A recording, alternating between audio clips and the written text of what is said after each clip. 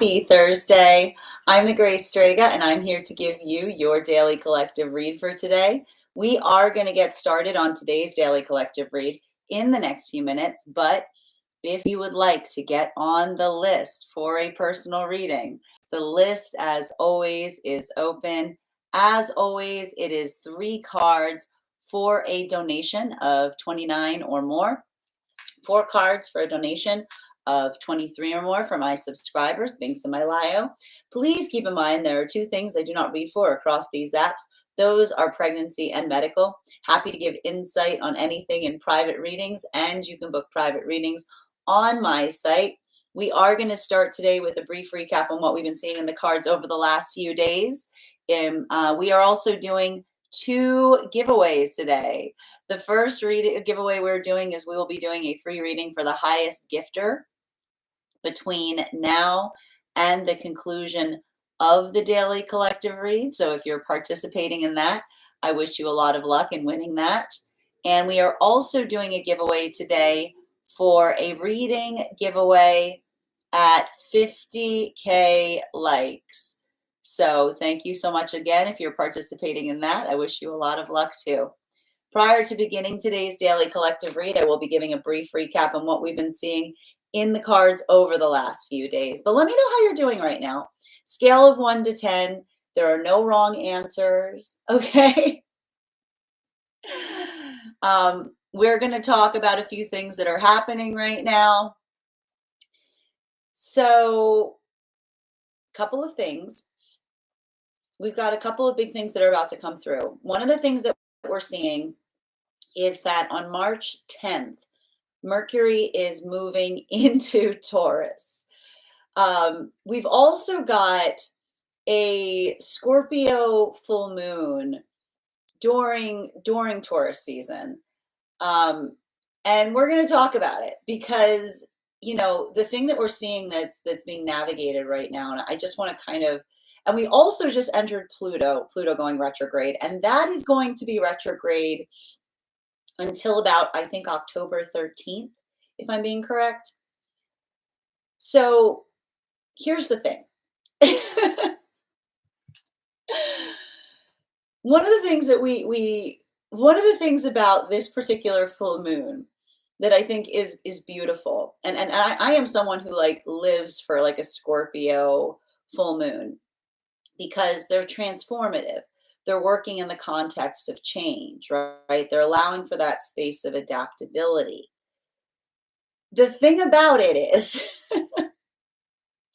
Taurus, the full moon in Scorpio happening in Taurus, it's going to feel like it's going to feel a little bit rough around the edges because, and you might already be starting to feel this to a certain extent, because it has to do with the fact, it has to do with Taurus's relationship to change. And I got to tell you, man, like the confluence of Mercury entering into Taurus right around the same time that we're going through this Scorpio full moon in Taurus. I want to walk you guys, like the best way I can describe it is this way. And this is my thing with Taurus energy, is the relationship that I often like to articulate the Taurus have towards change.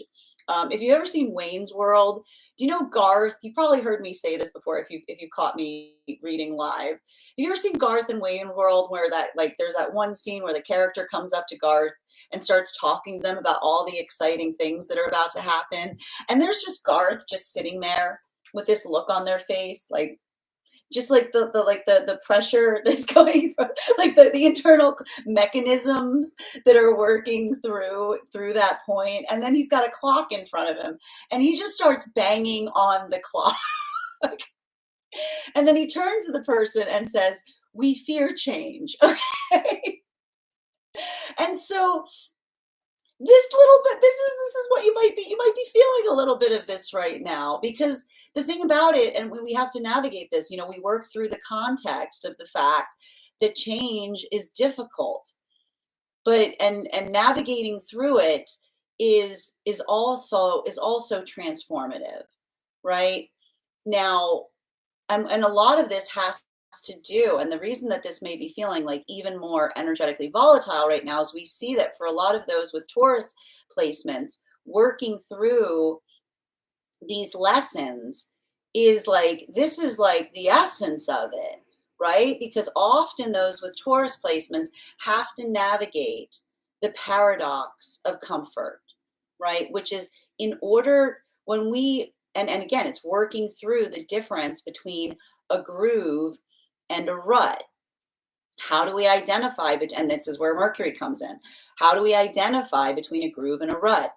A groove is something that fortifies us, right? It's something that sustains us. You know, we call it a groove because you're like, I love this song. We do this forever, right? Like those are those paths or those journeys that feel like they create that sense of energetic stability within us. A rut is often identified and articulated by something that feels like it holds us back. It stagnates us, right? It builds into that context of feeling like the energetic burden to a certain degree. And, you know, the work that we see that often has to occur with those with Taurus placements has to do in navigating and recognizing that comfortability, right? The level and degree of comfortability that we're able to find within ourselves is equally proportionate to the discomfort that we're able to face, right? Because it's all about like working through the journey of the acquired taste. It's understanding that often by working through our frustration, by working through our fear, by working through our anxiety, we're able to find more energetic harmony, right? And it's not about avoidance. It's not about avoidance. It's about pushing the energetic envelope to a certain degree, but not too far, right? Not too far. Finding that level or space of comfortability. Now, and I feel like that's what a lot of this full moon is going to be about to a certain extent. It's appreciating, it's like finding the energetic sweet spot. And it's working through majestic energy, which is identifying and recognizing, you know, what feels energetically supportive of the self that allows for that space or that place of being able to move beyond the self. Now, this is having a different impact depending on where one finds oneself on the frequency cycles.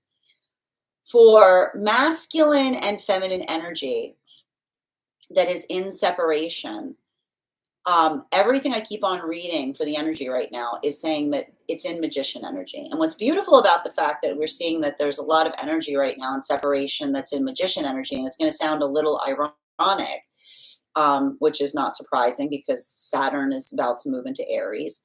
But it's a space of zero illusion, like absolutely no illusion. There's a lot of energy right now in separation that is building upon and prioritizing the journey of the authenticity of the self. And this is all, and I'm seeing also the fact that that's happening is because a lot of the energy in separation is coming to some pathwork of correction as it relates to relationships in the past that weren't necessarily building into a place of energetic consistency.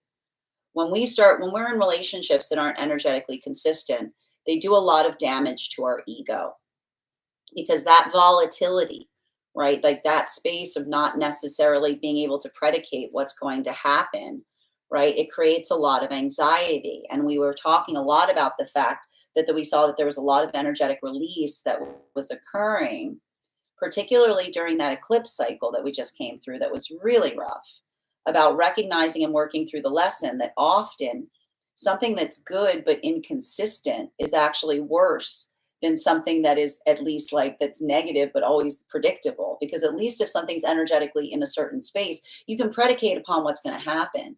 The relationships that really experience volatility are often the ones where you can't see what's going to happen. They leave you in a space of perpetual waiting because you're afraid to break away from them because you're hoping for the consistency to arrive, but it never comes. And there's nothing that you can do because you can't feed consistency to something that is energetically consistent, because then it just solidifies the inconsistency. So I see that for a lot of that energy, being able to build into authenticity of the self, it's difficult because this is the energy that's letting go of the illusion of rejection, understanding that if we're in a space that we're energetically good with ourselves and simultaneously we're doing that work to articulate what it is that we're trying to do, building into the context of identifying and recognizing what that force of change is that we're working towards. If another person meets us in that space and they move away from us, that isn't rejection, that's an energetic blessing, because that's energy that's showing aversion to where we are energetically.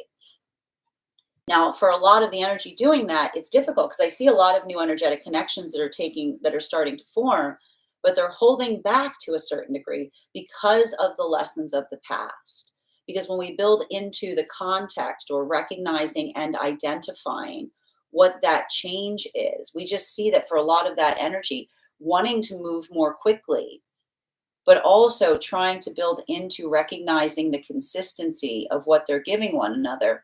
We see that like a lot of that energy right now is actually working in harmony with Saturn, which is working in the context of time, right? Allowing time to help identify consistency as opposed to volatility. Now, this brings us into a lot of the energy coming into divine union right now. And I got to say, this is just to show you that one space or another isn't better or worse, because I see that there's a lot of difficulty potentially occurring right now. I mean, I don't want to say difficulty is the wrong word. I see that a lot of the energy right now coming into divine union, these were the chariot relationships that we recognized and identified were occurring from about the time that Mars stationed direct to when Mercury and Venus um, also stationed direct, or when they woke up behind Neptune. So for a lot of those energies, the prioritization point was the stability that they're finding in partnership that's allowing for this heart opening. Because when we're able to find stability in relationship, it allows us to go into the inner sanctum of the self.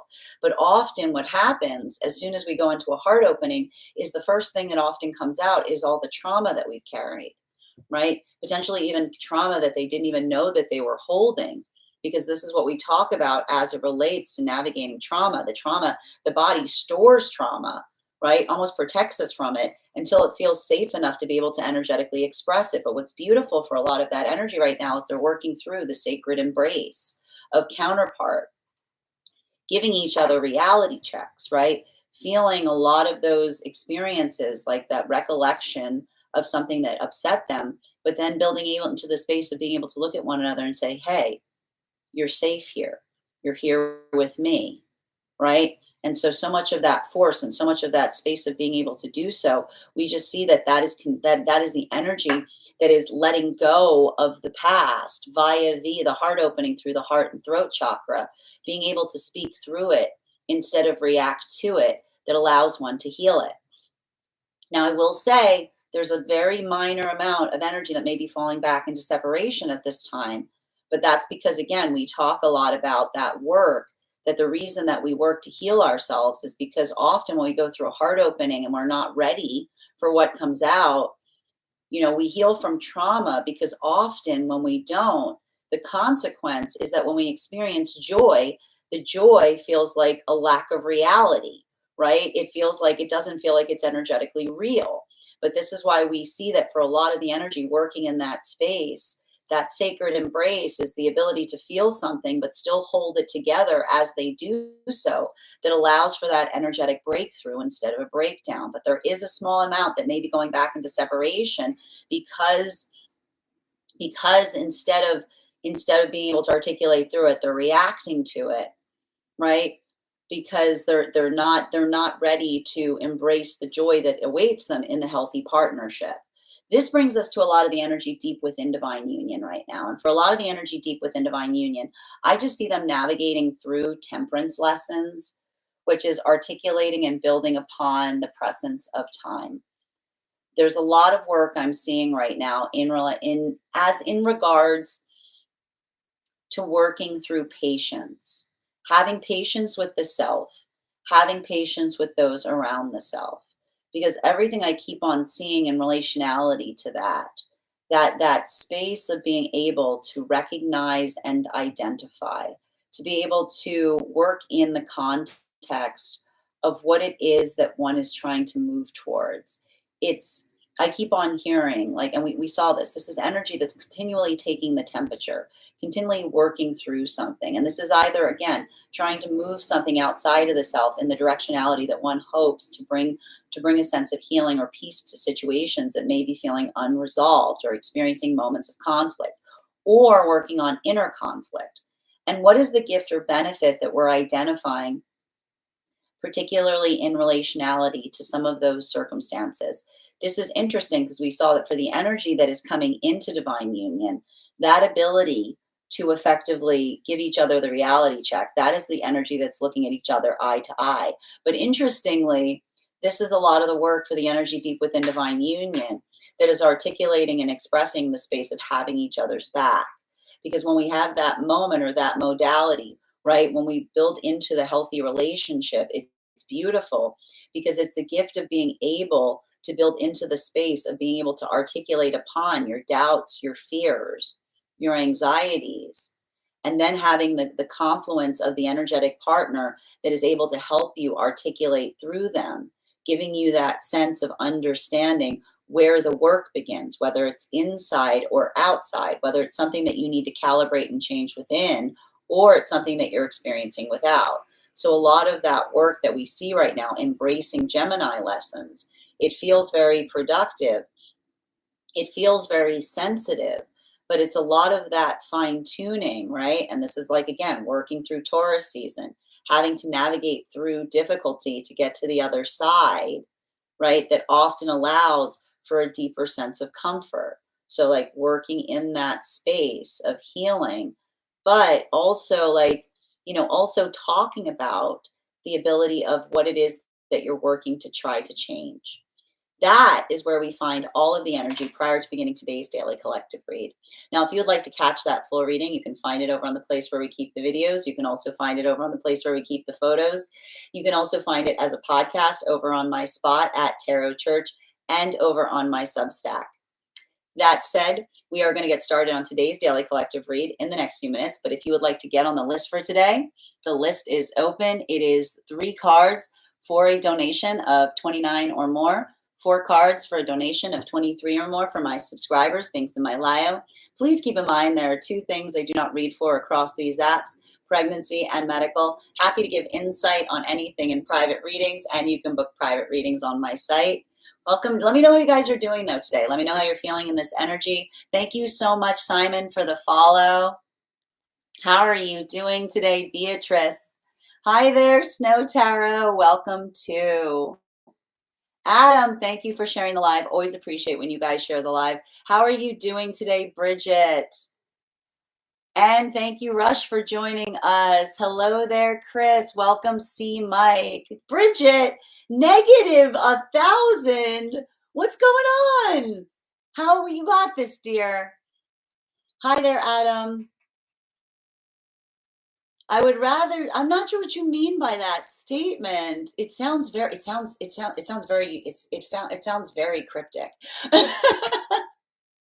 But I hope you're having a beautiful day. Nikki, guess who had another weird intimacy wound dream? Oh my gosh, Nikki, are we gonna get to read for it today? The list is nice and short if you'd like to get on it. Is it, Samuel, are full moons good for fishing? Really? That's intriguing. I did not know that. Hi there, Nikki. Good to see you, dear. Bridget, they're about to announce that. Oh, oh, we got white smoke? Oh boy. Oh my God. The Catholic Super Bowl. I love it. The Catholic Super Bowl. That's so good. Hi there, Moon. How are you doing today? And thank you, Nikki, for getting on the list. You'll be the second person read for today. Good to see you. Cancer energy right now. The thing what I'm seeing with a lot of Cancer energy right now is, I feel like there's a lot of here's the thing about it. It's going to feel very similar to what we're seeing for those with Taurus placements, you know, because and I want to put it this way, and I need to point this out. So with like Cancer energy, um, like Cancer energy often likes to go inward when they're starting to feel the need to transform. So you may be feeling like really in hermit mode right now if you're in Cancer energy, because like working through some of that process is what I'm seeing, like working into a lot of that right now. It's I want to describe it as like, I wouldn't be surprised right now if you're like in Cancer energy and you're feeling like cranky, or if you're feeling like very much like wanting to cloister up.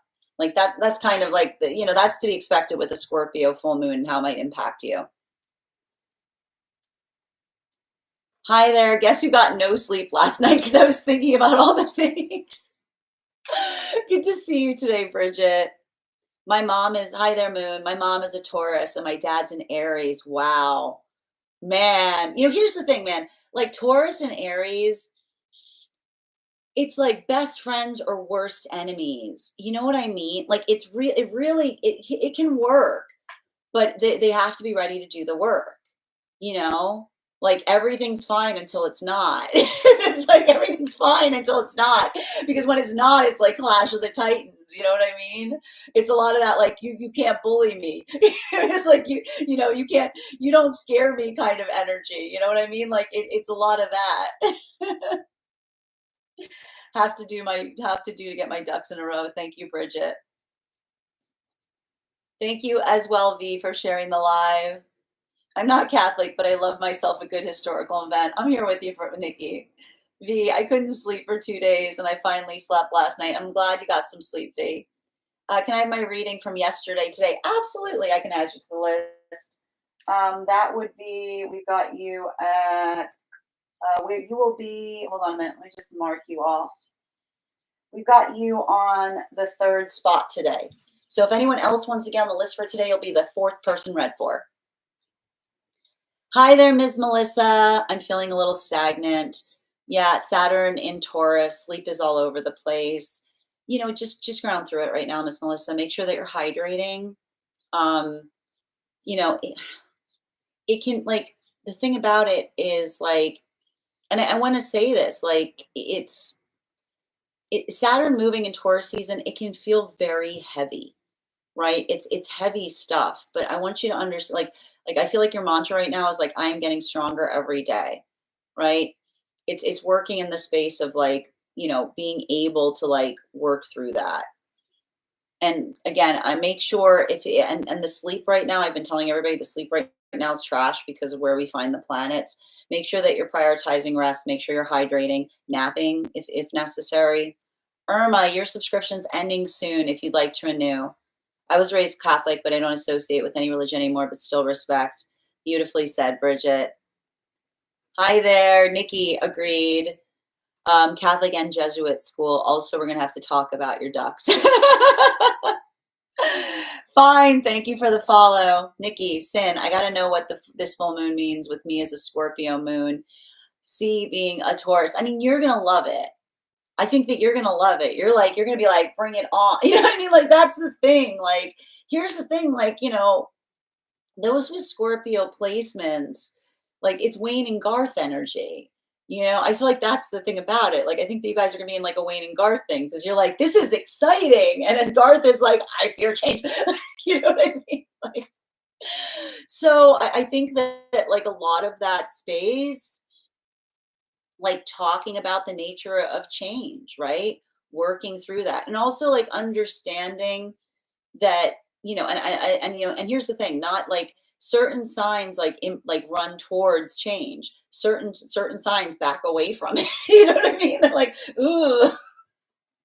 And the thing with Taurus is Taurus placements have a very like they have a very they have a very they're skittish. Like Taurus placements are skittish when it comes to change, you know. That's why I always make the joke. Like that's what I always make a joke between like the bull and the china shop in the horoscope. is not a Taurus. Like a Taurus would never. You know what I mean? Like a Taurus would never. I'm always like, that's a Sag. A Sag is a bull in a china shop. The Sag is like, hello, whoops.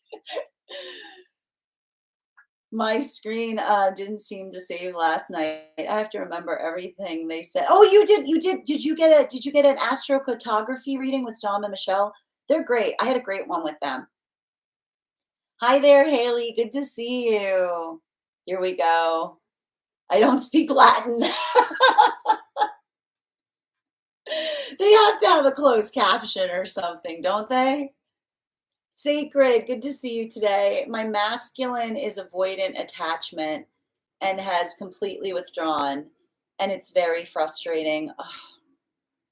Do they have Cancer placements right now? Because I keep on, I feel like there is something about this energy right now with Cancer placements. I mean, I'm going to say for Taurus and Cancer placements right now, like this might feel a little like a little like a little uncomfortable, right?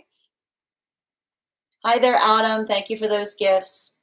And Simon, thank you for the follow, dear. Hold on. Oh, I lost my spot. 1 minute, please. Oh, there we go.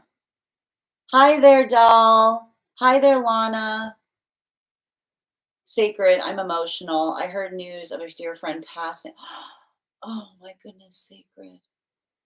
I'm sending you so much support. Oh, holding so much space for you. Good grand rising, Bobby. Bridget, I'm very anxious because I apparently need to move to a new state. Oh, yeah, Bridget. Listen, I'm not like the readings that we're having aren't saying, did apparently they tell you you have to move? You don't have to do anything. Okay, listen, you don't have to. Okay, you can thrive. I need to point this out. You can thrive even in a place that isn't astrologically inclined for you, right? It's just, it's a little bit more difficult. Morning, V. I mean, they told me I have to go to Iceland. I'm not moving to Iceland. I'm gonna have to go inside TV. Oh, okay. Excellent, Ms. Melissa. What? Really? Fascinating. Oh my goodness. I'm trying, V. I'm trying not to hermit. I get it. I get it. You've got Cancer placements. And that's the thing about, because here's the thing. So you got to understand those with Cancer placements, like it feels like you're molting. Like it's like when cancers have to molt, they have to go find somewhere. Like, I have to go hide. It's not safe here. I'll be back later. Like that's often what happens with cancers when a Scorpio, when a Scorpio full moon shows up. They're like, I gotta go find some. I need something. I need to find somewhere to go. Hi there, Leia. How are you doing? I was really, you're so welcome, V. You said I'm the third read. Someone was talking near me. Yeah, no, it's okay, dear. Don't worry about it. You have nothing to apologize for. Yep, number 3, dear. Sacred. No wonder I've been on the couch. I'm ridden the last 2 days.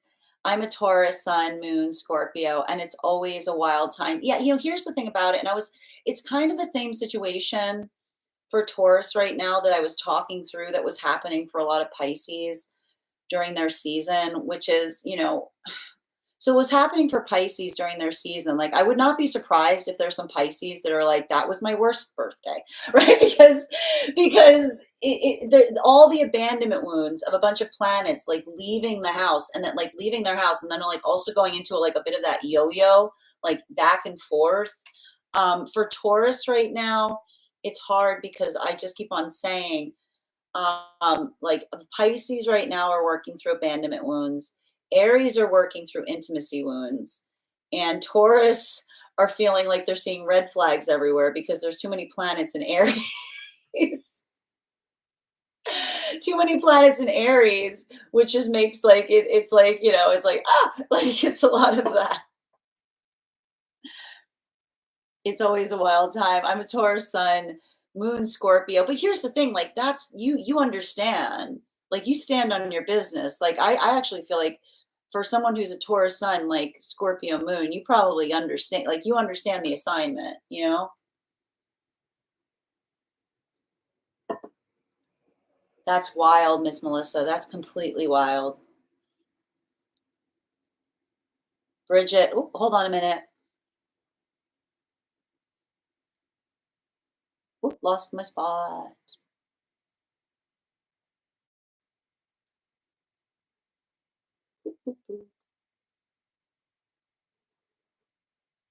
Yes, Bridget, I love it. I fear change, but I also crave change. Yes. What are your signs again? I'd be curious about that. Yes, Nikki and I both got one yesterday from Dom. Oh, that's so cool. Apparently, I have to move to Rome. I'll visit you. Have fun. Haley, yeah, things have been super awkward with my BF. He's a Cancer rising. Yeah. I feel like, and this is the thing, listen, cancers right now, you know, you can't, you have to say, like, here's the thing with cancers. Cancers often don't realize this. You got to say when you're coming back. You know what I mean? Like a healthy cancer, like has to understand, like has to be in the context of being like, I need a bit for myself. This is when you'll see me again. Like, because sometimes it's like I like cancers have that tendency of not being able to recognize that like others don't, like others aren't in here with them. You know what I mean? Hi there, Alexandra. Sacred, yes. He has Cancer Sun and Mercury. He's also Taurus Moon and Venus. Okay, yeah, exactly. Yeah, so this might feel like this full moon might be a little like that's, I mean, you're feeling it too, right? It's intense. You're welcome, Sacred. And thank you as well, Susie. Your subscription's ending soon if you'd like to renew, dear. Minnie, I just sent over. Did you, dear? I think I've got you. Yep, I've got you. You are on the list. You're going to be the fourth person read for today. If anyone else wants to be on the list right now, you'll be the fifth. How about, but how is my counterpart going to find me if I'm not living near my sunlight? Listen, you don't need to chase. I mean, I want to point this out, okay? And I like to think about it like this, okay? There are spaces that we feel like we're glorified, right? Like it's like where we feel like we're in a space that it's like it feels, we feel very comfortable there versus like, you know, you can thrive anywhere, but like, you know, I think that that's how you have to take it in that context, right? I mean, you know, it's not going to like, it's not going to completely hinder you if you can't move to that locationality. My friend who's a Cancer is exactly like that. Thank you for confirmation, Susie. Susie, is Scorpio sign going through things lately? I feel a little extra. I like the fact that you said I feel a little extra mysterious. I like that you I like that you put the quotation marks around it. I like that you put the quotation marks around it because um you know, I think the thing that you have to recognize right now, like especially with the energy right now is it's, how do I describe it? Um there's something important to navigate as it relates. I feel for Scorpios, I feel like Scorpios and Libras right now might be going through the same experience, which is like it's having a little bit of like feeling like separated from something, like kind of like observing something. Like there's a little bit of that energetic distance to things. So I have a feeling that the reason that you're talking about things feeling more mysterious is potentially in relationality to the fact that Pluto just went retrograde, if that makes sense. I feel like it's gonna like I feel like it's things are gonna feel more mysterious for like the duration of Pluto being in retrograde, if that makes sense. Hold on a minute.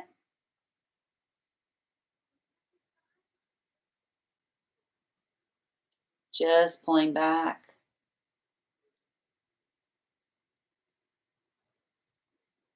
Hi there, V. Hi there, Lana.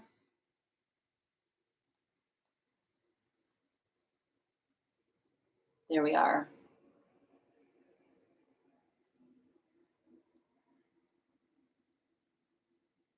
Just catching back up. I lost my spot. Okay,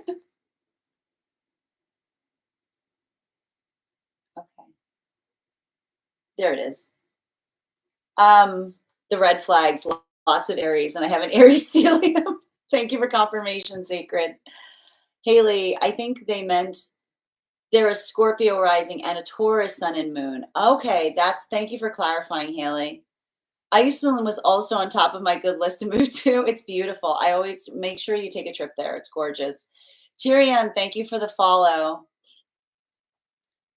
Bridget, I'm an Aries Taurus cusp with a Sag moon, Leo rising. Okay, yeah, there it is. That's the Aries Taurus cusp energy, right? You went like that's the cusp space, right? I embrace change, I fear it. I embrace change, I fear it.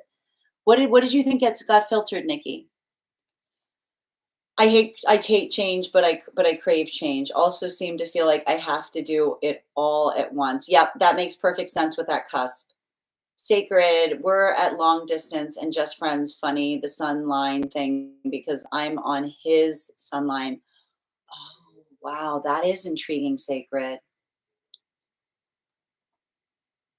I would like to point out that the new Pope Leo came out at 7/24 at the Vatican, which is your birthday. That's wild. Oh my gosh, Nikki. Alexandra, you were right about the Taurus Ace House duality for me. I found out what I want to embody. Oh, was I? Has initiation that does not come natural, like being fearful in spotlights and doing dangerous activities. Thank you for confirming the reading, Alexandra. I appreciate that. Susie, Scorpios are just queens at illusion energy, in my opinion. I mean, I think it's interesting. It's not. I think that the word I think the word illusion is not. It's not necessarily illusion energy that Scorpios like magnetize towards. It's working through. How do I describe? I mean, I see what you mean about it. It's working through. It's working. How do I just like? I know the word that I'm looking for. I'm just trying to find it. It's not illusion so much as it is something that is multifaceted, right?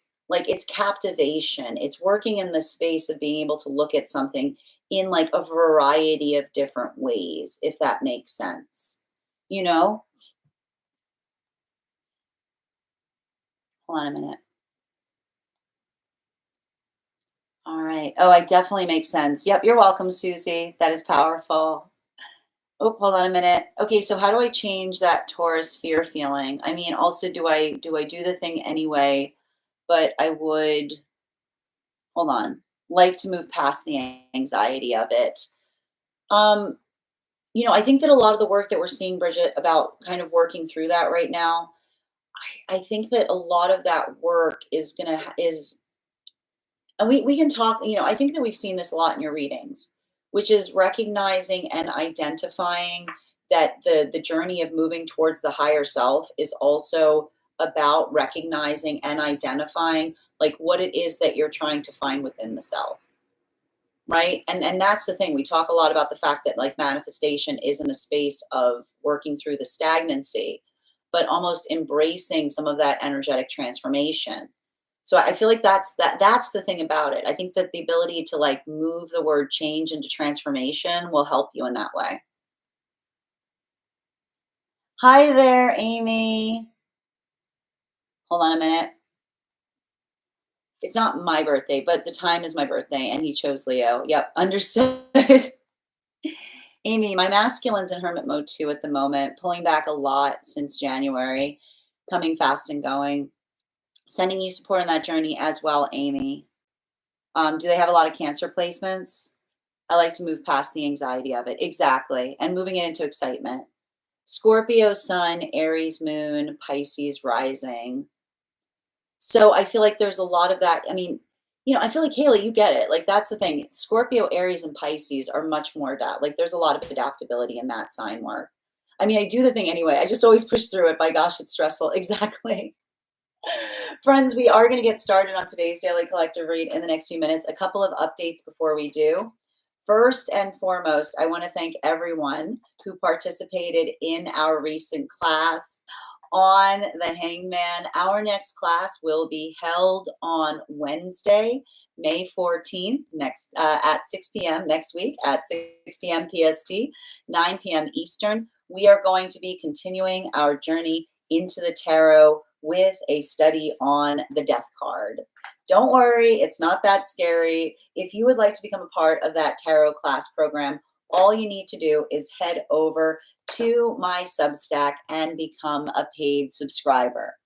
Your paid subscription to my Substack is your ticket of entry into our live classes each and every month. You will also, as a subscriber, have access to over 9 hours worth of material in the Tarot Church Library Archive. Now, it's not necessary to catch up. I will do my best to, hold on a minute, I will do my best to give you updates on everything that we have studied thus far, but the material is there for you to receive as you're ready to receive it.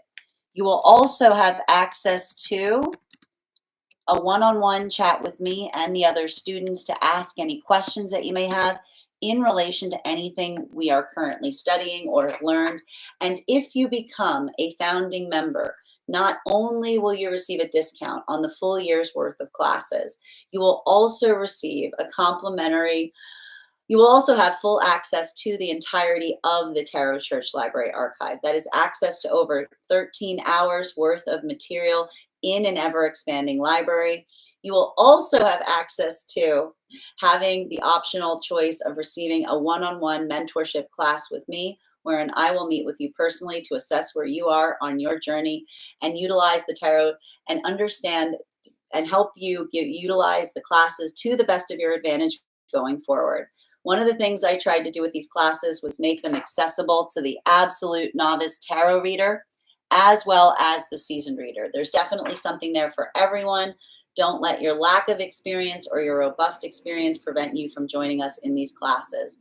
And even if you don't become a paid subscriber to my Substack, I would encourage you to follow me there to stay up to date on any new offerings or services. I also post my weekly newsletter there, which will let you know about my in-person events as well as my online live schedule. You'll also be notified as to any giveaway information or any new offerings that I'm participating or offering. Speaking of offerings, I'm very on top of my standard life path readings. I also offer mentorship classes. These are for any of my clients seeking a more in deep dive into one's own work. I take a very limited number of students for this reason, as those classes are focused on each individual's personal spiritual goals and journey work. Those classes can be purchased on an individual level or as a monthly class series, weekly or bi-weekly as your schedule permits. Also, for my clients seeking more consistent weekly tarot support, I'm very happy to offer weekly tarot insight packages. That is a package of 4 30-minute readings, again, weekly or bi-weekly as your schedule permits, so that you can stay more consistent on your personal journey. I'm also very happy to now offer dream interpretation readings. You can purchase those per dream or as a series. I would encourage, if you purchase the series, that you start to keep a dream journal, as we will meet weekly or bi-weekly with that journal and utilize the tarot to understand the key themes and messages coming towards you in the dream space. That said, we are going to get started on today's daily collective read in the next few minutes. But if you would like to get on the list for today, the list is open. 3 cards for a donation of $29 or more. 4 cards for a donation of $23 or more for my subscribers, links in my bio. Please keep in mind there are 2 things I do not read for across these apps: pregnancy and medical. Happy to give insight on anything in private readings, and you can book private readings on my site. We are also doing 2 giveaways today. Our first giveaway is we will be doing a free reading for the highest gifter between now and the conclusion of the daily collective read. The other giveaway we'll be doing today is we will be doing a reading giveaway when we get to 50K likes. So make sure you're tapping that screen and we will get to 50K in no time. I am going to take a moment to read over some of the comments that came through as it was reading before we get started.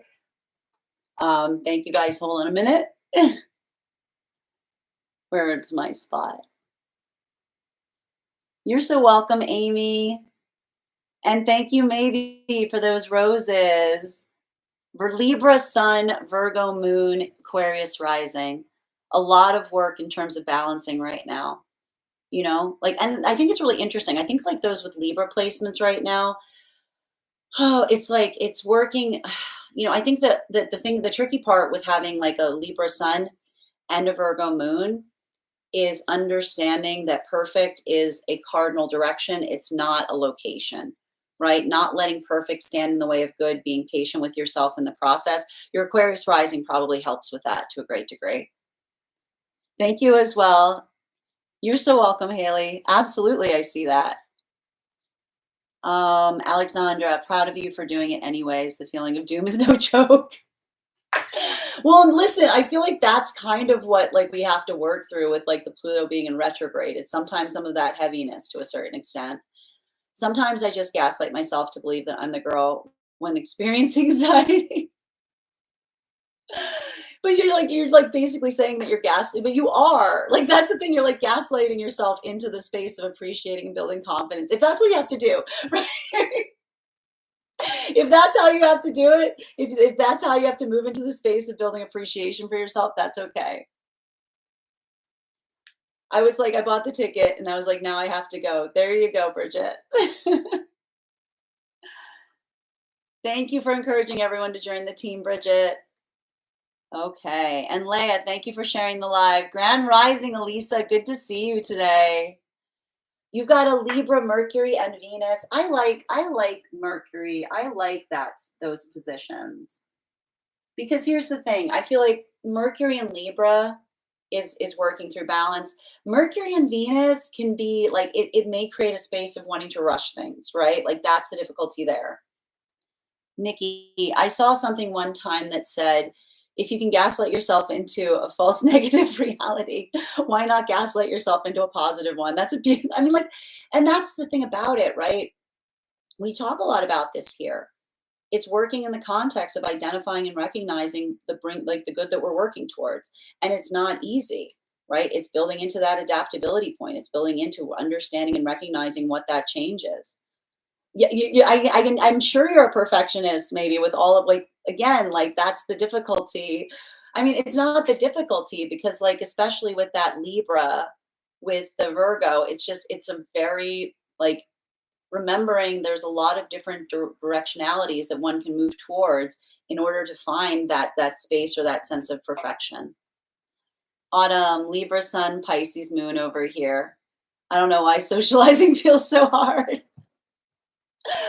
I mean, I'd be curious about what your rising is, if that's the case, right?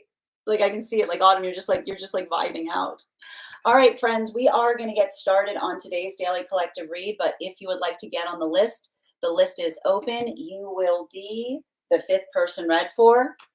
That said, no better time than the present. Why don't we get started? If you guys could do me a favor and share this live, I would appreciate it. Make sure anyone who would like to catch this reading live is here to receive it. And just bear with me and we will get started. Helps if I'm ready to get started. There we go. That's better. Okay.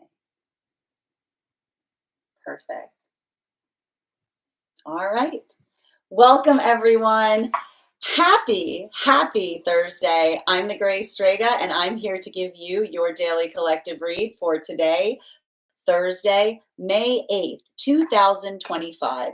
What do we have coming through in the cards for today? May I please have the first 2 cards in our 5-card spread? First 2 cards we are starting our day off with today are the Ace of Wands in combination with our Queen of Wands in its upright. Now this is very intriguing. Why is this intriguing right now? Because if you'll recall, we saw this same energy This same card, the Queen of Wands, was actually positioned in the center space of yesterday's spread.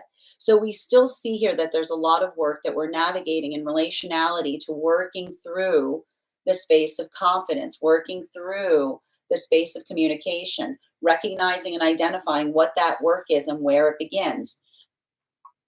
It's not necessarily easy right now. And I want to talk to you guys a little bit about what we can expect leading into this full moon, because and we were just talking about this before we started the podcast, and it has to do with working in the context of change. Now, if you'll recall, one of the things that we've talked about and we've been working through right now during this Taurus season has to do with recognizing and identifying the sense or the space of energetic majesty, working into that space of being able to embrace one's own authenticity, to be able to build into a point of confidence. Now, one of the things that we often see for those who carry a lot of Taurus sign placements has to do in working through the feeling of navigating the context of change. Now, that the reason that we see this is due to the fact that for a lot of those with Taurus sign work, trying to find that point of comfortability is not easy. And we see, like, I always like to describe like Taurus energy is almost like in that space of like Princess and the Pea energy, like working into the sense of personal perfection, working into the space of comfortability of the self.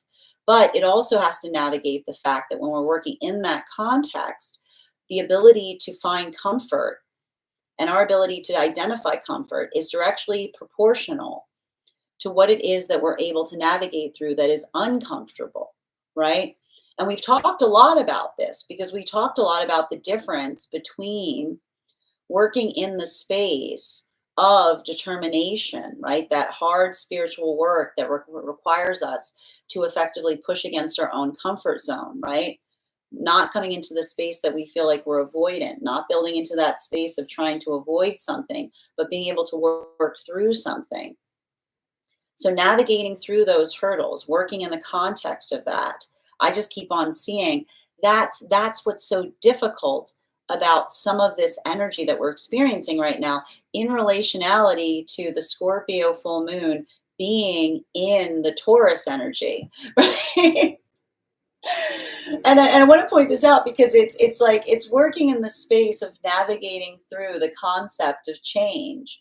Now, change, when we're building into the concept of the self, is proportional to what it is that we're trying to strive to. And so I'm not surprised to see the fact that this is having a different impact on masculine and feminine energy. Bearing in mind, this is not based on gender, but what one feels most aligned to. Center card for today's spread is the Two of Cups in its upright. So let's talk a little bit about this here, because one of the things that we were seeing, and we were talking about this yesterday, when we are building into working through a lot of this, and I want to describe this, like the thing about this full moon that I think is like so difficult is it's working through the ability of navigating through change and working through the context of the self in the process. So if you're feeling a little bit of this stagnancy right now, if you're feeling a little bit of this energy of being out of place, I want you to understand that that is a bit of the energetic vibe that we are experiencing right now. So much of this space and adaptability is working in terms of what it is that you're trying, like what it is that you're trying to change, both internally and externally. Now, for energy deep within divine union right now, everything I keep on seeing in relationality to this, it feels, I want to say, it feels like a lot of that work in terms of identifying and recognizing what it is that is allowing for that adaptability. Now, for feminine, I see that a lot of the feminine energy right now is working in that space of being able to articulate what it is that they see. Like, and then this is the thing that I think is really beautiful, because I keep on hearing that the heart clearing between the heart and the head space right now is allowing for the ability of moving ideas through, building into the context of change, allowing for a lot of that adaptability. For masculine and feminine energy coming into divine union, we were seeing that this is a lot of the energy that is working through that space of recognizing and identifying and feeling that state. Like, I want to describe this as the stabilization point. And the stabilization point that I'm seeing here, I actually am identifying that there's a lot of energy that's moving into or moving deeper into divine union right now. And the reason that we're seeing a lot of that energy is moving deeper into divine union right now has to do with a lot of that heart opening that we were articulating that was happening over the last few days. Because being able to articulate through that instead of react to it, what happens when we're able to articulate through a heart opening instead of reacting to what it is that we were holding? It allows for that ability of building a stronger energetic connection. So there's a lot of this shift that I'm seeing that's happening there. And I keep on seeing it's integral because this is the energy that feels like they're moving into the context of identifying that sense of joy or that sense of harmony is not something that is a foreign experience. It is their energetic reality point. And this is effectively what we were talking about as it has to do with working through a lot of that trauma, working through a lot of that difficulty that was coming out in the process of that journey. Now, as it relates to the energy and separation right now, can I please get the fourth and fifth cards in our 5-card spread? We have here the Seven of Swords in its upright in combination with our Ace of Pentacles in its reversal. I want to talk a little bit about some of the heaviness that we're experiencing right now because and I want to talk about this too in relationality to the fact that in a few days we have Mercury moving into Taurus. Um, and I love it because here's the thing about it, like Mercury moving into Taurus is a lot of that. And I want to describe this as it's working in the space of one's own uniqueness. It's working in the space of what it is that one is trying to change. And this is why I keep on seeing that for a lot of the energy and separation being in magician energy right now, there's something really elegant because I keep on seeing that there's an ability to talk about anything, right? Like there isn't any, this is a continuation of the fact that we see that this energy is very much in an authenticity space because that ability of kind of putting everything on the table, right? That ability of being able to talk about things. I keep on seeing that this isn't even has to do with situations and circumstances in the recent past, because this is a lot of the energy that is already healing from something because the partnerships that they're experiencing right now, like and I want to describe, how do I describe this best? There's no touchy subject, right? Like that is what we effectively see. Because, and I want to point this out, like the difference between someone saying or articulating to another and saying, it's hard for me to talk about, or I'm not ready to talk about something, versus those experiences of hitting the energetic wall. And I'm not surprised to see this because because a lot of this energy that we see in separation was working through that energetic limitation point. We were talking about this heavily yesterday. Can I get clarification between our Ace of Wands and our Queen of Wands and its upright? There it is. There's that Eight of Wands again. This is really beautiful too, because I'm seeing that for a lot of this energy with the Eight of Wands and its upright, that ability of communicating. These are the same cards that we saw yesterday that were in the center of the spread. That ability of being able to communicate, that ability of being able to talk about things. This was the limitation point of some of the relationships that the energy in separation are recovering from, right? Because we just see here that moment, right, that anger point is what I keep on hearing. There's a lot of energy in separation that is working through some kind of experience where they encountered, I keep on hearing, they encountered an energetic wall in a relationship. And what happens when we hit an energetic wall? It's like that energy that someone says, I don't want to talk about it. I won't talk about it, right? It's working through that ability of heal, like I keep on hearing the hostility that is often indicative of an energetic blind spot, because something about that energetic blind spot being like that reactivity point, this is why there's so much of this energy in separation that is feeling reassured at this time, because that modality or that experience of being able to talk about something that was an energetic limitation in the past, right? This is what we meant about having to reclaim one's own. This is interesting because I'm seeing that a lot of the energy in separation right now is healing intimacy wounds in the process. Because that ability of being able to talk about something that was creating that like energetic wall here, this is the energy that is building into. I keep on hearing like the adaptability of someone that feels like they're coming into a space of understanding and recognizing. And I need to point this out because this is very intriguing.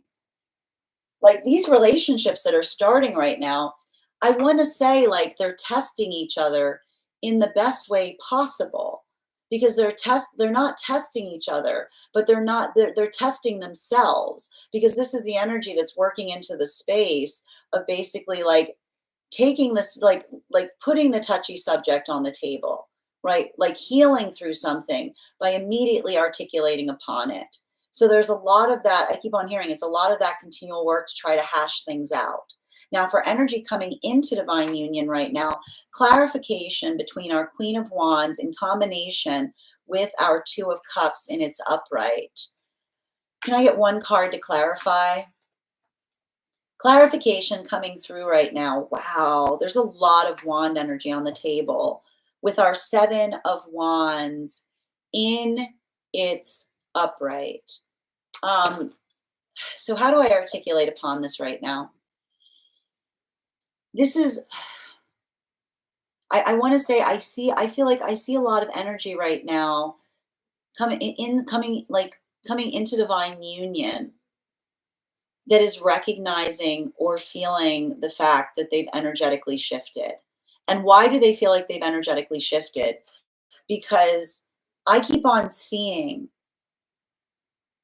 that there's been some kind of breakthrough point for some energy right now coming into divine union as it relates to being able to confront some point of anxiety, as it relates to confronting some point of fear. And this is effectively the work that we articulated about the fact that we saw that the energy, as we've discussed, has been going through those processes of being able to articulate upon something that has energetic meaning to them, because that ability or that space to do so, right? Being able, I keep on hearing, being able to land upon it, being able to identify what it is. This is the energy that is being held in that energetic embrace, specifically and particularly because the energy is understanding and recognizing that that is behind them, not before them. And this is why we talk about healing from trauma, because when we start going through that heart opening process, right, when all of those fears start coming out, that ability of working through something, right, like that ability of pushing beyond it, I just keep on seeing that for a lot of this energy, it feels like an arrival point. Because this is the energy that is almost saying to a counterpart, I've never been able to say that before.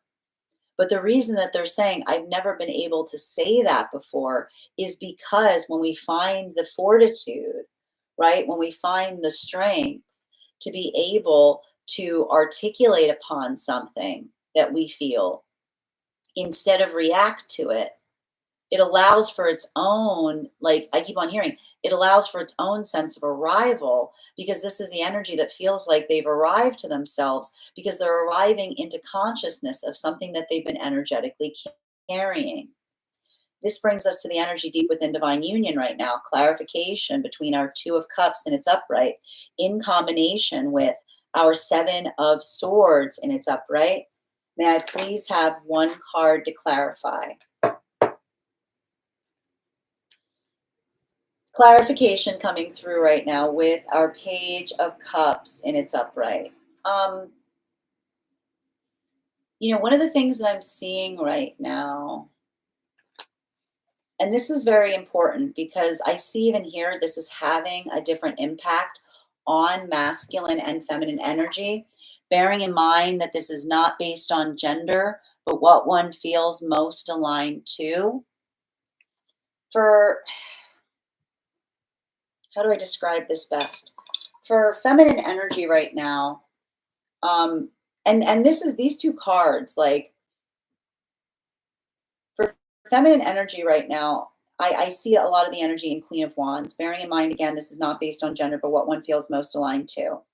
And that has to do with the ability to, I keep on seeing, working on, and this is all about that space of healing. Like, and I'm not surprised to see this. All of this work that we're doing right now has to do with being able to heal from the past. And this is all of that journey that we're identifying of Saturn moving out of Pisces into Aries. And I keep on hearing like a lot of those conversations of someone articulating and stating, like, that's all behind me, right? And why is the energy saying that's all behind me? Because there's something about that ability of being able to honor one's journey, right? There's something that I'm seeing here in relationality to being able to talk about something, to be able to work through something. And for feminine energy, I just keep on seeing that a lot of that is continuing and building into the sense of getting stronger in the sense of who one is, right? I feel like there's a lot of this energy that I'm seeing for feminine that is working through the context of looking back at the past self and almost seeing someone that was less like, that's the energy of the feminine that looks back on their journey, that was putting too much of that feeling of being lost in looking for something outside of the self instead of something that is within the self. For masculine, this is interesting because I see that for masculine energy, and this is what I meant about the asynchronousness of the lessons. For masculine, this is feeling more akin to inner child healing. This is feeling more akin to returning towards the space of being able to build into the context of being closer to who you were upon the space of arriving.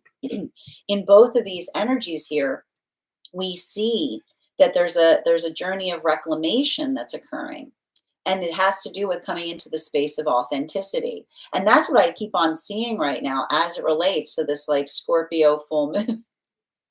I keep on getting like, the thing with this Scorpio full moon is working in that space of recognizing how much one has changed and being conscientious and caring about what that feels like, the preciousness of appreciating how that is something that we do carefully and intentionally that allows for a lot of that adaptability. But that's why I keep on seeing for masculine right now, there's a lot of that point of building into the inner child healing. But for feminine, I keep on seeing that this feels more like building into the context of the self as it relates to feeling more fortified.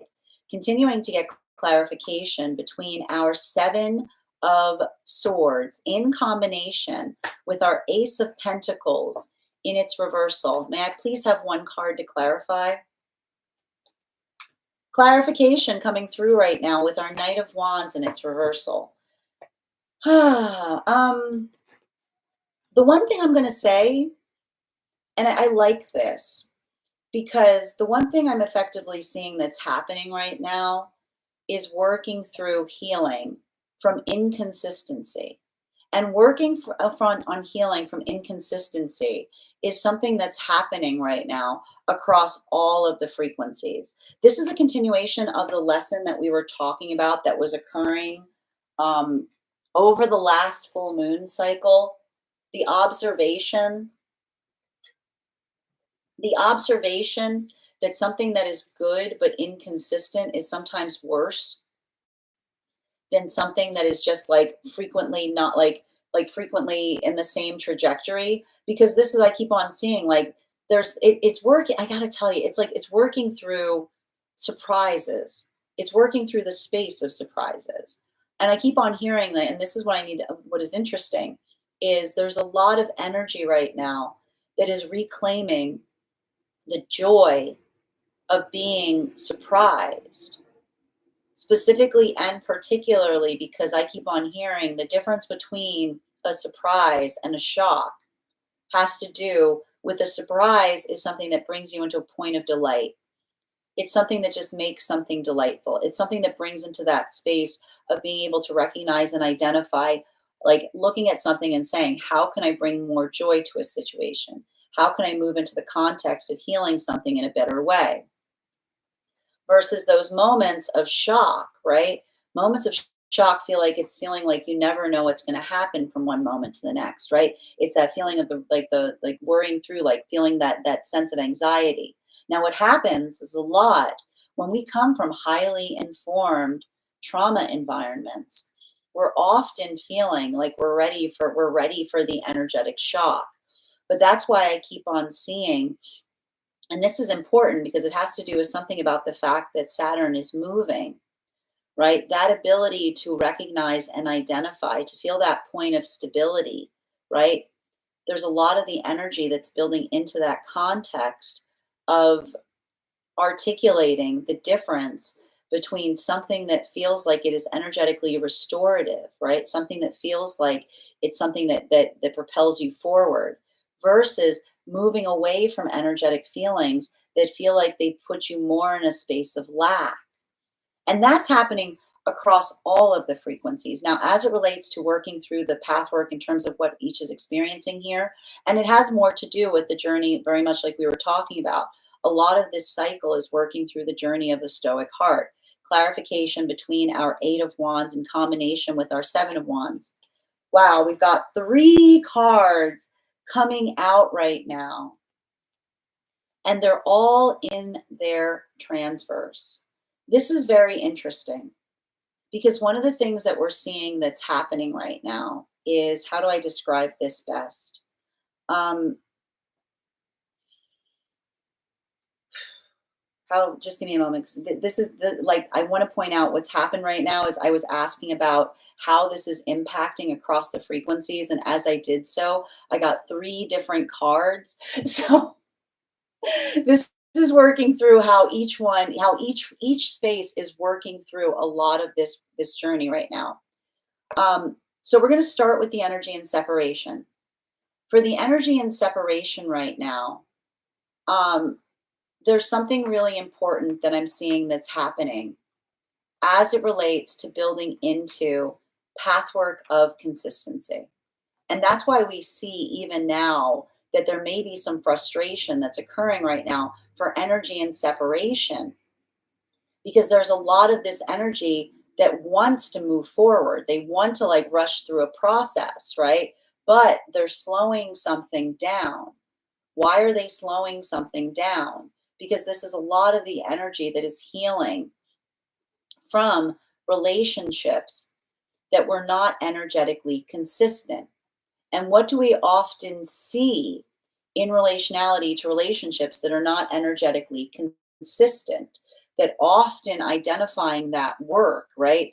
That sense or that space of feeling like a lot of the energy at the onset, that like I keep on seeing there's a lot of this energy that's working through the construct of identifying the point of sometimes someone giving a lot of energy to something in the beginning and then something petering out.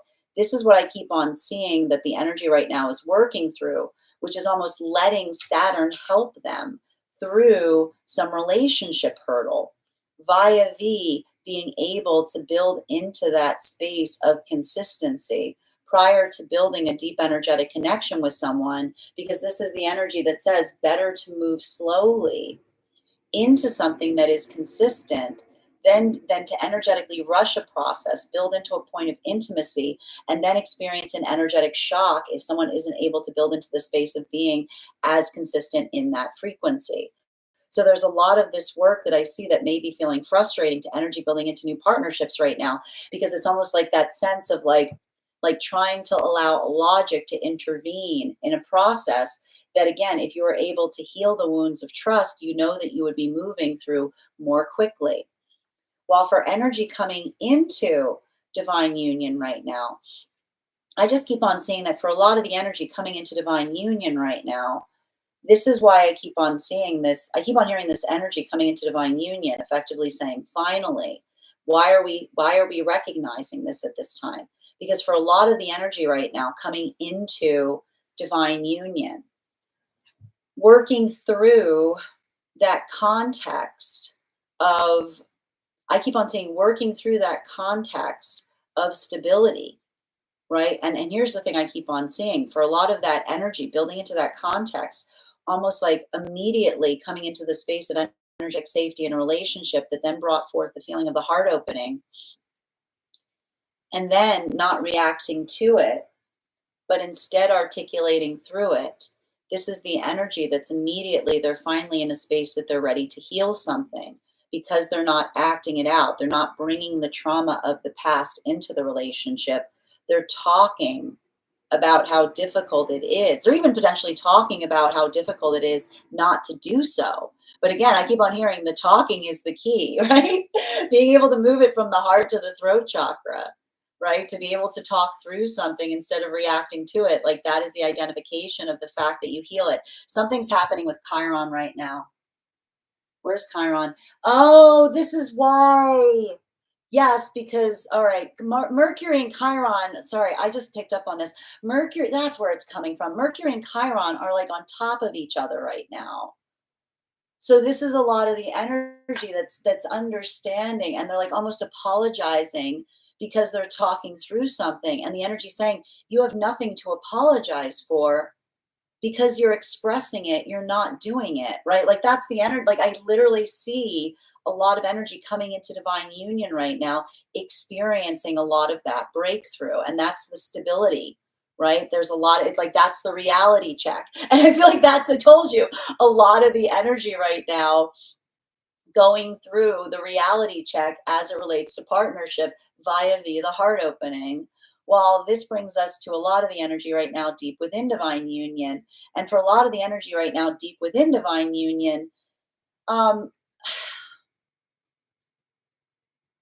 how do I describe this?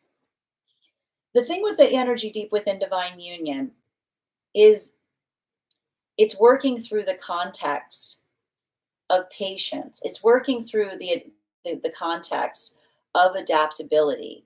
And I think that it's interesting too, because I keep on hearing like new solutions to old problems, right? Like, that's kind of the vibe that we're in right now, which is being able to see something, like being able to see either a hurdle of the self or a hurdle outside the self with a different perspective that changes the way that you navigate it, right? And this is the gift that we have, right? This is what we talk about when we're on a good healing journey. It's not that the energy changes, right? Like, again, I got to point this out. A good spiritual journey is not one that you're going to disassociate from your feelings. The feelings are still there. It's just about how you address them. And so I keep on hearing like the beauty for a lot of the energy right now that is deep within divine union is effectively like the gift of the blessed perspective. And that's why what we talk about, and this is why the energy deep within divine union is in temperance energy. Because when we are in healthy partnership, um, we don't worry. I keep on hearing, we don't worry about the energetic ego, or we don't worry about that space of navigating through something.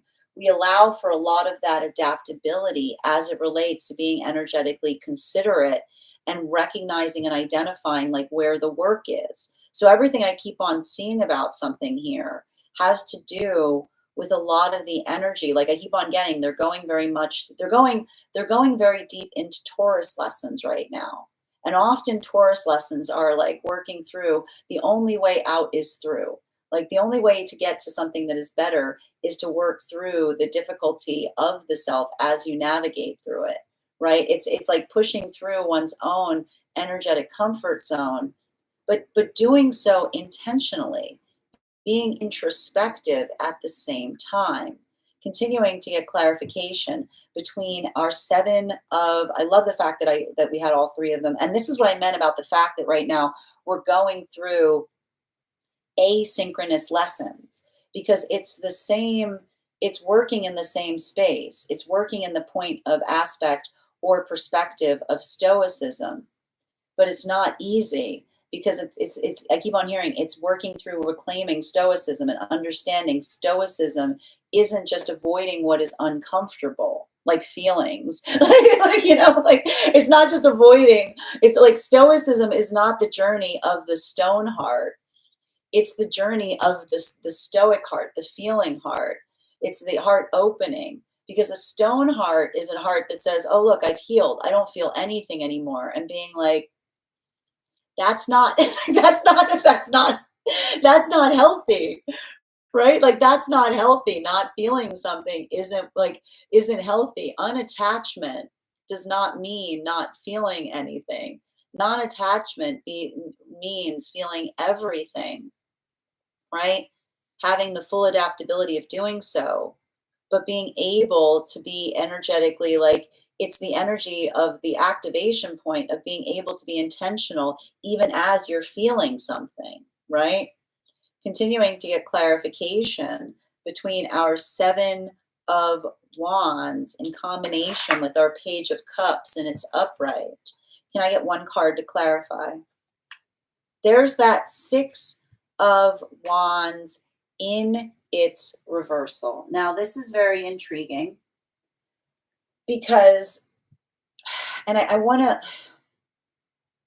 to point this out, and this is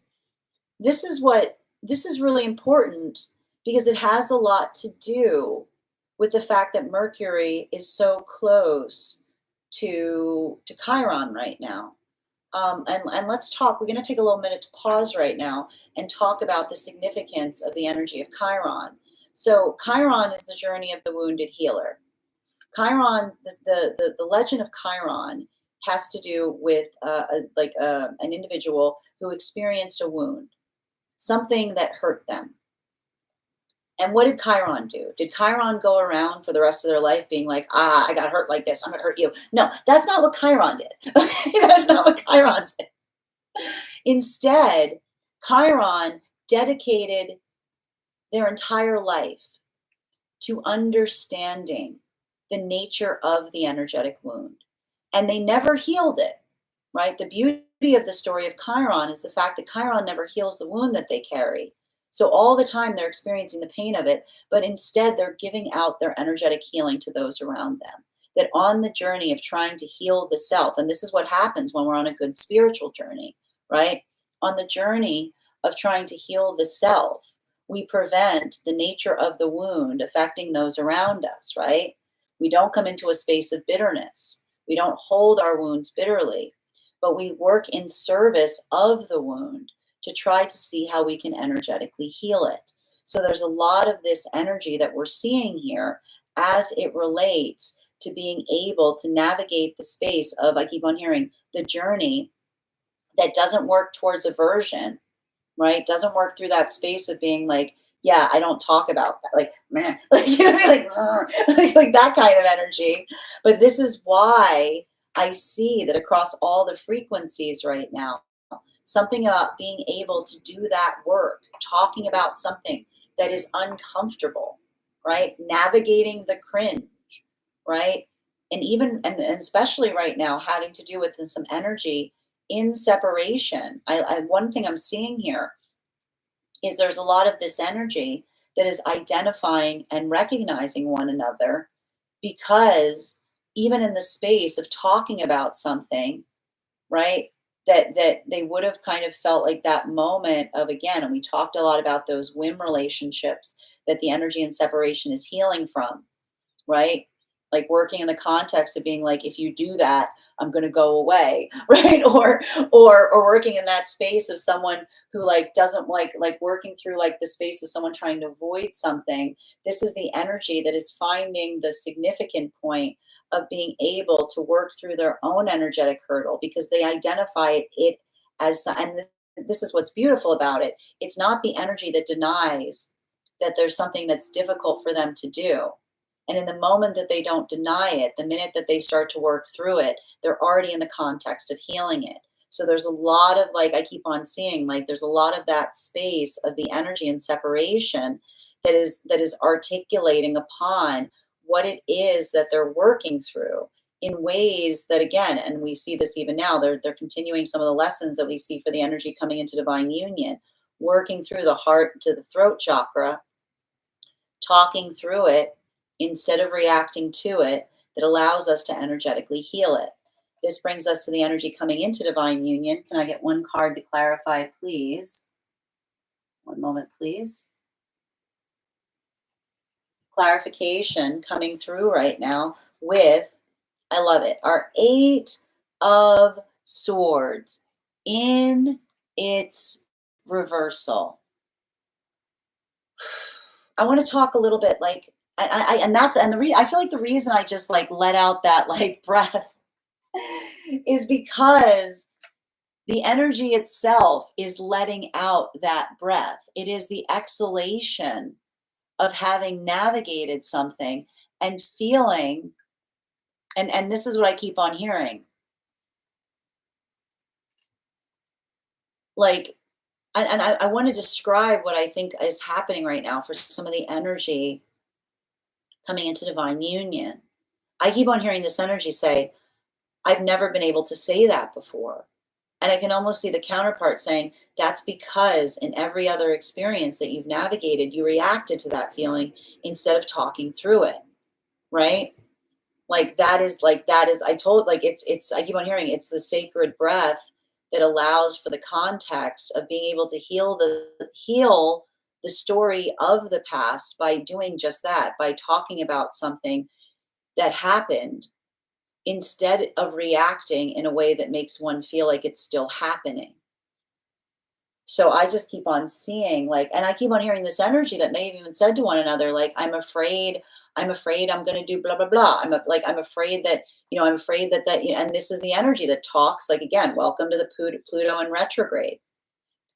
Talking about our fears is how we heal our fears, because this is the energy that says to one another, thank you for telling me that. Because in that moment that we talk through our fear, instead of reacting to it, we allow the context by which it can be healed. So I just keep on seeing that there's a lot of this energy that is working on their reactivity that they experience from places of trauma, and they're feeling the healing in the relationship because they're being able to work in the space of building into their own authenticity, and they're experiencing the energetic breakthrough. And they're experiencing the energetic breakthrough. And I have to point this out, in a moment of feeling deeply triggered, because this is the problem with trying to heal an intimacy wound. In order to heal an intimacy wound, sometimes you have to return back to the scene of the intimacy. I keep on hearing the problem. The problem with you having to heal an intimacy wound is often that you have to return back to the scene of the intimacy. It's like you have to return back. You have to return back to this. Like you have to return back to the scene of the intimacy. So I can see that there's a lot of that energy that feels like they're reclaiming a part of themselves in the process, because they're working through something in such a way, and they're finding the ability to speak to it and through it that allows for its own conscientious point of breakthrough. And like that's, I keep on hearing the different, something that used to create a breakdown is now creating a breakthrough. Continuing to get clarification for the energy deep within divine union. Energy deep within divine union right now.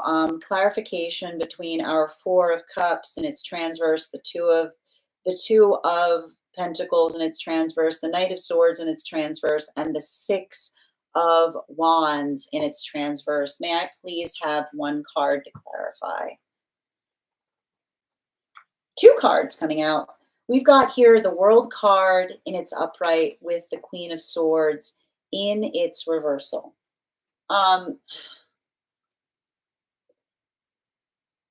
Let's talk through this to a certain extent, because the thing that we're recognizing, particularly in relationality to, I keep on seeing, and I like this because I keep on hearing that for a lot of the energy deep within divine union, there's a lot of work that they're working in Gemini, which I'm not surprised to see. because it's working on the space of energetic adaptability. It's working on the space of recognizing and identifying, um, like how one navigates something, and being able, I keep on seeing, being able to try to work in the space of recognizing. Remember how I articulated the difference between an inside or outside process, what one can change within versus what one is experiencing without, right? How one can work to like adjust or accommodate for something versus what one is experiencing or working through outside of the self. One of the things that I'm seeing that's happening here has to do with a lot of that space, particularly in relation to building into the context of, like, and I keep on seeing this too, healing from the past, like working in that space, letting go of a lot of bitterness. And that's why I keep on seeing that for a lot of the energy deep within divine union, this feels like, I keep on hearing it, like it almost feels like emotional alchemy, because this is the energy that is looking at something that they feel bitter about and walking through it or talking through it in order to recognize and identify what those changes are, what they're trying to change within the self, or what they're experiencing outside the self. So everything about that work that I'm seeing here, this is it's talking towards, it's talking towards vulnerability. It's speaking in the context of it. It's recognizing and identifying what those changes are, but it's also speaking towards one's own adaptability as it relates to what one is trying to change. And so, and I keep on seeing as well, like there's a lot of that, and I feel like that's why this full moon in Scorpio feels like it's a healing moon, because it's working through the space of identifying something that bothers you, but being able to have a breakthrough in relationality to how one perceives it or how one energetically carries it. Welcome to that Leo in Mars and Leo. Continuing to get clarification between our Six of Wands in its reversal, in combination with our Eight of Swords in its reversal. May I please have one card to clarify? Nine of Cups in its upright. I like this because one of the things that we're seeing here, I keep on hearing across all of the frequencies.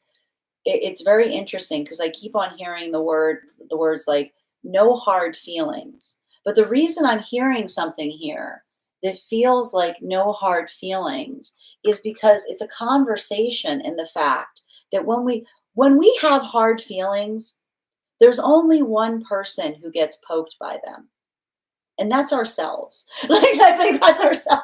Like, that's ourselves, right? It's us, because that space, right? Like, working through that, like, this is what we talk about in relationality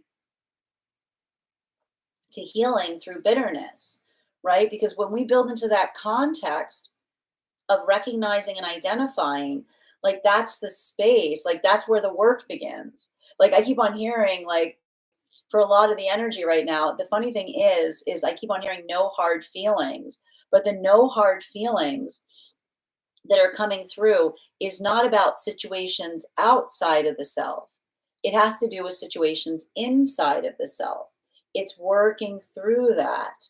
It's working through that space of identifying and recognizing what it is that we're holding on to that feels like it energetically hurts us, to be able to navigate a way to carry it that feels like that feels like that. And I keep on hearing, and this is like a lot of the journey that we see in relationality to Chiron, which is looking at something that we experience from the past that we can't let go of, and saying to ourselves, right, it's not about having to forgive everything, right? It's not about having to forgive everything. Trauma doesn't have to be forgiven to be energetically healed. Trauma doesn't have to be forgiven because, again, in the journey of the self, that space of understanding and recognizing the sacredness of what we hold on to, working through, again, identifying the difference between something that is energetically exquisite, right? like that space of being able to hold on and recognize and do that work to identify why we're holding on to something because it's important. The ability to hold on to something that helps us see ourselves with more clarity, right? And that's the thing. The work that we see with the wounds of Chiron and Mercury coming into connection is understanding that the way we can identify the wound that is important is when we hold on to it and we articulate why, that helps us see ourselves with more clarity. The wound that becomes a mirror to the self versus, right, the energy of the ego that likes to hold on to things because it's the defense mechanism, right? Because it's like the ego doesn't want to let go of everything, right? The ego goes like, this is mine. And then you say to the ego, why are you holding on to that? And you're like, because it feels good. And you're like, that's not a good enough reason. Like what works in accordance of what feels good and is good. It's identifying what that path work is. It's working in accordance to it. It's being energetically throughout, like it's working through the context of being adaptable throughout. So everything I keep on seeing here is like working in that space. And there's a lot of that. I keep on seeing like there's a lot of that like work in terms of understanding like what we're holding on to. But and again, it's like it's working through what feels like it helps us see with more clarity versus something that we say, I just need to let that go because it's not energetically serving the self in the process, right? It's a lot of that path work as it relates to healthy spiritual surrender, understanding that surrender doesn't mean giving up. It's being able to let go of something that's bothering the self, that feels like it's energetic hurdle, so that one can see the self with more clarity, right? And when we, and again, this is what I don't like the fact, I know we call it shadow work, but this is effectively the heart of shadow work, right? It's going towards the things that create discomfort to understand the meaning of them. It's being able to operate and understand that everything that we energetically carry is important, even our fear. And I know that's hard to navigate because I feel like everybody wants to be in that space of being fearless. And I'm going to tell you right now, if you feel like being on a spiritual journey is going to remove your fear, that's not that's not a healthy spiritual journey. That's a righteous journey. Okay? Like that's a righteous journey. Right? A healthy spiritual journey is not righteous because it's allowing oneself to understand the significance of what one holds energetically sacred. It's working in accordance to it. It's letting go.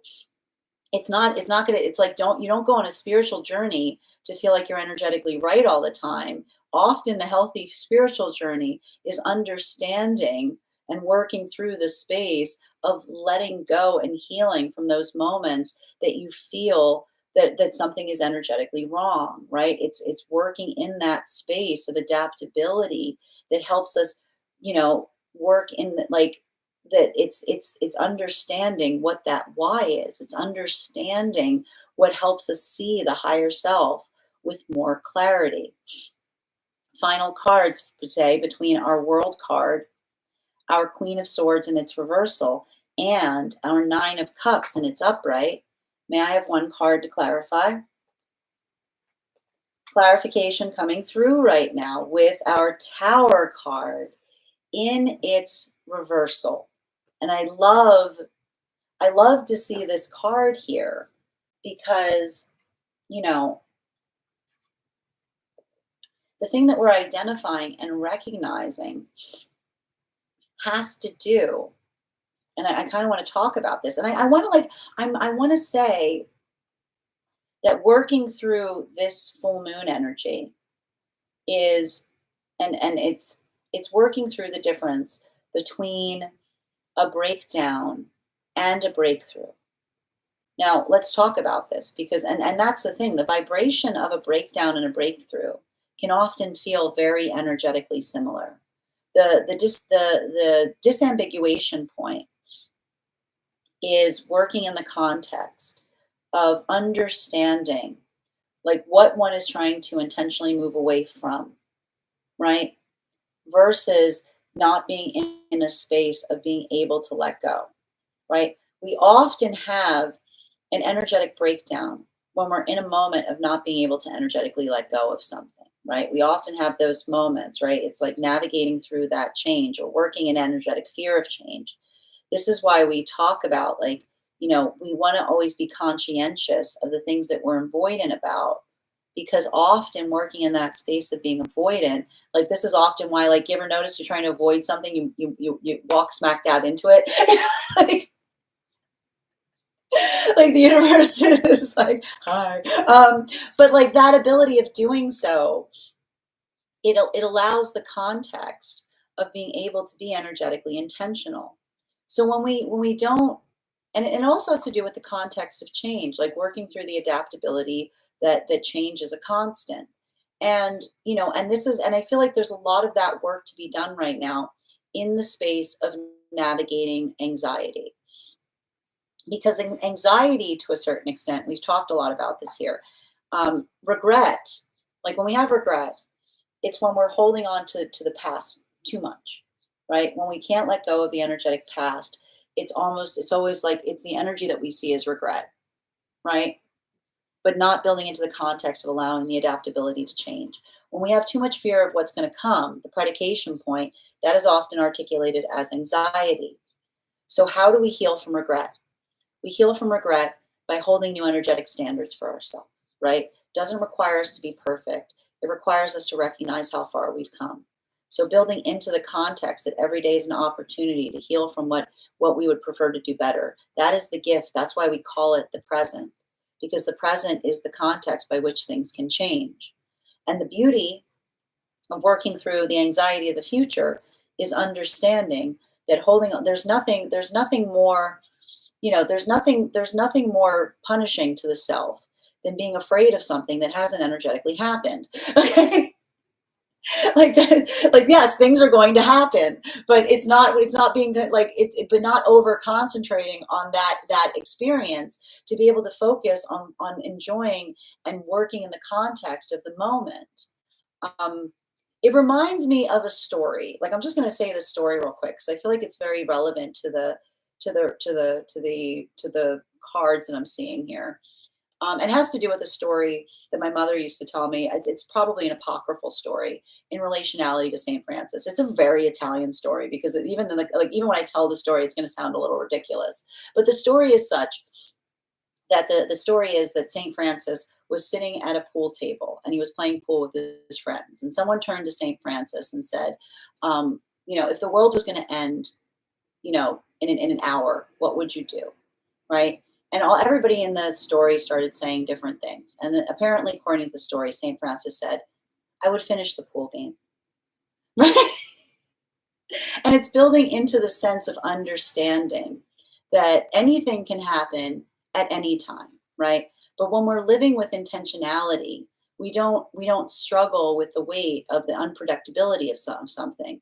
We feel the sense of energetic intentionality in being very present with where we are and how we're trying to move towards it. So if you're feeling a little bit of this anxiety right now through some of this energy, if like, because I will stress, I do feel like sometimes, especially with like Pluto in its retrograde right now, and also with like the Scorpio full moon, it can potentially be a little triggering to those who carry a lot of anxiety. I want you to think more about building into that space of being energetically present. Like, identify and recognize that. And I feel like being able to ground right now in the present and allow that context by which you can move forward, like, let that fortify you. Because that ability of moving towards that, this is actually, like, this is what we mean when we talk about non-attachment. We don't mean non-attachment like not caring about anything. Like, we don't mean non-attachment being like, it's great, I'm healed, I don't care about any of this. Like, what are you talking about? It's moving in accordance with one's highest sense of self and feeling energetically secure in the process. And that's what we're effectively seeing is occurring right now across all of the frequencies in different ways. It's working through the journey of the Stoic heart. Bottom of the deck. Yeah, this is the thing. We got the Five of Cups in its upright. Saturn's on the move. Okay. We've got Saturn moving out of Pisces into Aries. And here's the thing, like, you know, Saturn, like Saturn is moving into Aries on like the 24th. And there's a lot of that, like there's a lot of that weight that we're seeing as it relates to working through and addressing the energetic force of change. And I feel like the thing with Saturn, like moving in that way, it can create a lot of space of like I feel like it's like it's a lot of that reminiscing energy. It's a lot of those things of being able, like, it's giving me like flashbacks. You know what I mean? Like it's giving a lot of that space of something coming back to the surface, either internally or externally. But the beautiful thing about being able to do that work is when we go through those processes, right? And I like to point this out, it shows us sometimes how far we've come. Because being able to look at something and say, wow, the past version of me would have been very triggered by that. The past version of me would have taken that as a grievance. The past version of self would have navigated that. You know, this is what we talk about with a lot of this Mars and Leo, but working into the space of honoring the energetic journey in such a way that you're able to carry it forward in a space or a way that feels like it doesn't feel like it's a drag, but it feels like it's an energetic honor, right? Because when we carry our past, and this is why we navigate the space of the fact that Taurus is often the energy of majesty, because when we have an energetic, when we carry the past with a space of reverence, we hold it as an energetic mantle, right? Thinking of the past as an energetic mantle that we carry with us. It's the heaviness of the energetic mantle, right? Versus feeling the weight of the past like a yoke that bears us down. So again, remember to honor your journey. And when you move forward in that journey, when we're honoring our journey, we're not reactive in it. We appreciate that a good journey, I keep on hearing a good journey is a heavy journey because it's a lot to carry. And so the ability to be energetically strong, like it's allowing for the strength. Like this is where we're getting into Leo energy, which allows for the space of being able to navigate the energy of majesty, which is feeling the weight of what one carries, but not like feeling burdened by it, but feeling the space of the energetic honor by which one is holding it. Um, and that is happening across all of the frequencies. That is our daily collective read for today. I want to thank you guys so much for being here and receiving these messages. Just a reminder, if you would like to book a private reading with me, you can do so on my site. Please keep in mind, if you book a private reading with me, it is a two-step process. You have to book the reading, you have to pay for the reading. Please make sure you do both if you'd like to have that reading. Most importantly, please remember that I will never, ever, ever, ever, ever, ever, ever, ever, ever reach out to you for a private reading. I will never DM you. I will never PM you. I will never slide into your inbox and tell you that I have a very important message that only I can deliver. The only way you can book a reading with me is if you book one on my site. So I encourage you to do it there. Also, a couple of updates before we move into personal readings today. First and foremost, thank you to everyone who attended our recent class on the Hangman. Our next class will be held on Wednesday, May 14th at 6 p.m. PST, 9 p.m. Eastern. We will be continuing our studies into the tarot with a focus on the death card. If you would like to become a part of that tarot class program, all you need to do is head over to my Substack and become a paid subscriber. Your paid subscription to my Substack is your ticket of entry into our live classes each and every month.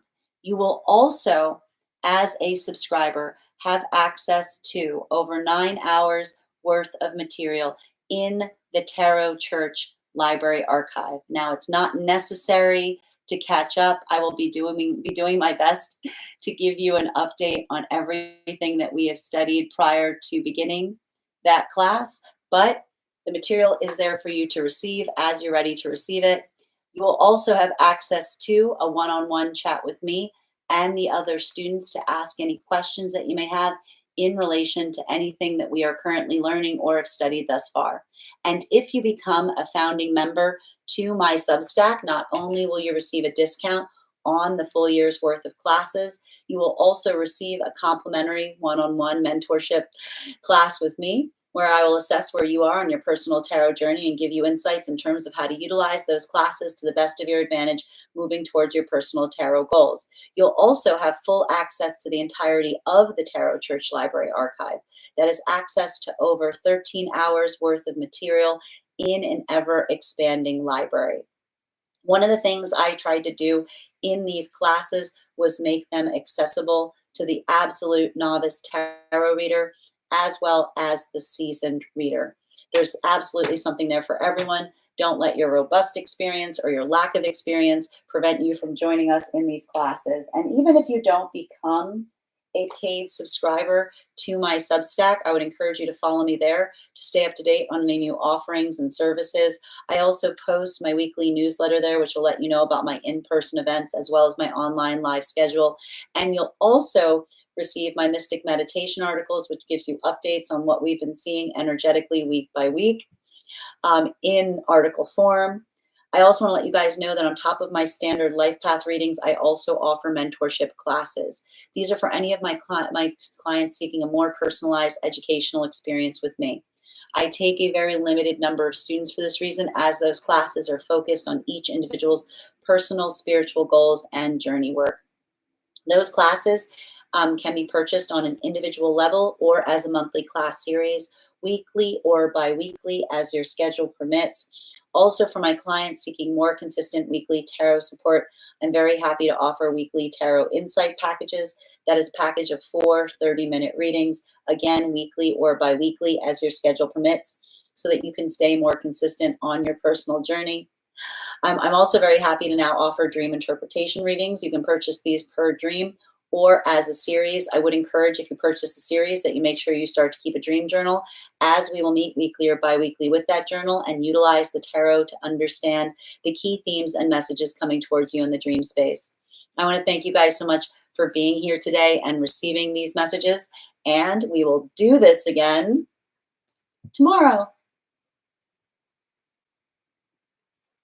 That is our daily collective read. I want to thank you guys. Whoop, what's happening here? I want to thank you guys so much for being here and receiving these messages. We are going to get started on personal readings in just a moment. Nikki, oh wait, Nikki, you are already on the list. Actually, Ava, congratulations. You got our highest gifter for today. And V, you came in second, so you will also have additional cards in your reading, in your subscriber reading.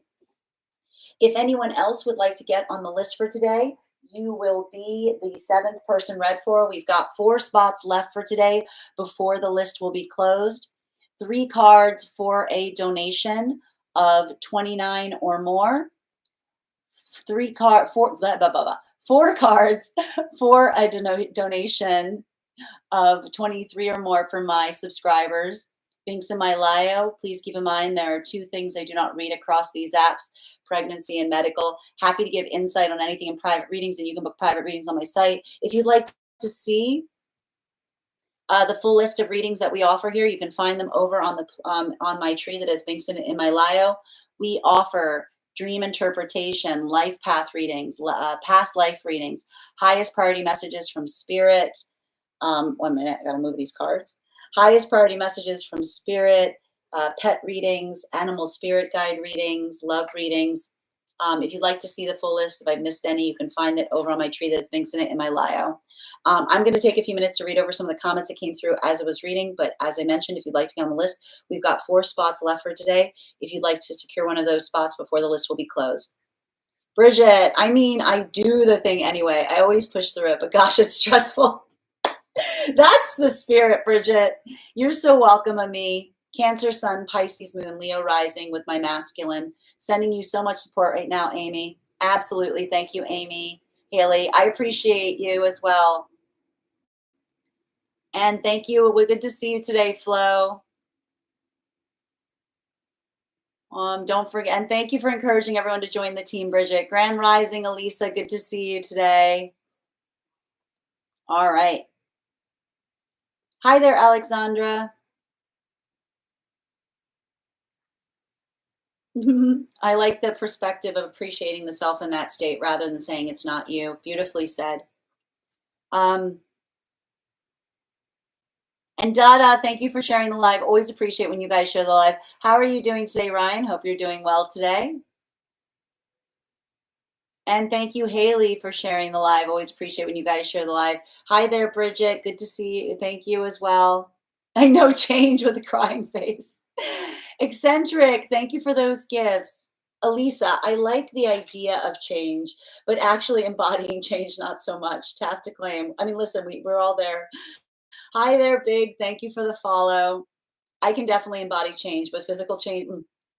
Leah, this whole how much discomfort you navigate equals how much peace you find is really frustrating. I know, Leah. I mean, like that's the thing. It's not, we don't talk about working through the avoidant spiritual journey here. Like we're not gonna be like, no, like la la la la. Alex, I'm not sure what you're indicating there, Alex. But I hope you find what you're looking for. And thank you for stopping by. Hi there, Meg. Good to see you. We just finished the collective Fig. And Moon Dance, thank you for the follow. Welcome, Fig. Hi there, Nathan. Good to see you today. Blessings to you as well. I'm going to give Nathan a pin, guys. Great tarot reader there as well. Make sure you give him a follow. Hi, and I hope you're doing well today. Adam, thank you so much for those gifts. Hi there, Goddess. Welcome. And thank you, Kooky, for those gifts as well. Sacred, yes. Masculine has inner child healing to do. I know. I mean, listen, here's the thing about it right now. I'm going to tell you, everybody's working on different, like the working on the same space. Feminine is working on the inner child healing via the being energetically confident, right? Like this is a lot of the energy of the feminine right now coming into the space of being energetically confident to work on the inner child healing. Masculine is working on that space of identifying and recognizing the inner child healing that feels more about connecting to the emotional space, right? So one, like I keep on saying, one feels more like a reconnection point in relationality to nostalgia. The other feels more like finding themselves, if that makes sense. And Penguin, thank you for those gifts. Ella, your subscription's ending soon if you'd like to renew. Elisa, totally feeling like this, moving slowly, trying to be consistent and healing. Tap to claim. Fig, yes. And healed masculine is needed to heal the wounded feminine. Tap to claim, Fig. Bearing in mind, this is not based on gender, but what one feels most aligned to. Elisa, no relationship and missing it, but I'm just not there yet. You're on your way on that journey. Brandy, thank you for getting on the list here. We've got 3 more spots left for today. If anyone would like to get on the list. I don't want you, here's the thing. I don't want you saying that you're not there yet, Elisa. I want you to say you're on you're actively moving towards it. Brandy, your subscription's ending soon if you'd like to renew. And Mandy, thank you for subscribing, dear.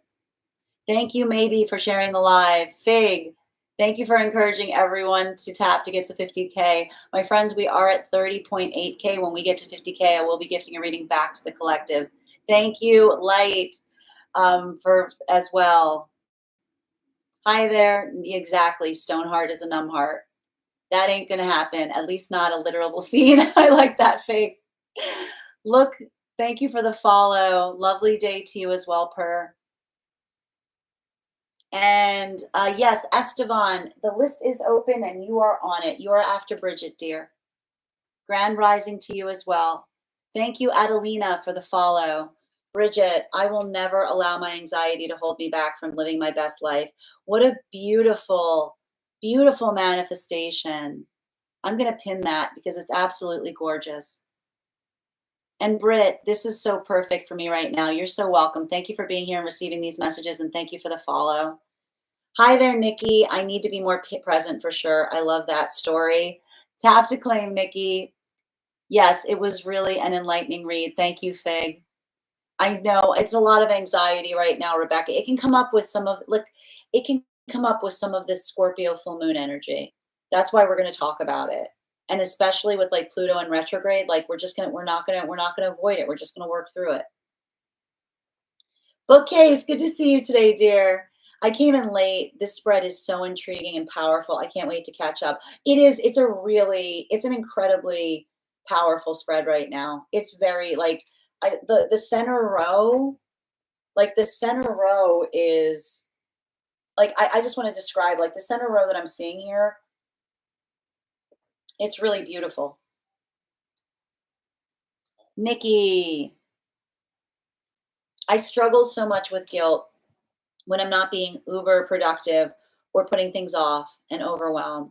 And this is like, here's the thing about it, right? Like we're seeing a lot of this right now, Nikki, which is like working through the space of guilt. Like it's working through the past guilt, right? The past trauma that says, like, I keep on hearing, like, what makes you feel that you should feel guilty for resting?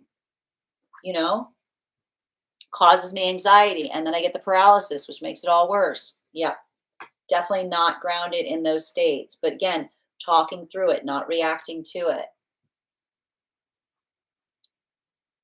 Reminder what Dom said yesterday, it's your placement where you live. I mean, listen, I need to point this out. It's, you know, being in a location that's not ideal, it's not gonna prevent you, right? But I love the idea. Like I always like, I think it's really incredible. Like, listen, I feel like I gotta stress this. I had a very profound moment going somewhere that I knew, and I gotta point this out. Like that's what I thought was really beautiful about it. I'm like, I got to ice. I was like, I get it. Like, you know, like, yeah, I get it. Like the vibe here. Like you know, I like it because it's like I love what they do because it's like, are you looking for the immaculate vibes? Okay, well, if you wanted to define them, this is where the immaculate vibes for you would be. Hi there, Alexandra. Should I have a I should have a Saturn return support group. Need to know how this manifests depending on the house. You know, I think the way for me, the way I describe it, I know there's a lot of anxiety about Saturn returns, but I need to stress this. You know, working through a Saturn return, it's that your perspective on how you see time changes, right? Like that's the thing. It's like that's the shift that needs to be navigated. It's not necessarily like everything changes. Your relationship to time changes. Thank you as well, Ella. Ella, I did just get a grounding sheet for my bed. Oh, really? I don't know what those are. Post it in the Discord. Post it in the Discord. It could be contributing factor, but I definitely have some sort of responsibility. Some sort of responsibility. Is it me? Hi there, Bridget. Oh my gosh, I love. No, I don't know what grounding blanket is. I've got a weighted blanket. You know what I mean? I love them. I could not recommend them highly enough. Thank you, Alexandra, for those gifts. And thank you, Brandy, for subscribing. Looking forward to our reading. Nikki, it helps to be like, just do the things, stop thinking about all the things. Beautifully said, Nikki. Ellen, no, just a grounding sheet you can put in your bed and lay on. I'm intrigued. I have one of those. Love it. All right. Elisa, if I join the Substack, do I get access to all the past sessions? So we were just talking about this in the Discord, Elisa. So the way it works, okay, just so everyone's clear, if you become a monthly subscriber to the Substack, you will have access to 9 hours worth of material in the Tarot Church Library Archive. So that is effectively the last 8 classes, right, including the present one. If you would become a founding member, founding members have access to the entirety of the archive. So if you want access to all of the past sessions, you want to move towards being a founding member instead of a monthly subscriber. I hope that helps. I try all the things because I never sleep, Bridget. I get it, dear. I get it. Ella, I just got it. I need one now under my desk that's matte style. I am post it in the Discord. I want to see what you guys are talking about. Bridget, you have to sign up for the Tarot Church within Substack. Thank you. Well, yes, I think what she was asking, Bridget, and we were talking about this in the Discord, is what are the access levels depending on what you're looking for. So I'll work this through for those who are not familiar with so the way Substack works. Okay. So if you can just follow me on Substack. If you follow me on Substack, you don't need to become a subscriber to Tarot Church. If you want to have access to the classes, then that is the subscription. The subscription is effectively your ticket to the classes. So if you want to if you want to be present for the next class, then that would be the monthly subscription, and it gives you access to the 9 hours worth of materials, the last classes that we had. If you want full access to the library, that is the founding membership. I hope that helps. Really? Oh, Nikki, post that there too. I'm intrigued about that as well. I've got you, Esteban. All right. Excellent. You're so welcome, Ava. Congratulations, dear. Looking forward to our reading. Brandy, I've got you on the list here. I think that you figured, I believe you got it. Thank you, Hardy, for being here and receiving these messages. Thank you, V, for sharing the live. British anything relaxes me. Why is that? I mean, it's, maybe it's a past life thing. Hi there, Stephanica. I agree with her. Thank you for those icons, dear. Good to see you today. Good afternoon, Erica. Good to see you as well. Welcome, Brandy. Hi there. Yo, no mercy. How are you doing today? Welcome. All right, just catching up. Yeah, valerian is good for sleep as well. I like that. Like, yep, I totally second that. All right. Okay, we're going to get started on personal readings. Just a reminder, if you would like to get on the list for today, we've only got 3 spots left for today. If you would like to secure one of those spots, just go ahead and send that donation and you'll be added to the list.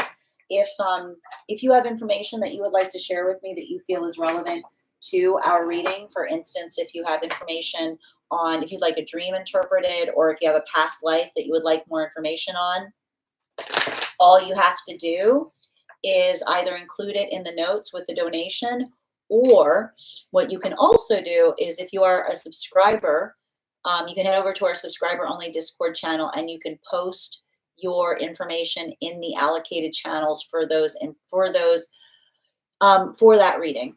That said, the first person we are reading for today is if you're here, can you let me know? And thank you for getting on the list ahead of time. You will have an additional card in your reading. And if anyone else wants to get on the list right now, you'll be the third person read for. Also, friends, we are at 35.9K likes. When we get to 100K, I will be gifting a reading back to the collective. So make sure you're tapping that screen. We'll get to 100K in no time. I mean, 50K in no time. Look at me jumping to 100K. Like 100K. Thank you, Rainbow. So good to see you today. Yes, you were first. You got on before the live started. Yes, you're first. Yes, please do, Nikki. Time to flush out the meaning of all these. Oh no, what's happening? What kind of dreams are you having right now? Listen. Oh, I know. There's gonna be the dreams are gonna be a little heavy right now. I mean, it's Pluto's in retrograde. What do you like? It's like it's gonna be fine. It's gonna be fine. All right. What the heck is that? Sounds like a what? A car part. What sounds like a car part? I posted the grounding. Oh, thank you for posting it, Bridget. I appreciate you. I was working late. Page of Cups stream, Discord. Oh, we're going to do the Page of Cups stream. Page of Cups stream. I'm excited. Just bear with me a moment. Okay, give me a sec. And of course, what did I do? Hold on. Please. Oh my goodness, actual size. All right, there we go. All right, I am looking. We got Purse Dream here. Okay, Pert, do I have permission to read this dream? Is this inside tea or is this outside tea? Do I have permission to read this to the collective? Hold on a minute.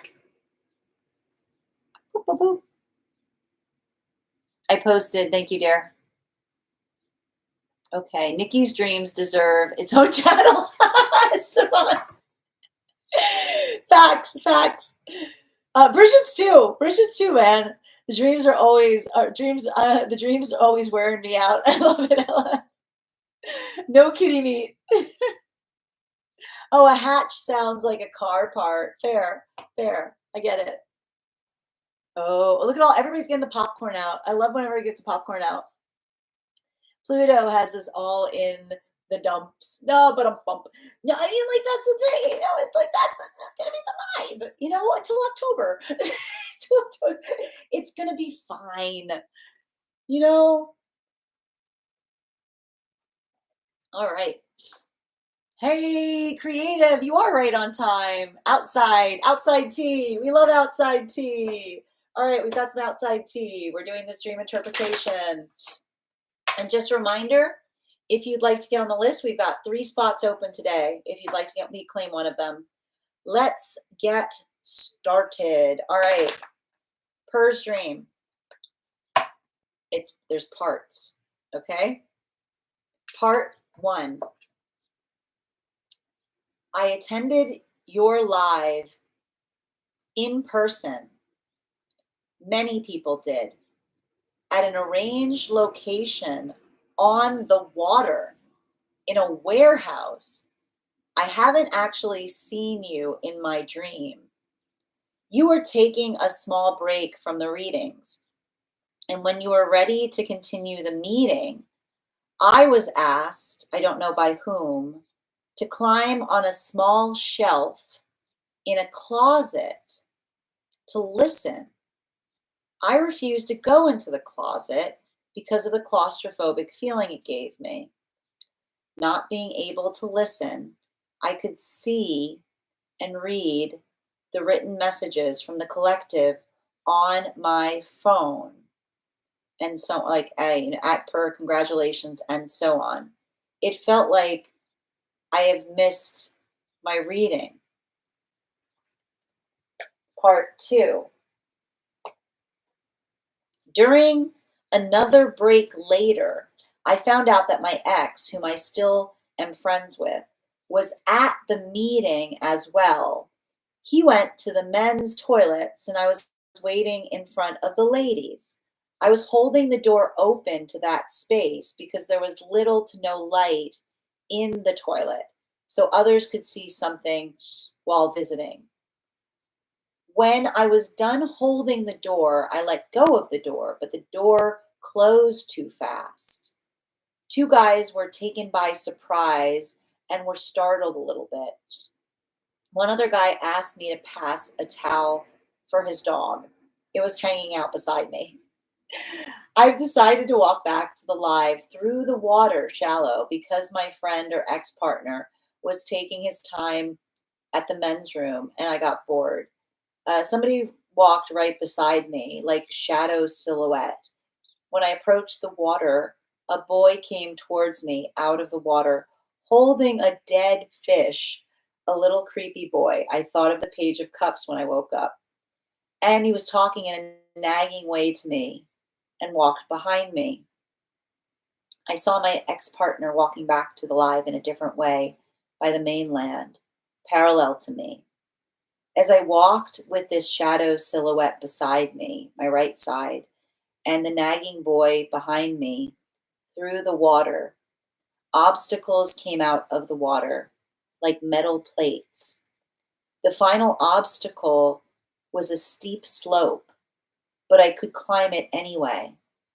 When I was on top of the obstacle, the boy's fish, or the boy himself, turned into a massive drill and drilled my right rib.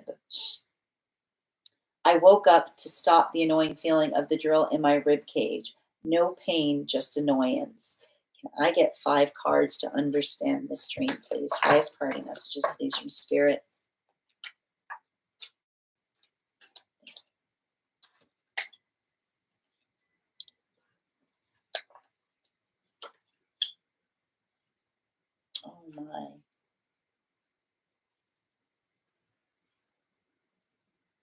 Wow. Okay.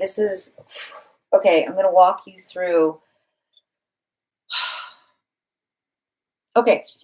So, one of the things we need to talk about is when we see water in dreams, it can often be indicative of stream of consciousness or the unconsciousness or the unconscious space. Now, the first part of the dream is it's a little odd because I know that I'm also in this dream, which is like hard. It's hard to read for, but it has to do with working through the conscientiousness of, and I want to describe it like this. When we talk to one another, right? When we give each other a perspective, uh, we effectively offer each other the cup to drink, and it's basically the cup of our consciousness, right? It's the opportunity to experience something via our own energetic perspective of something. And to a certain extent, this is what we do when we communicate. We have the experience of existing, and then we offer the cup of our consciousness to one another. And to a certain extent, that's what we do here, right? When we do readings, we're offering the cup of consciousness to one another. So the fact that you're participating in relationality to something where I am present has to do with working in the context of the communication that we build when we work together, where we start to build that stream, right? So it is understanding, sharing, when we share the same perspective, when we see things in a similar way, like we're effectively sharing our cup with one another. So this is talking a lot about the energy of the water or the stream. And so this is talking about the fact that something that you potentially experience here has changed your perspective in some way. And so that is like often what we have in relationality to the blessing that we give each other as it relates to communicating. Now, what's interesting about this is you're talking like a lot of the space that you're speaking towards, at the same time, you're talking about the fact that there is a toilet, right? Like there's a toilet. We like, and it feels out of place in the context of the dream. And the thing I need to articulate here, and it's interesting because they're saying to me it's actually a karmic dream, because the karmic dream is the fact that it's recognizing something that you hold energetically sacred, right? A perspective that you share, and protect something that potentially I also feel like I'm in alignment to, and the fact that you connect me to it, versus how others made you feel about it. And it's interesting because every time you articulate it here into the energy of the toilet, you were talking about the fact that you saw a lot of masculine energy there. Not just masculine energy, but particularly masculine energy in relationality to energy from the past. Now, it has to do potentially with, again, working in the context of the anxiety about talking about things of an intimate. And I want to say this, like, there's something about that space, about working in the context of feeling like something is wasted, right? Because that's the thing about a toilet. It's where we put something that is a waste. So this could be dealing with the fact that there's something that you feel is life sustaining, right? There's something about the connections in the past where there's something that was getting you through, right? Something that felt like it was nourishing you, versus energy of the past karmic relationships that made you feel like something that you were doing was a waste of time, right? Being like, I don't get it. I don't understand it. But at the same time, you're present for it. You're holding the door for the energy and the space of and it talks a little bit about the difficulty and potentially some of those past karmic relationships, because the conscientiousness of something that you hold energetically sacred, right? While another person is articulating that it's a waste, but at the same time doing your best to hold the door for it, is talking about the fact that even if someone was talking derisively about something that you held sacred, you tried to be courteous throughout it, because you identified that you didn't want to force them into it, right? Like, it's like, that's your opinion, but it's hard, right? Because it's talking about the fact that it's a difficult position to energetically hold, because when you hold something, and it has to do with the polarity, like when you hold something sacredly, the energy that usually is, and we've talked a lot about this here, we don't have to understand or appreciate the things that we care about, but when we care about someone, we protect them, right? We can be energetically mindful of something. And they're basically saying that this is the work that you are doing, that the articulation of you holding the door, even though in the same energetic vibration, it felt like it was sacrilege, right? Like experiencing something where someone wasn't holding something like that you cared about as preciously, and potentially not giving you the same in kind, not extending the same courtesy to you, right? This is almost the articulation point of how some of those experiences may have felt, because it talks about the space of courtesy, which is trying to go out of the way to be energetically mindful of what another person needs, even if you don't need it, but also feeling the same time that they weren't giving the same consideration to something that you were doing in the process. And this has to do with the fact that you felt like you were missing out on something, or you kept on feeling like your own needs were being made smaller and smaller, which is the conscientious point of trying to say, I'm trying to pay attention to something, and someone saying, well, you have to go in the closet. Like the only way you can experience that is going into the space of your own fear, right? Like almost creating that, like that almost impossibility point of making it energetically impossible for you to navigate in that space, because it felt like another person wasn't being respective of it, right? Now, I think so. And I want to point this out. This is even more articulated in the space, and this one for me is just like wild, in the space that, when you spoke about heading over to where these toilets were, you said that you walked through water.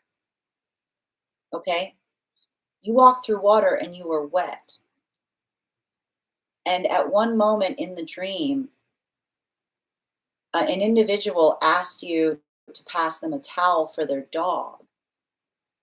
And this could also be working through the context of identifying and recognizing potentially past experiences where someone was putting more care into the care of the animal that was their pet, rather than being respective as to whether you needed a towel as well, right? So that sense, and that's this to me, like the additional aspect of, as you're trying to move out of the way and extend that courtesy to the energy, at the same time asking for more from you without being conscientious to you, right? This is the articulation of some of the wounds that you're potentially healing from, as it relates to navigating what courtesy feels like.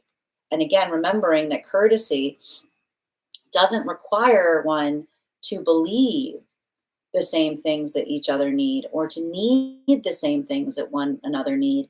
It just requires the sense of being respective of the needs of the energetic counterpart. So once we see that we go through this dream, and then you say you decide to walk back to the live through the water, right, the shallow water, because the friend or partner was taking their time in the men's room. And then I will also point out, there's something very important about the fact that when you tried to look into that space, it was dark, right? You couldn't even see within it. So this could have to do with the fact that this is talking about unhealed trauma in relationality to the past karmic relationships, right? Like a lot of that, like, I don't want to talk about it. We don't go into that space. You're not welcome here, right? Like overcoming the fear that often feels like it prevents us from being able to make a true connection. And potentially the intimacy wounds that were happening in some of those experiences. When we see you walking beside, coming back to the water, it's very interesting because you start to talk about the fact that to your right there was a shadow silhouette. And I feel like a lot of this work, the identification of the energy of the shadow silhouette, is potentially talking through the space of you doing that shadow work, right? Right. It's interesting too, because they're saying that the shadow energy walking alongside of you is working in the context, and I need to point this out. You're working through your own fears because you talked about the fact that you have a fear of tight spaces, right? But even in the space of being able, and even in the space of looking at the energetic toilet where the masculine energy would go, you're like, I can't go in there. It's too dark and too small, right? Almost being forced, if you wanted to experience something, saying you can do it, but you have to do it in a place that I know that you're too afraid to go. This could be the articulation of being put into impossible situations, potentially by past counterparts that said, go ahead and do that. But also like creating a situation where it's like like the only way you can go through it is to like, face all of the fears. Like that's not courteous because it's kind of requiring you to have to go through a gauntlet to be able to get somewhere. Um, that is experience of effectively the energy of the shadow self walking beside you is talking about the fact that you're doing that work to understand your fears further, right? You're not just running from them. You're working in the context of like healing your energetic shadow because you understand the nature by which it's not about letting go of the fear entirely. It's understanding that fear is something that heals us because fear is trying to energetically protect us. And the more that we understand our fear, the better our relationship to our fear becomes. Now, this brings us to the energy of the small boy. The energy of the small boy appearing has to do, and I need to point this out, it's an unhealed inner child energy, right? And I think it's really remarkable in the association point of you connecting that symbol to be representative and connected to the Page of Cups, because I definitely see the similarity there. But it talks about the space of what happens when we're not doing the work to heal the inner child, right? Because we talked about the space that the happy inner child is one that it's about discovery, it's about finding joy, it's about like working in the context of what we can heal. And I actually think that there's something about this that feels very attached to the Pluto retrograde, with the idea of like the Page of Cups coming up to you holding a dead fish and being kind of creepy. Um, because, and I think it's interesting because you were saying that they were talking in a nagging way and walking behind you. And you also saw your ex-partner walking back. Now I need to stress this, and this is important because you said when you look behind you, you saw two energies beside you. And that was both in, I keep on hearing, in the periphery of your view behind you is the energy of the small child, the creepy child, like holding a dead fish who was energetically nagging, but also you saw the energy of the ex-partner. So that could be, to a certain extent, a point of understanding that there may be a connectivity point between those two energies as it relates to some karma that you're healing, which has to do with the energy, like the energy of the unhealed inner child being like, why are you carrying that dead fish everywhere? Just like it's not like, let that go.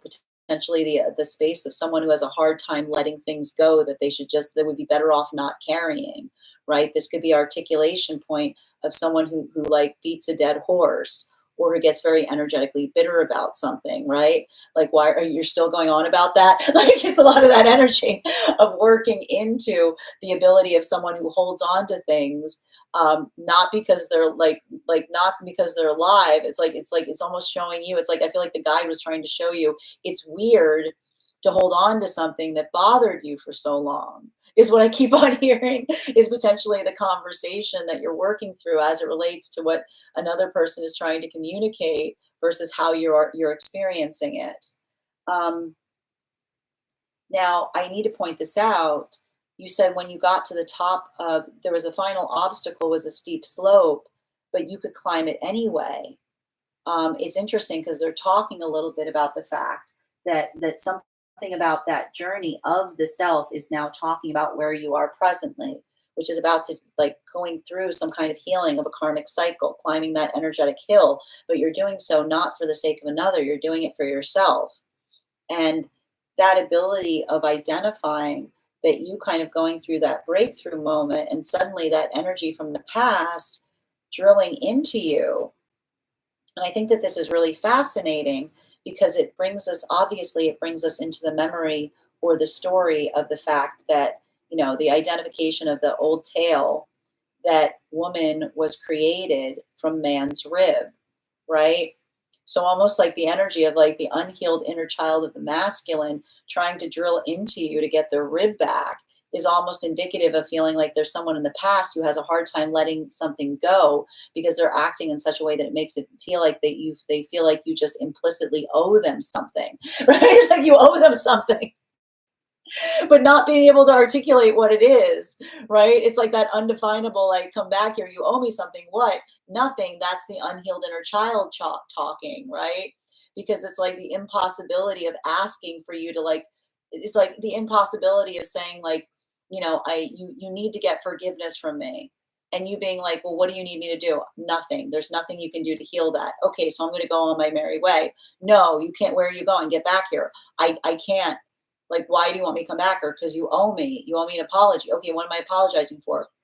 Right? The unhealed inner child that feels like they're always in a space of wanting something, like demanding something, but not being able to articulate what it is, but then also trying to like pull something out of you. And this is talking about the weirdness of that, because that's often what we have when we have an unhealed inner child wound, which is the child that is nagging, asking for something, right? Crying, but not articulating what it is that they're looking for. It's cranky energy, right? It's like that. Thank you. That is the summary of the dream, and I want to thank you so much for sharing it. What an intense, incredible dream. And if this message connected to you as well, it's very common for those that need these messages to be here to experience them. We are doing personal readings right now. If you would like to get on the list is open. We've got 2 more spots left for today.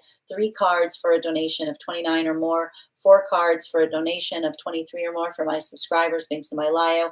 Please keep in mind there are 2 things I do not read for across these apps: pregnancy and medical. Happy to give insight on anything in private readings, and you can book a private reading on my site. Next person we are reading for today is Nikki. Nikki, if you're here, can you respond in all caps? Let me know if you'd like a general reading or if you have a specific question you'd like me to answer. And I'm going to take a moment to read over some of the comments that came through as I was reading.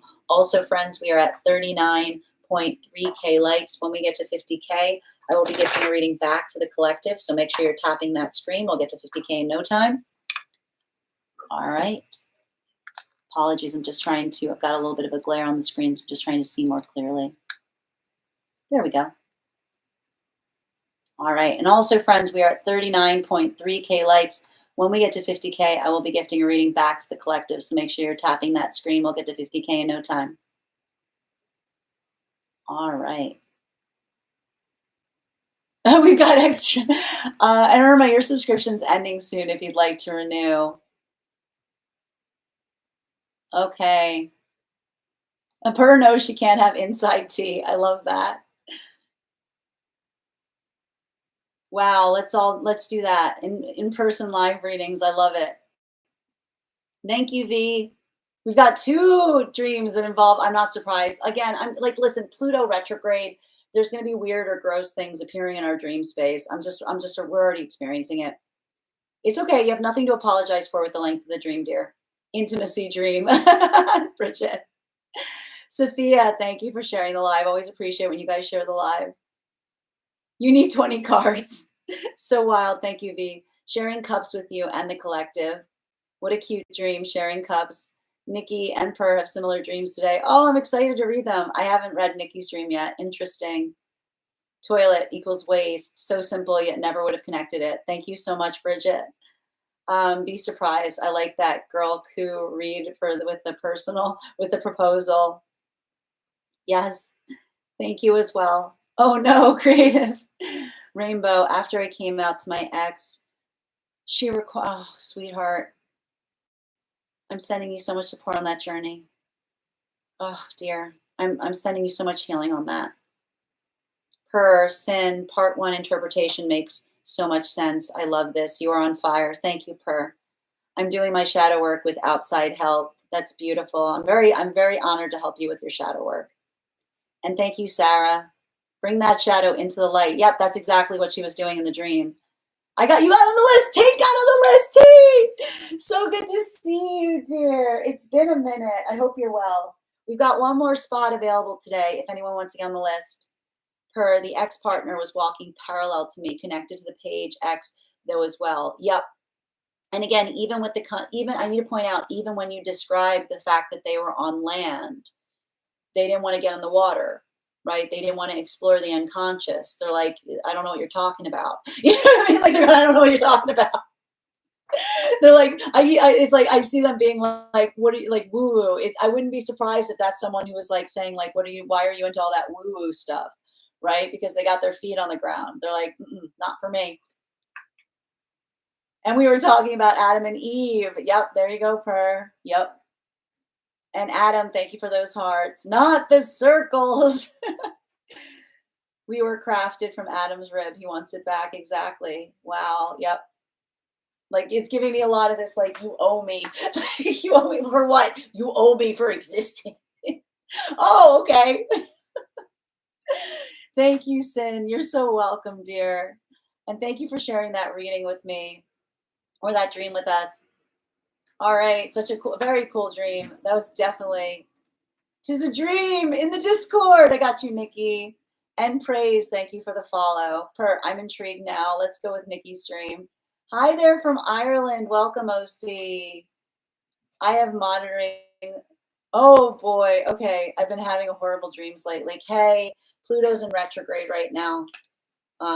You're not the first person. You're not the first person to tell me this. It's going to be the vibe. It's going to be the vibe. Weird or gross. Yep. All right. I had a green ice lace wing. Thank you for helping me reach my crown goal, Margot. I was letting live in my bathroom because they're good. Oh no. All right. Tate is back. I know. Okay. We're reading now for Nikki and we're doing another dream. Nikki, do I have permission to read your dream? Is this inside tea or outside tea? Inside tea or outside tea? I love how you just casually slipped in the live. I know. He's so cool. He's so cool. He just appears, you know? It's just like smooth as ice. All right. Okay. Oop, hold on a minute. Just reading over. Sin, you don't even need to ask. I know. I just like to ask. Okay. It's nice to ask. It's courteous to ask. All right. And just a reminder, friends, we are at 40.2K likes. When we get to 50K, I'll be gifting a reading back to the collective. We've got one spot open today before the list will be closed. If you'd like to claim that list spot, you can go for it. And also, if you have information that is relevant for the purposes of our reading, for instance, if you have a dream that you would like interpreted or a past life reading that you had received somewhere else that you'd like more information on, you can include those notes when you send the donation, or you can include it over in the Discord in the areas allocated towards those points.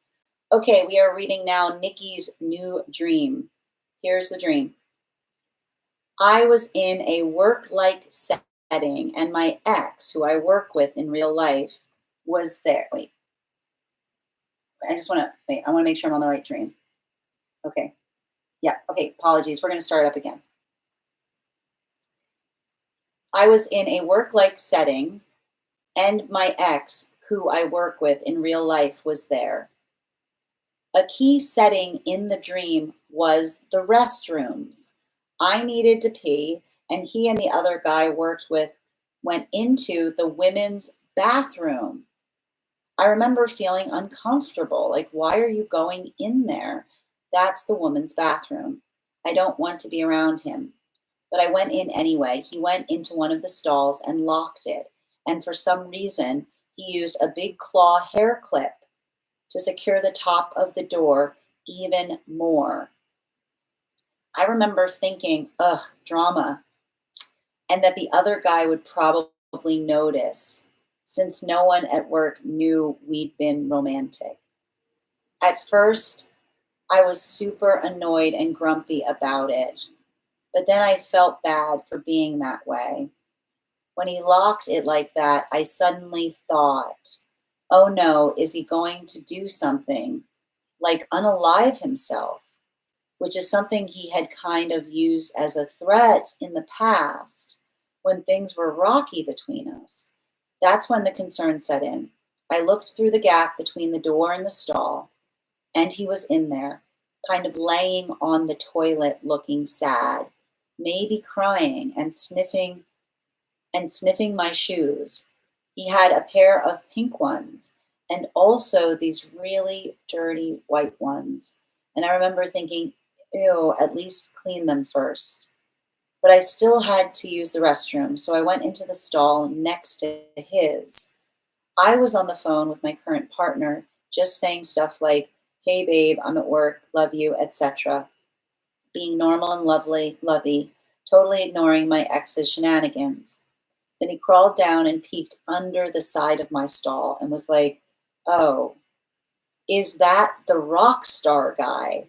And I was like, no, I don't know what you're talking about. And why are you in here? I'm peeing. That's all I remember. I feel like the rock star thing is significant, but I don't know why. Okay. Can I please get 4 cards? Highest priority messages, please. Thank you.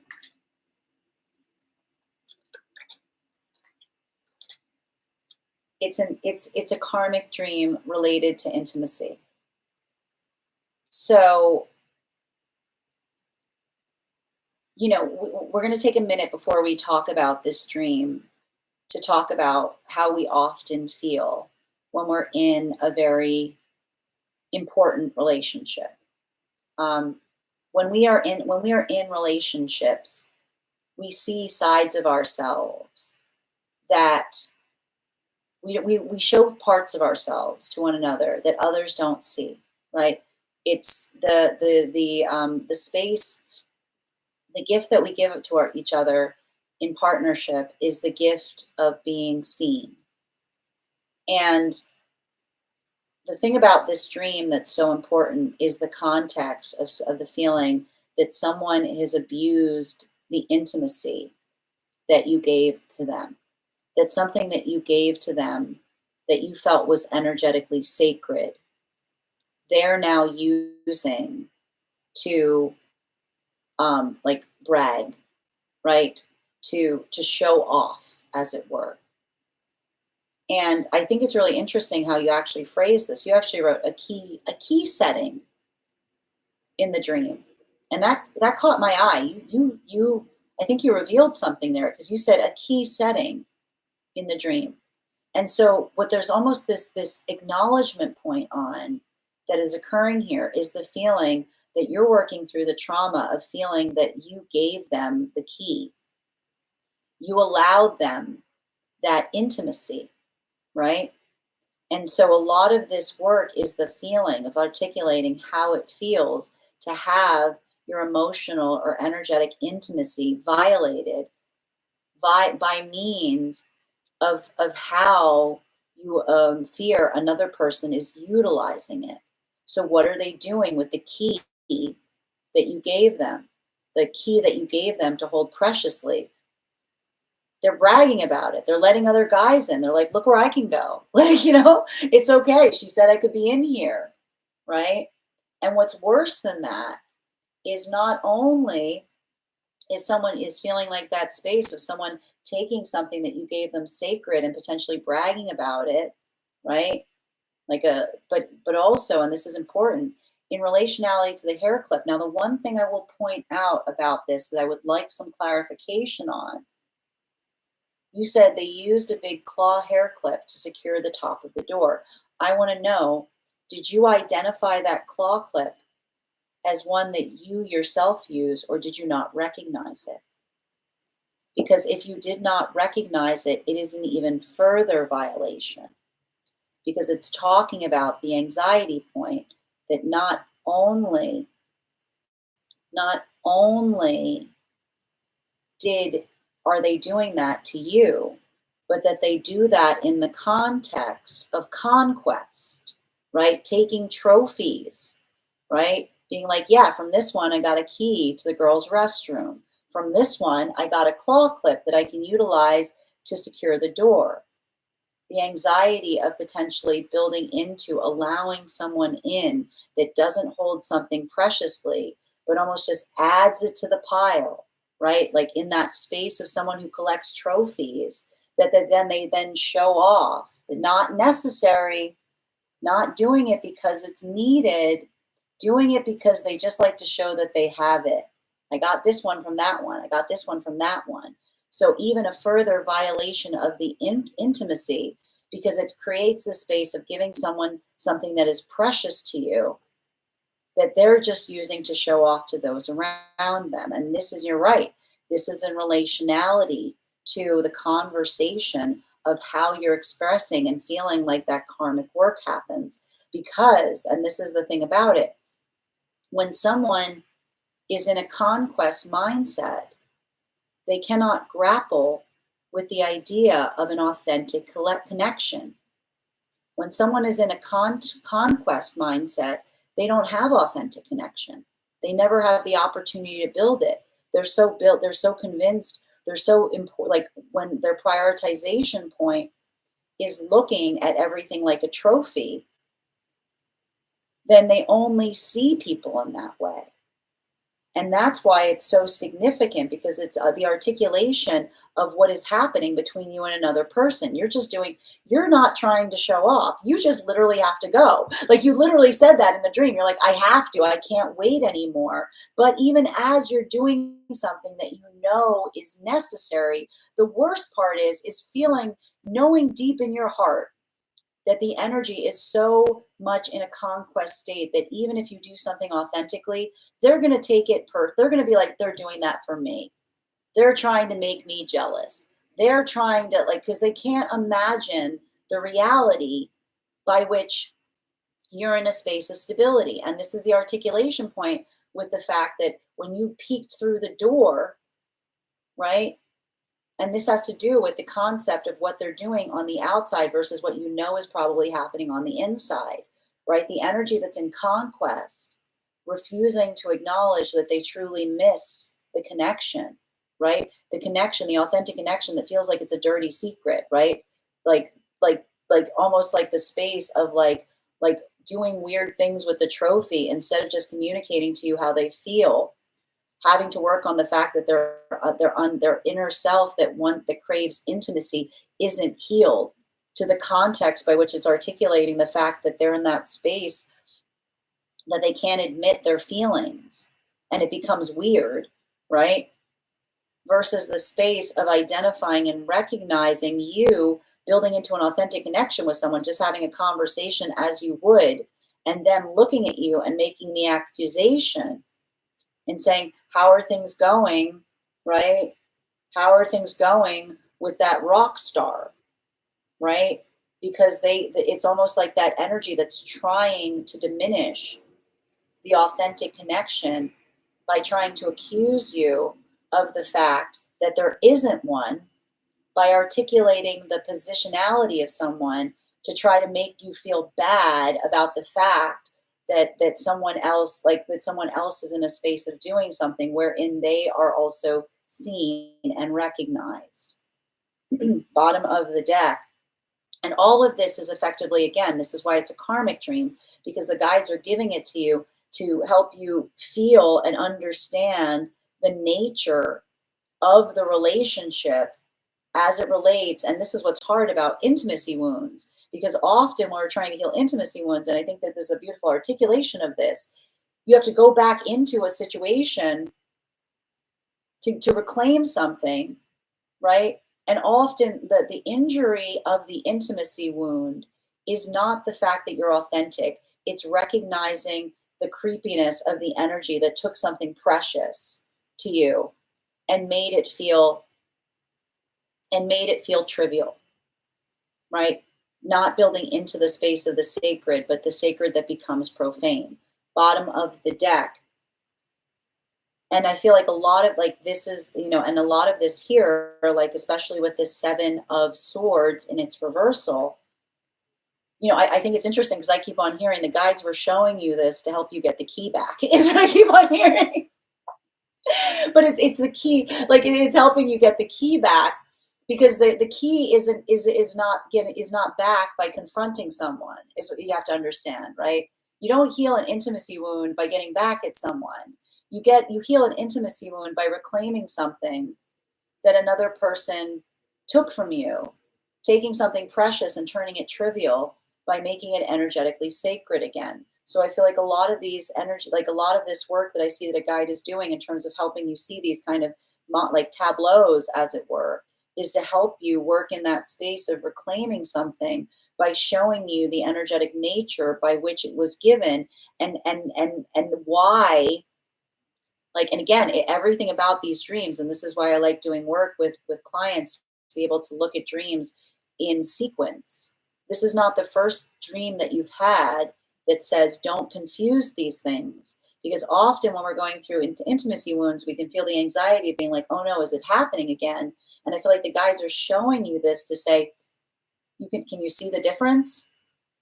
Can you see the difference? Right? And so a lot of that has to do with, again, the difference between someone that was looking for trophies versus someone who's an energetic prize. That is a daily. Thank you so much for having that reading with me. And if this message connected to you as well, it's very common for those who need these messages to be here to experience them. We are doing personal readings. The list is open. We've got room for one more person today if you'd like to get on the list. The next person that we are reading for today is V. V, if you're here, can you respond in all caps and let me know if you would like a general reading or if you have a specific question you would like me to answer? And if anyone else would like to get on the list for today, as I mentioned, we've got room for one more person on the list for today before the list will be closed. If you have information that is relevant to the reading, for instance, if you have a dream that you would like interpreted, or if you have a past life or any information you'd like to share, you can post it in the notes when you send the donation. Or if you are a subscriber to our Discord, you can include it in the Discord channel in the allocated space. Irma, thank you for resubscribing, dear. I'm going to take a minute to read over some of the comments that came through as I was reading. We are at 41.8K likes. When we get to 50K, I'll be doing a giveaway and gifting a reading back to the collective. So make sure you're topping that screen. All right. And thank you so much, thank you, Per. Oh my gosh. Thank you so much, Nikki, for sharing that dream. It's an intense one. A lot of these are such Pluto retrograde dreams, man. It's like the ugly truth, right? Like that's the thing. Pluto retrograde. It's like the ugly truth. Irma, thank you for getting on the list, dear. You'll be read for after Tate, and the list is closed today. If you'd like to get on the list for tomorrow, you will be the first person read for, and you'll also have additional cards in your reading if you do so. And I'm just going to take a minute to read over some of the comments that came through. The tea is for all. I love it, Nikki. Nice, not kind. Yes, V. Margot, same. Hold on, too cool. I love Hakate. Oh, wait, I missed something? I feel like I'm missing messages. I don't see Margot's message. What's happening? Why don't I see Margot's messages?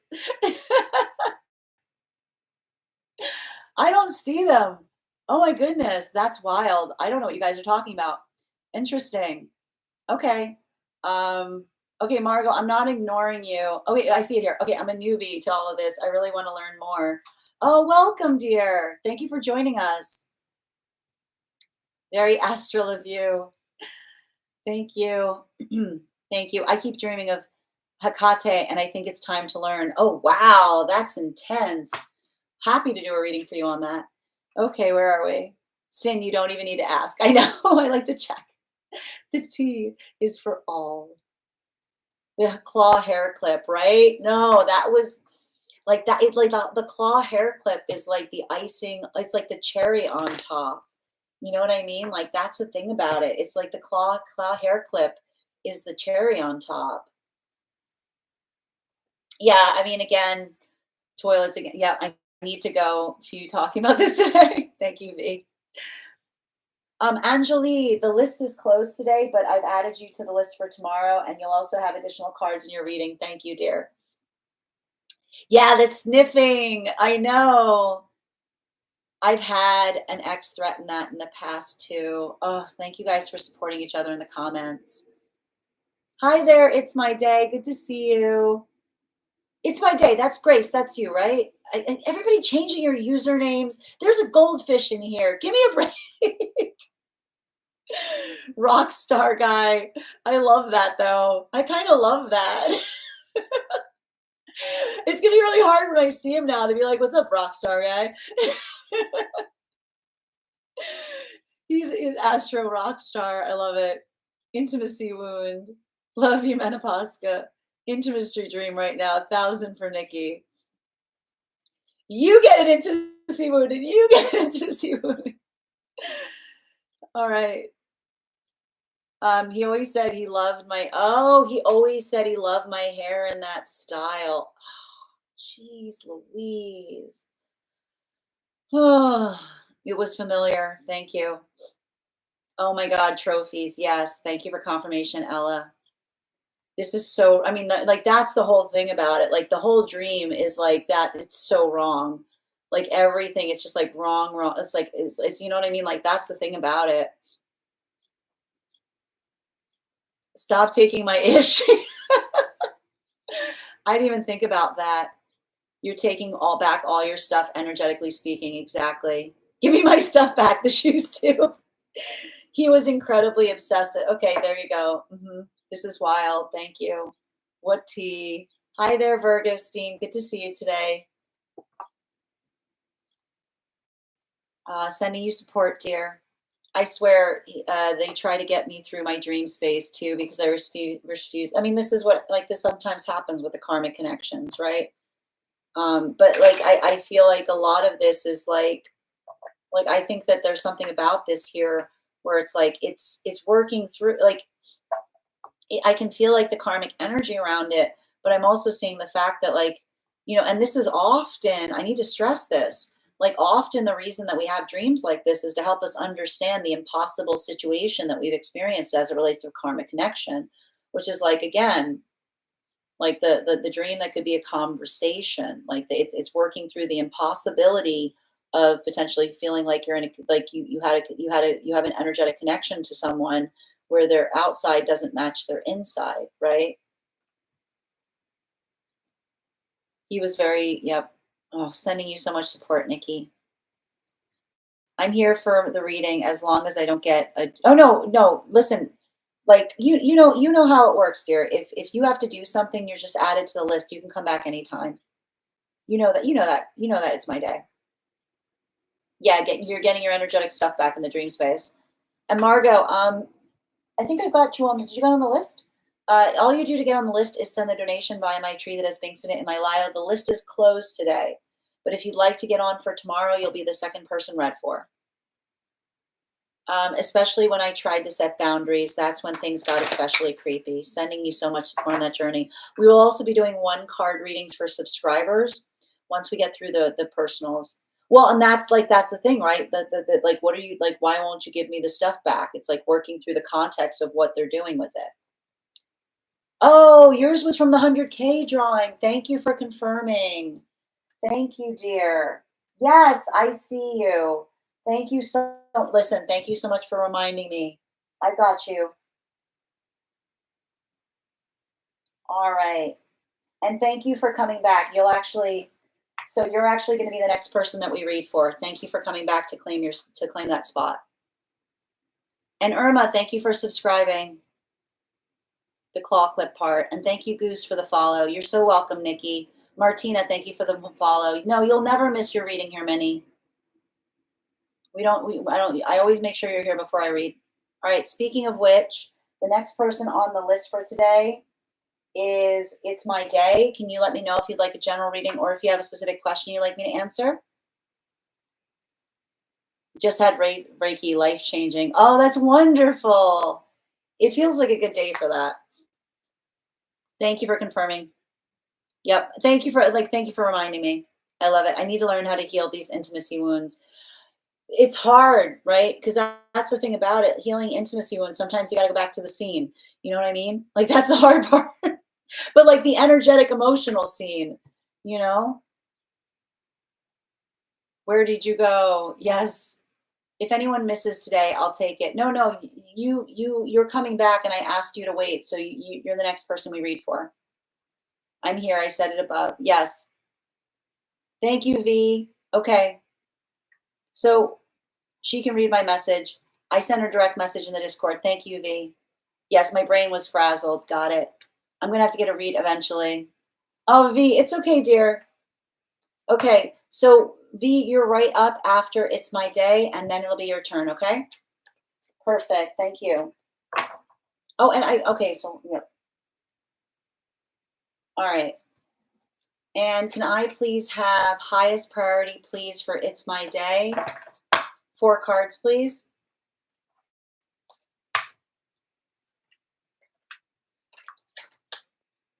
So,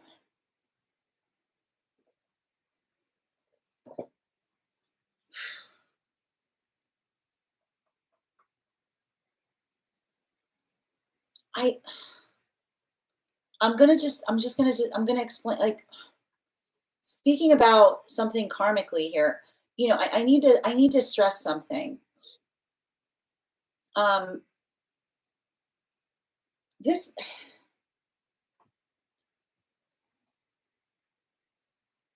like, this is giving me some kind of circumstance or situation that's around you right now that, um,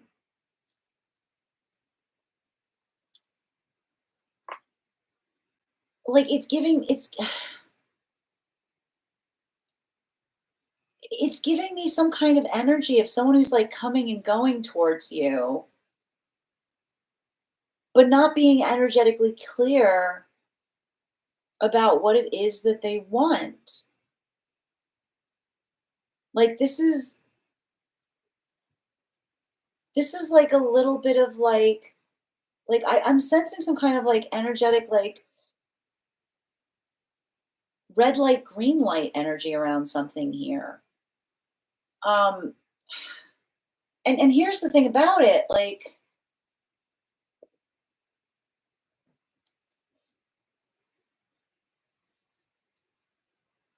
I'm just going to be clear on this.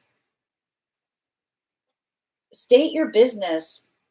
Like state your business is an incredible prayer. like like like like understanding and articulating what it is that we want from one another separates the ability to identify what feels like it's energetically productive versus energy that wants you more in like a space of captivation. And it's saying, if anything, like, and they're saying, like, how do you often like recognize energy more in some kind of like, and this is why it's like nothing's worse than when someone's captivated by you, because it's the space of saying, like, I love your energy, I want more of it, but if you ask me where something's going, I'm not going to give any clarity about it. If this is some kind of situation that you've articulated to someone what it is that you want, right? Like I feel like there's something here. Like I keep on hearing some kind of situation of you saying to someone, I couldn't be clearer with what I energetically like want with you. Why are you being weird? You know? Like it's like it's like understand that the clarity that you have in that is someone that doesn't want the same things as you, but they're hoping to like energetically draw your attention to them, you know? Like it's giving me a little bit of this like it's giving me a little bit of this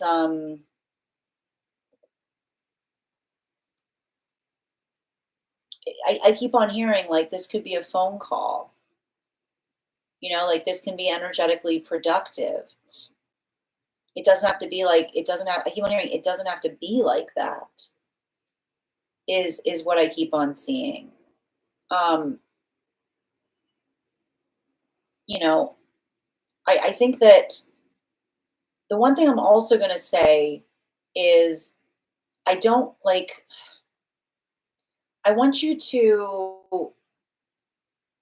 I want you to focus right now on what feels energetically productive.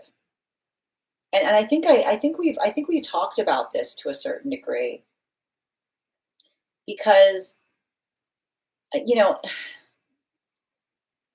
it's giving me you've got a little bit of, I feel like you've got a little bit of angelic energy around you right now. And it's like it's amazing how clear circumstances and situations become when there's like a road clearing, you know? Like it's giving me some kind of articulation or identification of, and I keep on hearing like think about something as a road opener. And why are they saying like think about it as a road opener? Because um, when we have those moments that become like road openers, it helps us see with clarity the energy of the every we see when we have road openers, we're able to see others' intentions with full clarity, right? It's the difference between words that become action. It's being able to identify and articulate the difference between wishes and manifestations. Because everything I keep on seeing here feels like it's an energetic blessing. Like there's an opportunity that has opened here. And what's interesting is I keep on saying if something has happened that's an energetic opportunity and another is like navigating it in a weird way, I feel like I keep on hearing like this is helping to identify and articulate like what the manifestations are going forward, right? And the difference between like what is achievable versus like what someone else was seeing as energetically convenient. So they're saying like make sure that your eyes are clear because I keep on hearing like the gift of a road opening is that you can see something with more clarity, right? I keep on hearing you can see something with more clarity, um, and for better or worse, that's always a blessing. Bottom of the deck, yeah. Again, especially with the 10 of cups in its upright, you know,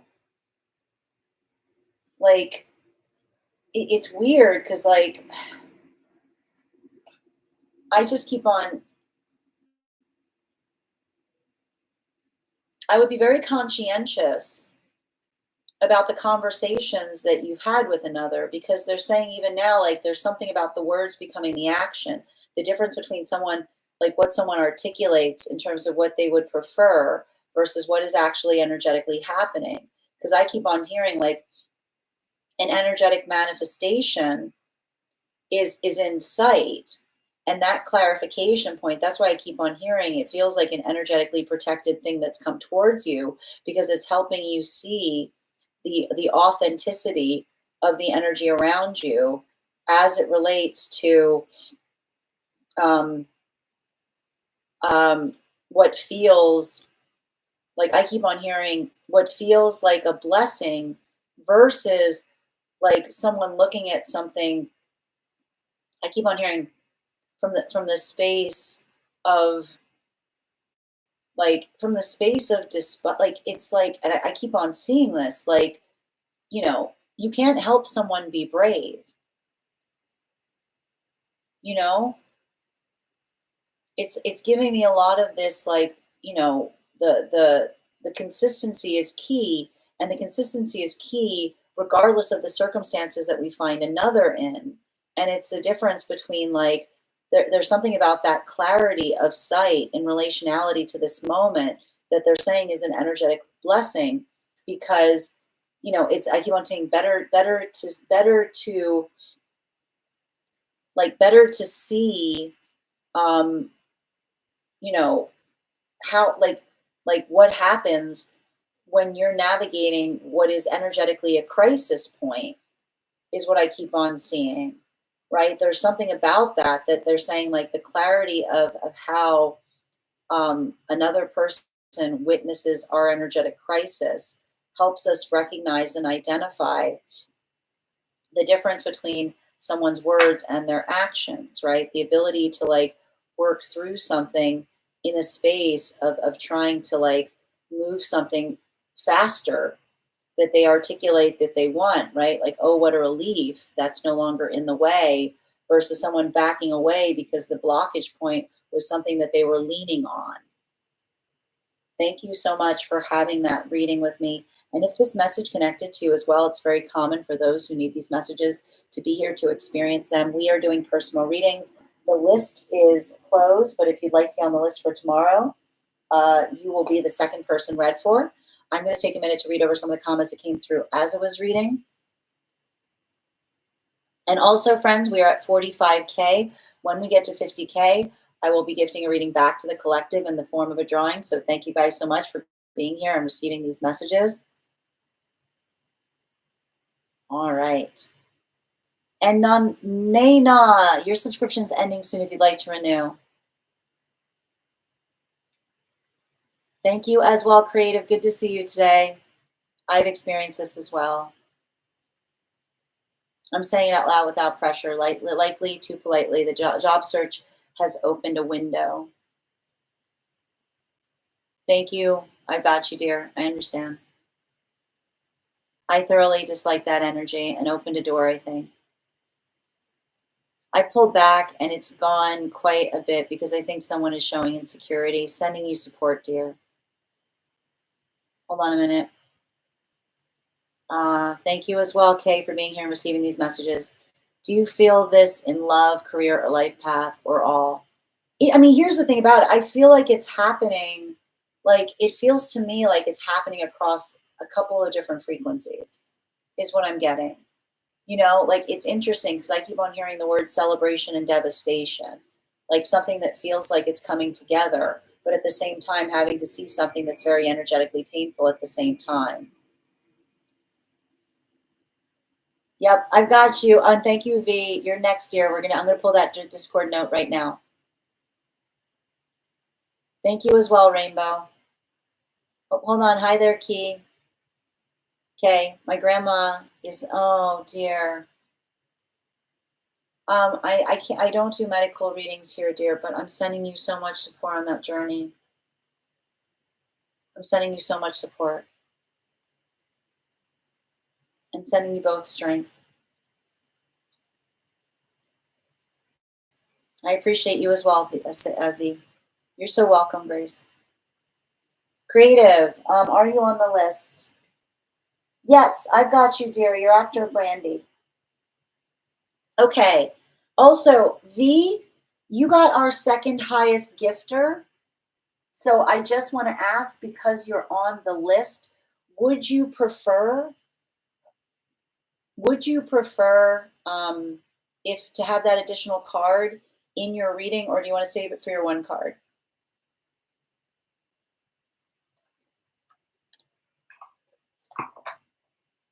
You can read them aloud.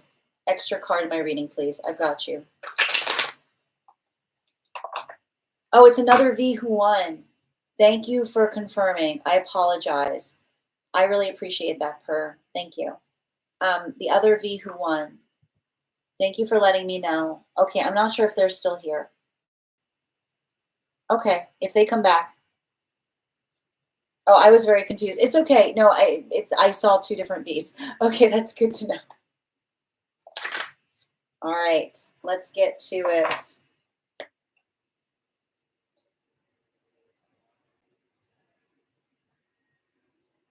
Where were we?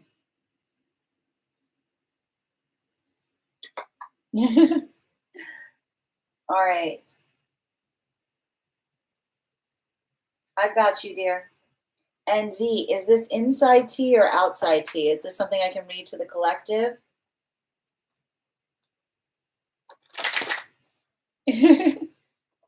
Outside T, thank you. All right, let's get to it.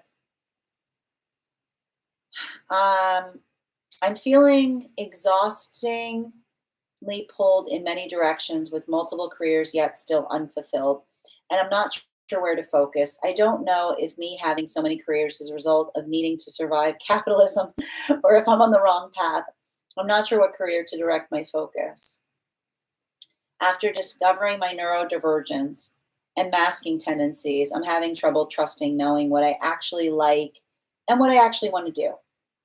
So my questions are kind of leaning towards what career path to focus my attention into and how to trust my inner guide versus the guide society puts on me. Can I please have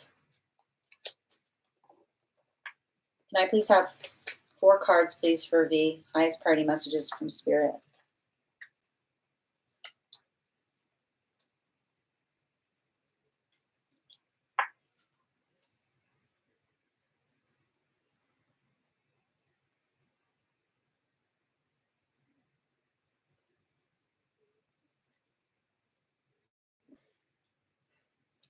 Um, so I mean, this is just the I keep on like this is a gift that you have that is it's like the gift that I'm seeing here that often feels very energetically heavy. I would be curious about your Gemini placements. Um, because I feel that there's something um, you're embodying savant energy is the best way that I can describe this. Ah, thank you. Okay, thank you for confirming all of the Gemini placements I was reading for.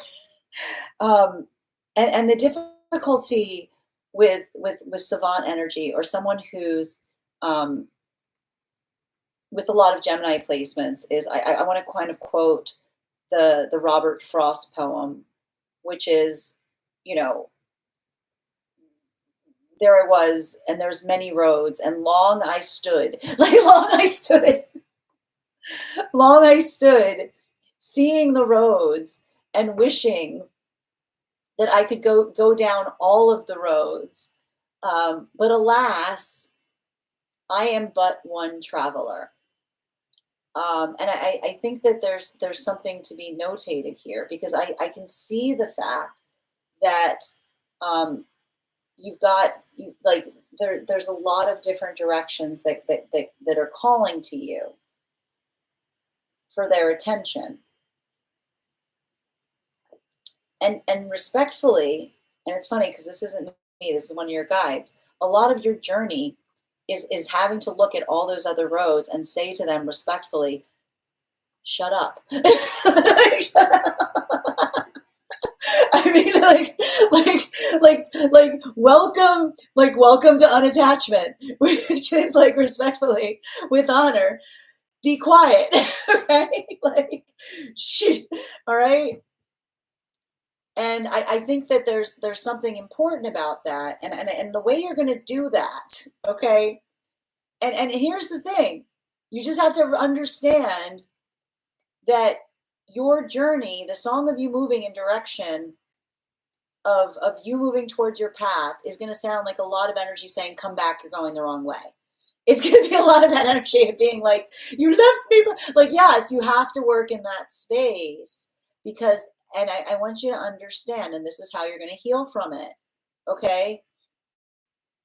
Everything is possible under the auspice of time and priority. You're gifted.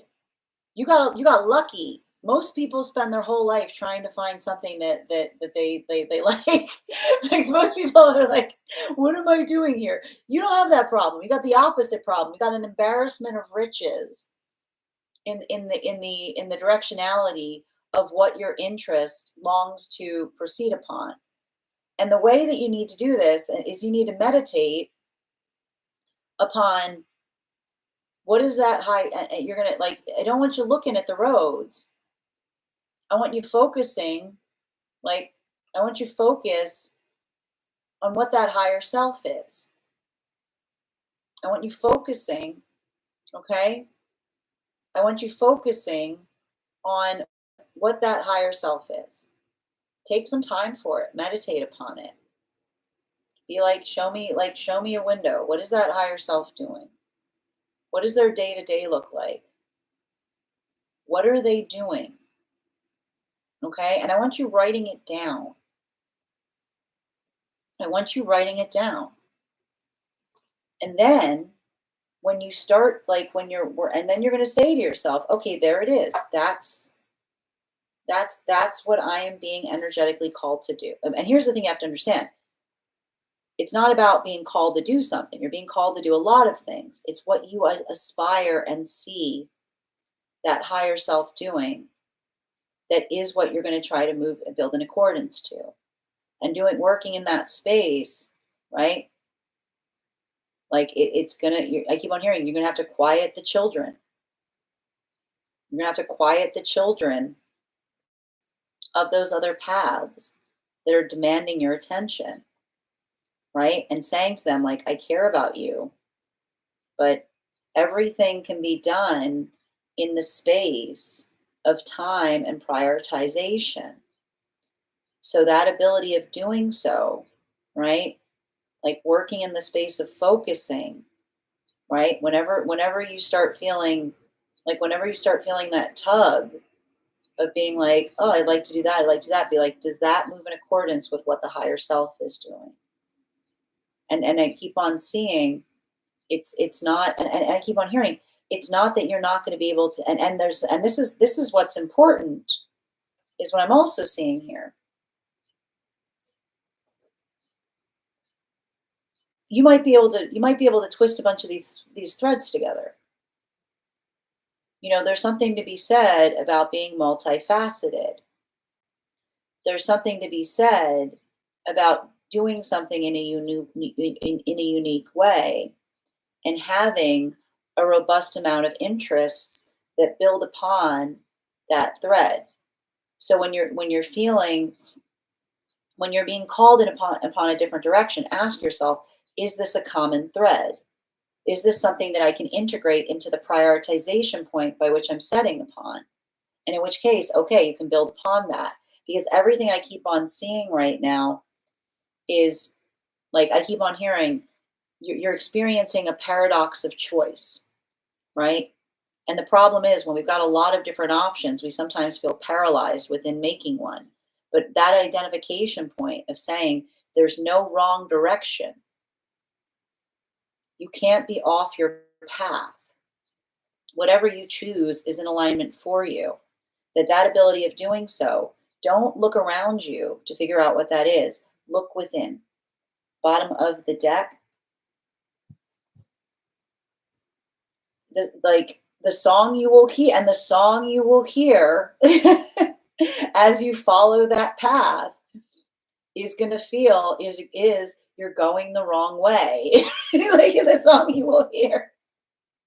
You're going to have to work. It's working through energetic disappointment. It's working through that point of adaptability. It's working through what is achievable versus what is practical. And when you feel that moment, don't get upset. Remember and say to yourself, everything is possible under the auspices of time and priority.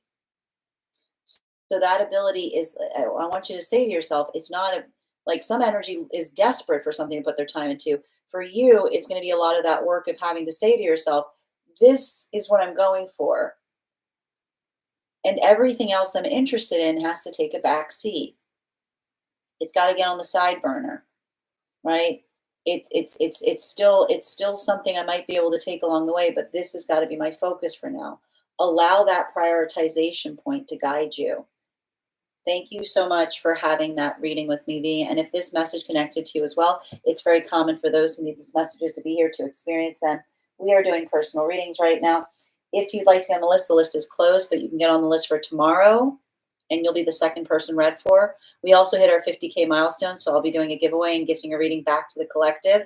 I'm going to take a moment to read over some of the comments that came through as I was reading. All right, and thank you guys for helping us get to 50K.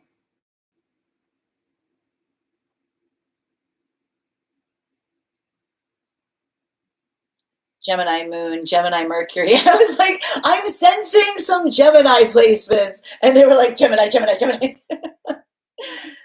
Virgo sun, Aries rising. Yeah, that Virgo sun and Aries rising is fighting right back against that Gemini energy. Beautiful poem. It's an absolutely beautiful poem. That Robert Frost poem was something I related to in high school when I first read it. Yep. It's a gift, V. It is. I had an interpretation of that recently, and it surprised me that either path would have been good. That's the irony. Like, that's the irony of the poem. The irony. I mean, Robert Frost was very clever, and it's the irony of the poem and the fact that he says, and that made all the difference. It has less to do with what they found on the path. It has more to do with how they approached the decision, if that makes sense. The point was the person spent a ton of time figuring it out, not that one path. Yeah, exact. No, yeah, thank you. That's exactly what I was saying. Yeah, that, right? Like, that has, like, not that has made all the difference. Was not them going down the road. It was how they are like working on their why, right? Working on the effect of the articulation of what it said about them in terms of the choice. I have too many gifts. Okay, I have the same problem. I can never choose one interest.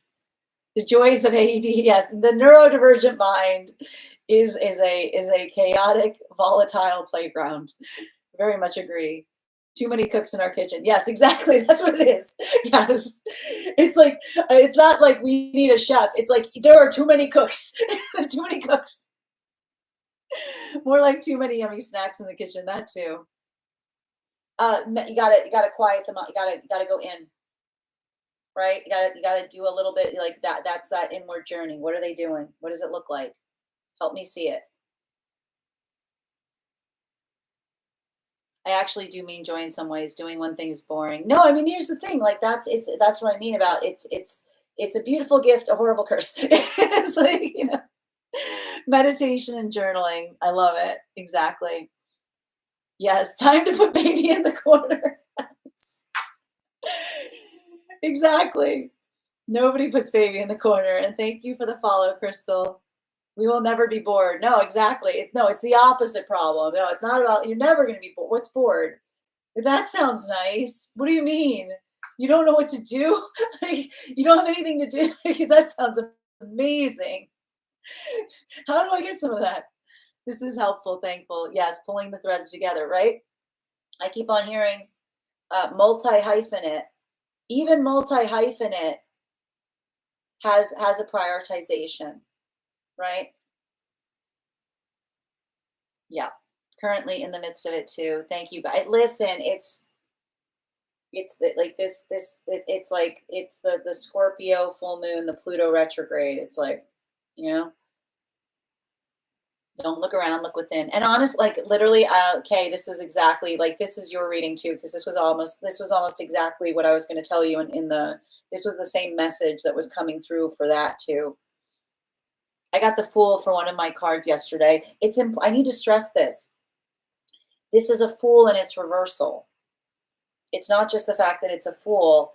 It's working. It's a Fool in its reversal, which is like following the bliss, like following your bliss. Like, feels good is good. ADHD. I love it. Me.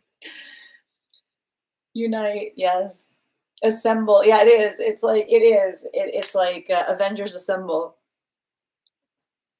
All right. All right. Next person we're reading for today is Bianca. Bianca, if you're here, can you respond in all caps? Let me know if you'd like a general reading or if you have a specific question you'd like me to answer.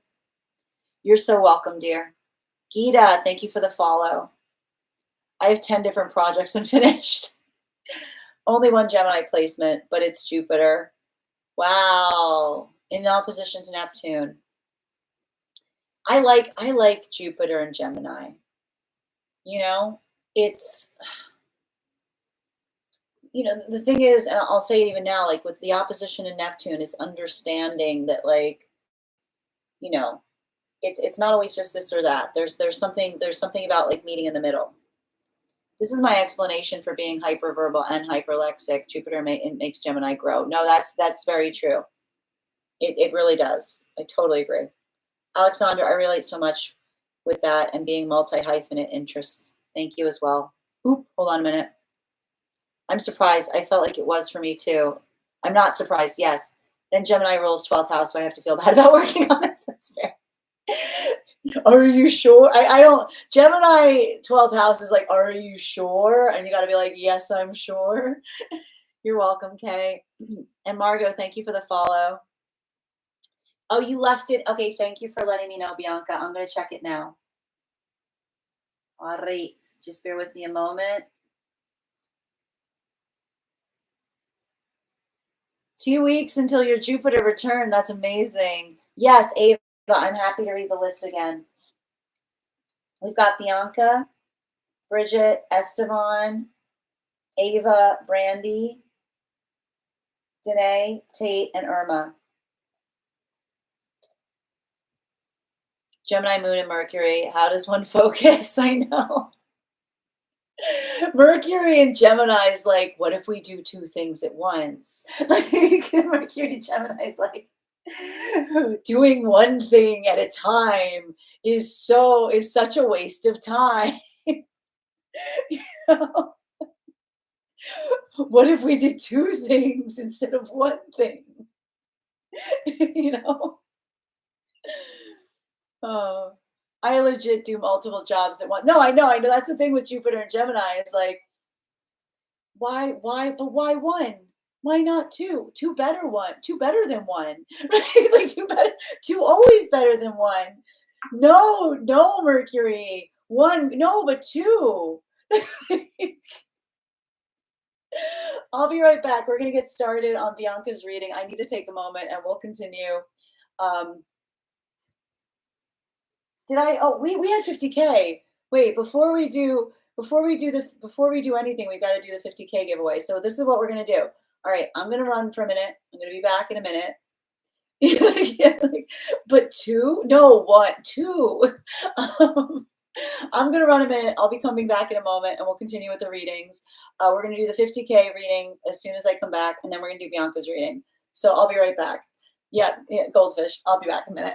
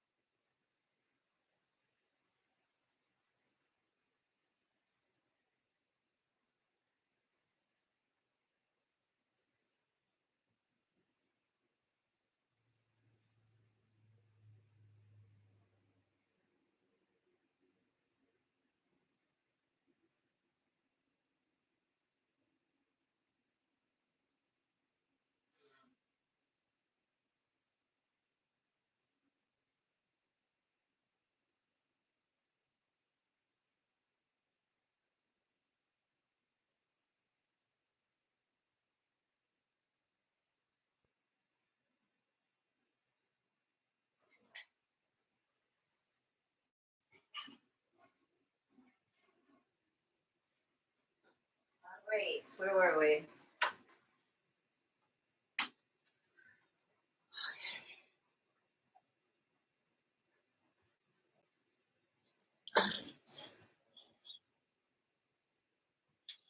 I know we got to, thank you for reminding you know me. You came back and you were like 50K. I appreciate you, V. I like that. I remember, but I appreciate the reminder. All right, where were we? Where were we? Okay, there we go. Yes, thank you, Ava. Gemini and Sag are both connected to horses, which is cool. Yeah, because like for me, like Gemini energy is chariot energy, you know? Yeah, they're absolutely. Oh my goodness, I have to see where my Mercury is because that makes sense for me. Perfectly. Thank you as well for the hearts, dear. Good to see you today. Thank you for confirmation, Ava. Yes, exactly. Be two always better than one. Not, no, no, Merc, but two. Could I present the idea of two? Starting projects, finishing them. No, me, not me literally working on two different clients while I interact here. Yes. Okay. It's not possible to do only one thing at a time when you're a Gemini without the Mercury. No, it's the thing is, and that's the thing, you got Mercury and Gemini. The problem is you're like, you got a gift because other people like they're like, how are you doing that? And you're like, no, I have to do it that way. Like, that's how I do it. It's I am a juggler. It's that like that kind of energy. I'm working while I do that. Like that's the thing with like Mercury and Gemini. They're like, can you slow that down? Everything falls down. Like, no, I can't. I gotta do it like this. With leaders, like you wanna like when you want to catch a Mercury Gemini, go walk me through it, and they go with leadership roles and multiple activities. I love it. I feel bored if not like this. That's literally me. The shelf life has turned into a whole room project while I'm boiling chicken down. So exactly. Yeah, it's a lot of that like dun dun dun dun kind of thing. Oh, it's beautiful. I have Mercury in Aries in my Vedic chart. I have to check my Western. Interesting. Interesting. Okay. Okay, well, we're doing the 50K. All right, where were we? All right, so we're doing the 50K dual. Oh, hold on, just finish reading these. What do you? I love that, V. I love it. Gemini here, Cat Moon. You get it. You get it, V. The struggle's real for Geminis. The Geminis are like, hear me out. What if you could do both roads at once? What if we created a system? Duality is a lot of signs. Yeah, Gemini, Pisces leader must go faster. I have my Mercury and Taurus, but my North Node is in Gemini. There you go. There you go. My younger brother is a non-juggler, and I need to take lessons from him. There you go. It's hard. Sorting paperwork, eating, listening to you. I love it. It's funny that Pisces is square to Gemini and Libra, even though they have that duality. Pisces do too, but for Pisces, it's more complicated. It's much more complicated for Pisces. Yeah, exactly. That's why it's like it's more complicated. All right, we are going to do our 50K giveaway right now. What I am going to do, and thank you guys so much for helping us reach this milestone. What I'm going to do is I am thinking of a number right now. I'm thinking of a number right now between 1 and 49. First person I see that posts the number will get the reading. First person I see, not the first person that posts it. Sometimes I see things different than you guys see them. No, no, no, no, no, no, no, no, no, no, no, no. Whoop, whoop, whoop, whoop. Back it up. Congratulations, you got the reading, dear. We will do that again when we get to 100K. And just a reminder, the list is closed for today, but if you would like to get on the list for tomorrow, you'll be the second person read for. Congratulations, Per. Well done. All right, we're now reading for, hold on a moment, just pulling up the reading, okay, where are we? I got you, Bianca. Okay. Is this inside T or outside T? 48, dear. Myrtle, thank you for the follow.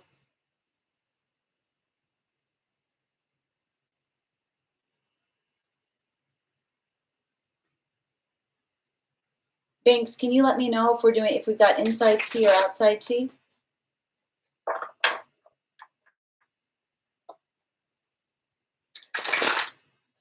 And congratulations, Per. You can read out loud. Thank you for confirming, dear. Okay. Reading on life, path, and career. I feel that I have a lot of forks in the road right now, and I'm not sure which path would be best for me.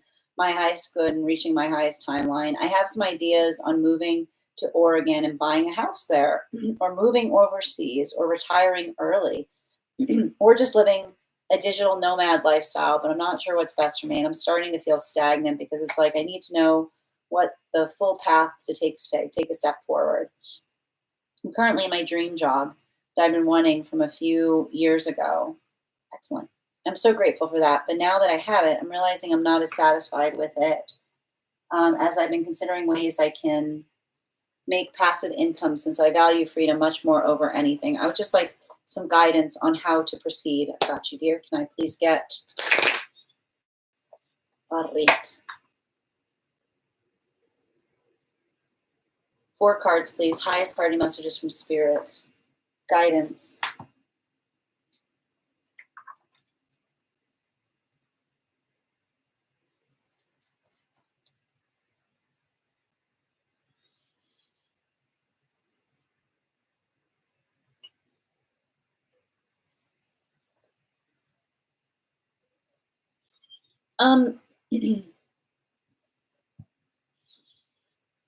You know, the thing I'm seeing here is I feel like this has to do.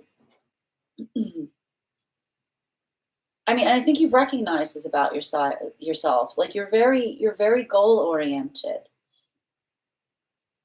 and I can see even now, like I feel like you've arrived into a manifestation, but there's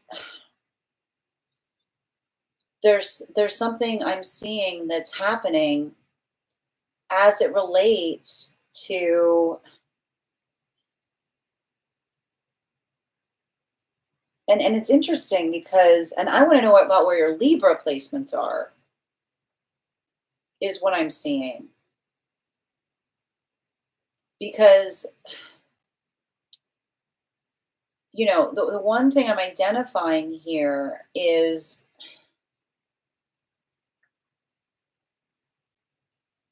I think you've hit the nail on the head as it relates to locationality, because this is a location issue. It's saying to me that um, there's something about there's something about where you are currently that it's giving me like it's interesting. It's saying to me it's giving you the case of the blahs because um, like I see you working on something, but you're looking around yourself and being like, you know, there's almost like some kind of discomfort is what I'm identifying. Um, I wouldn't. I feel like you have to like I feel like the solution to something right now, and you've kind of already said it, has to do with embracing like, and I don't think you recognize that this is what's happening. You've got to want like this is not this isn't feeling lost. This is wanderlust. Like you've got a case of wanderlust. But I'm seeing here that like the case of wanderlust that you're effectively happening like hitting right now is because I want to know what your 4th house placements are.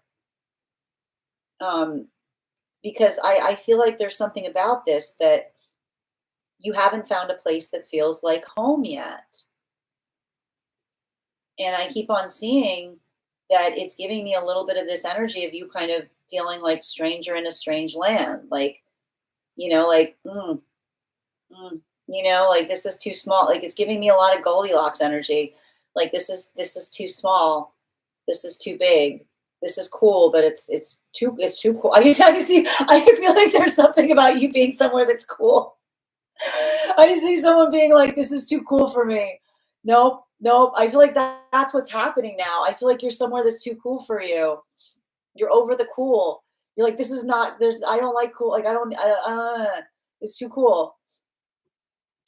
And so I want you to kind of recognize that, you know, I feel like a lot of your journey right now is you trying to find the just right energy. And I keep on hearing you like you've solved one half of the equation. So let that be, like I keep on hearing, let that be the manifestation. Like say to yourself, like I am on the journey of finding just right. Like I'm looking for the place that feels like it is home. Because I keep on getting the fact that the next time you move, like that's where you're gonna be. Like I've got here like this is like I keep on hearing like you set those tent stakes down and you're going to be there for a while is what I'm getting. And that's why I keep on seeing that I want you to look at this as some kind of opportunity, not as a stagnancy point. Like and that's the thing, like sometimes we feel like these moments that we feel stagnant because it's like we don't recognize the energetic call. But I keep on seeing that like something about that ability of potentially making some like I keep on hearing like eat, pray, love it is what I keep on hearing. Which is like make some kind of space of saying, I'm gonna go take some sojourns. I'm gonna go here, I'm gonna go here, I'm gonna go here, and I'm gonna give myself a little bit of time there to see if it fits, right? Like you're gonna give yourself some space to say, does this shoe fit? But not committing is what I keep on hearing. Because a lot of that space here, like I want you to think about it as the fact that like you're kind of like often when we've got one, like I see you working through like finally addressing. I keep on hearing you're finally getting the opportunity to address the fourth house placement, which is finding a place that feels just right. And it's not is I keep on hearing it's not it's not the locate like you are on the hunt for immaculate vibes. You're like working in that space that feels like you vibe with it, finding that place that feels like that feels like it creates that comfortability in you. Bottom of the deck,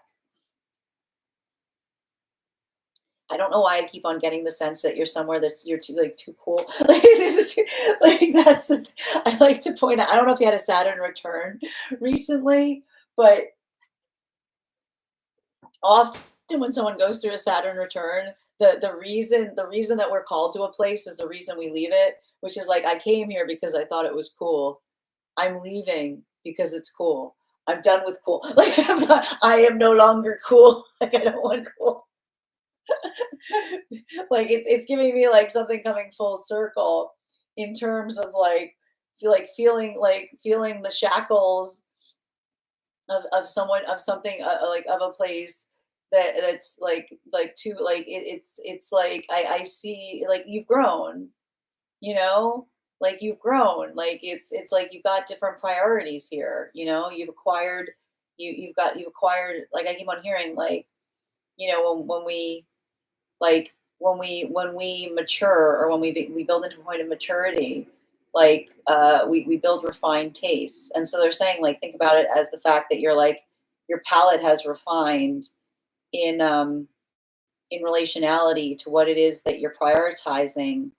And I feel like it's hitting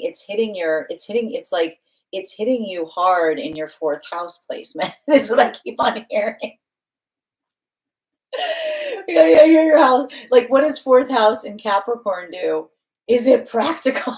Like, fourth house placement, Capricorn is like, is it practical? Then it's not cool. Like, is it practical? Like the fourth house placement. The fourth house placement is if it's not practical, it's not cool. I decide what cool is. Thank you so much. And I feel like there's something about that. And this is the thing, something about that journey you're going to end up making income on.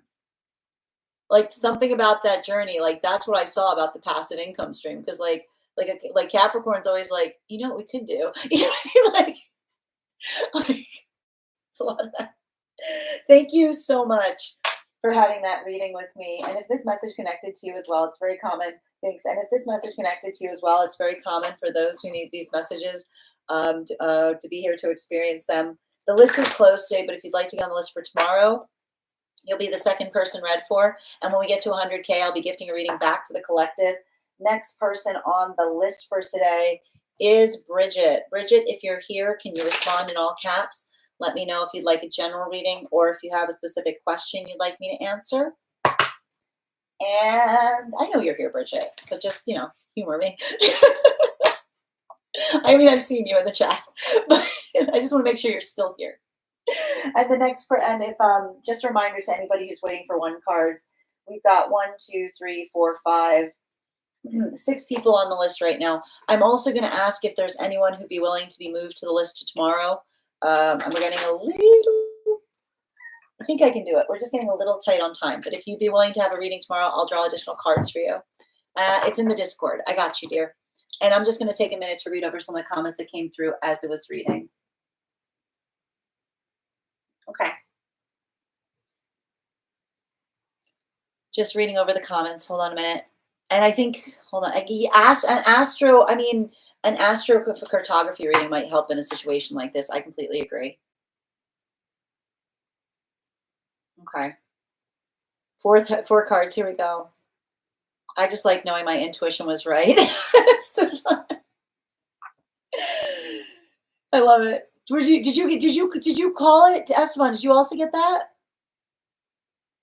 If so, I'll draw. Oh, 39. Yep. Oh, you did 39. You were close. Okay. Very goal oriented. Libra rising, Virgo sun, Aries moon. Yep, that'll do it. Yeah. And now it's like it's like, what do I do now? Like it's like I'm lost.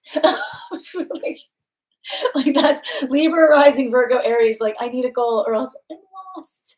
Help. Mini North Node in Libra too. My first house. Yep. Absolutely. Time for some astrocartography. Exactly.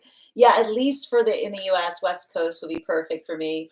I'm considering overseas too. Yep. 4th house in Capricorn. Yeah, that's what I see. Like, and that's, I keep on hearing, like, there's something about your Saturn return, like hitting you heavy in the 4th house. I live in a very small town now. It's nice and quiet. I can answer both of these questions with one answer. 4th house in Libra. Yes. Yes, that makes 4th house in Libra. And Boo, thank you for the follow. If you want a place that is cool elements but plenty of social awkwardness, may I suggest Minnesota? Oh gosh, right, Heather, you cracked me up. Yes, no, Dom and Michelle are great for astrocartography. Agree. Yes, immaculate vibes. Exactly. I have so much freedom right now. I can jump around and figure out where I'd like to be. And they're saying make that the priority. Like I keep on hearing but don't settle. Go on tour. Like I keep on hearing, go on tour. You're gonna go on sojourns is what I keep on hearing. Yep, I left Jersey when I hit my Saturn return. Wow, I see, there you go. Yeah, my Saturn return is about to happen. Thank you. Saturn in Aries. So that starts May 22nd. There it is. Mm-hmm. Hi there, Tate. No, you didn't miss your reading. You'll never miss your reading here. What was about Saturn return 27th and 50th something? All right. I just looked up my Libra placements. I have none. It makes so much sense. No, regarding balance. That's all right, Hannah. I've got almost no Taurus placements. Thank you. You're so welcome. And thank you for having that reading with me, Binks. And again, wishing you so much luck on that journey. Stellium of Libra. You can borrow. I also have a Libra stellium. What I lack in Taurus energy, I make up for in Leo and in all the L's. Yes, thank you. Hi there, Bridget. I got you, dear. All right, where were we? All right, we're reading now for Bridget. Is this inside tea or outside tea?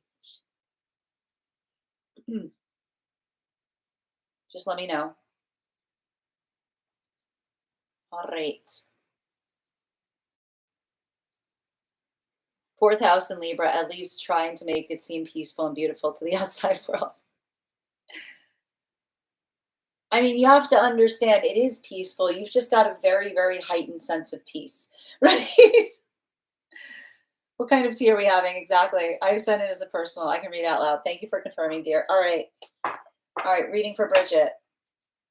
Oh, you wrote there. If I just the goldfish. I'm sorry. You wrote that I could read it out loud. All right.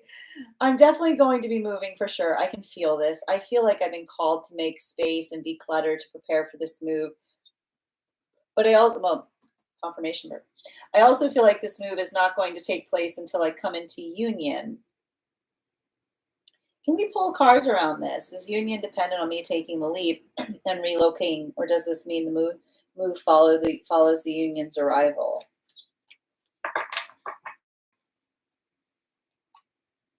Okay.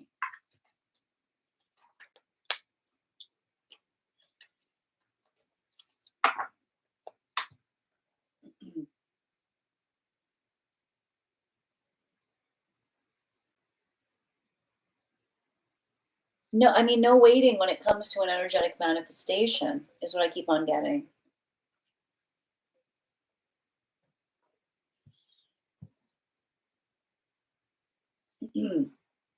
I keep on like it's interesting too because I feel like there's something about this here.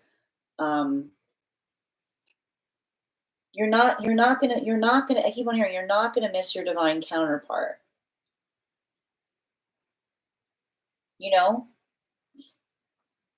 Um, and I feel like I keep on seeing that there's something important to take in consideration that, you know, you got I keep on hearing like pay attention, right? Because I feel like I just want to point out I've got a kind of sense here that, you know, we talk a lot about this with a healthy manifestation, which is like I almost see like I keep on hearing some kind of situation where like there's a manifestation that you're like,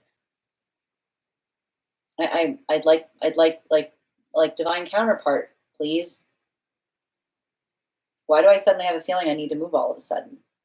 Like what makes you like I keep on hearing like what makes you feel like if you ask the universe if you said to the universe, divine counterpart, please help me see, I gotta get out of here. Like what makes you feel like a good a good manifestation changes you in alignment with moving towards it. So I just keep on seeing that there's something here that is happening in in relationality to like working in the space of feeling like some kind of like desire to go somewhere that isn't I keep on hearing remember that isn't necessarily oppositional to the energy of you trying to move towards your divine counterpart. It might be inclusive in the experience of you being on that energetic journey is what I keep on seeing. Um, but I also am getting here,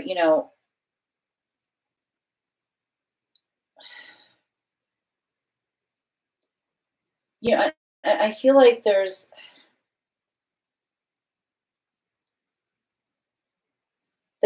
something important that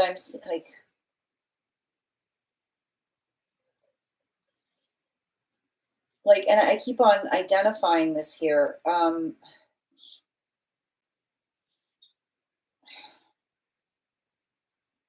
Like if you want to energetically move, like that is something I keep on hearing. I keep on hearing, don't let the desire or the feeling of waiting for someone energetically stop you from moving in directionality to that space.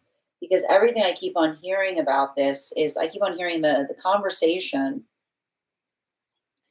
that I keep on hearing is remembering that when we're in energetic alignment, it doesn't feel like we're waiting, right? It feels like we're having, right? And so like that space, like, and I keep on seeing this here, you know, like there's I keep on seeing there's and I can see the fact that you're saying I feel energetically um and I feel like this is like a bit of a hurdle that you're working through because like almost you saying like I'm feeling energetically drawn to wait for someone, but I'm also feeling inclined to energetically like go somewhere. I just keep on hearing, remember, a manifestation is not about waiting, it's about being active in the manifestation. So um, I keep on hearing you're not gonna miss who is for you.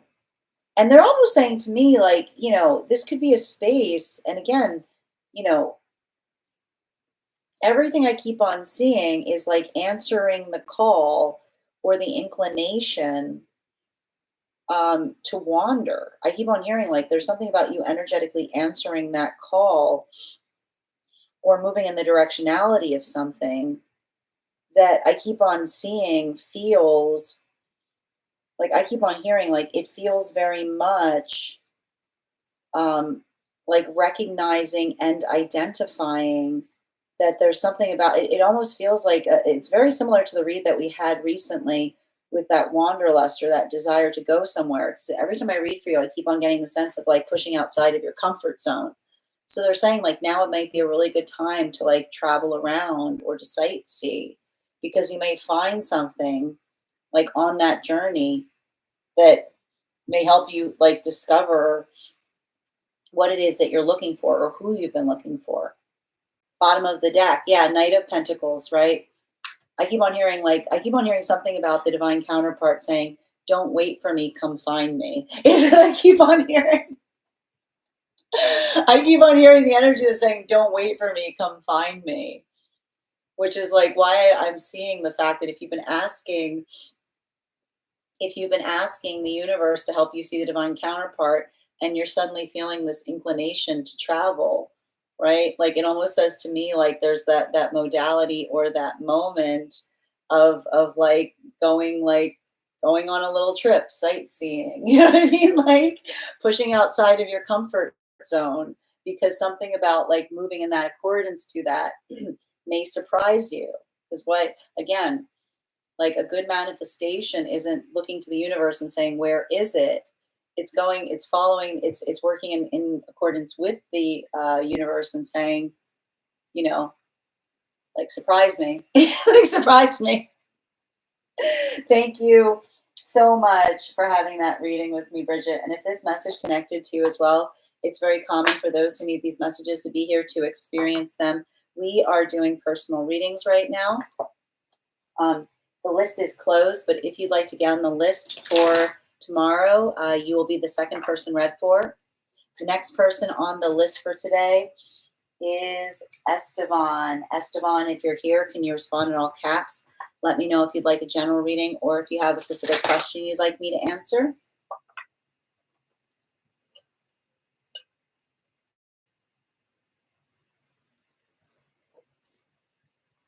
Mindset, to get on the list for tomorrow, all you do is to send a donation payment today and you'll be added on the list for tomorrow, dear. You sent it. Okay, it's all open to you. Send details in the pay. Thank you for letting me know, Esteban. And just bear with me a moment as I read over some of the comments that came through as I was reading. All right.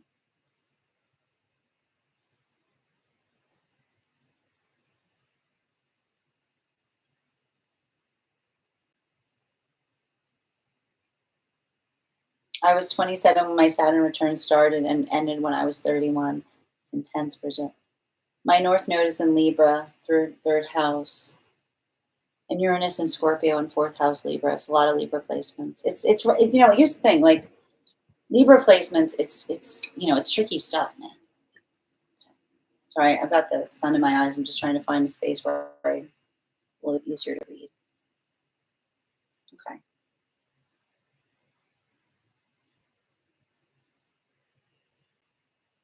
There's calculators that can show you per Libra in case you're wondering what it means early home life. Yeah, therapy. I get it, dear. I get it. 810. Saturn in Libra is like working through the context of feeling like time is either like your best friend or your worst enemy. I have a Capricorn stellium. It's intense, Anna. Capricorn stelliums are no joke. Yay, beauty. I have 3, 4 south placements, Uranus, Jupiter, and Neptune. Like Capricorn stellium's like, why aren't you working? I could be working right now. Oh, there we go. Woo! Hold on a minute.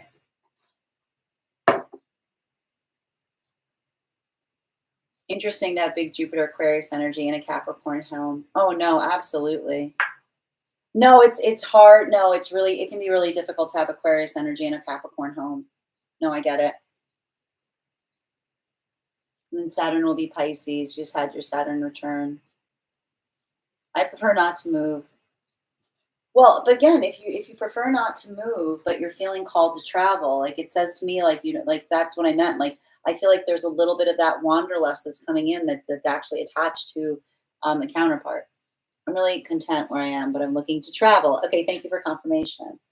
Yes, be focused. Just go without waiting. It's hard to know. And Zoe, thank you for the follow. Follow what be wants, and that divine connection will come when you least expect it. I like that. Traveling may fill that itch. Exactly. You could travel and then find a place that calls to you. Mindset to get a reading, all you do is send a donation, you'll be added to the list. Moving is so hard. I hate, yeah, especially when you're unsure it's the right place for you. Couldn't agree more, V. Take me with you to visit Per. I guess I'm planning a trip to Arizona then. Oh, amazing. This place has been calling to me for a year now. Go for it. Aquarius and Capricorn there, I feel like maybe is figuring travel first, then possibly moving if you find the right place. I love that. I love that idea, Per. I don't want to move there. You're so welcome, Bridget. It's okay, and thank you so much. So we're reading now for Esteban. All right, reading for Esteban. Let me just pull up your question.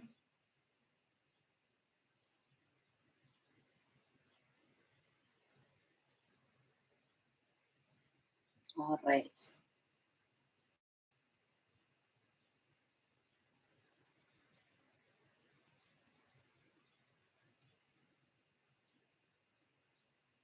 Come on. Hold on a minute. All right, so you said I can. This is outside tea, right? Okay. So yesterday was an interesting day. I was in the shower and all of a sudden I got mad at an ex and ran into a random and scene in my head that had me upset when she called asking for clarity about a work task. But this wasn't normal intuition. I felt her emotions. She thinks I hate her. She thinks I'm mad. I don't hate her. I'm hurt about how things happened, but I'm growing and have moved on. We broke up on January 1st. Sure enough, I got out of the shower and she had called and texted. Her text started with, "Hey, sorry for reaching out."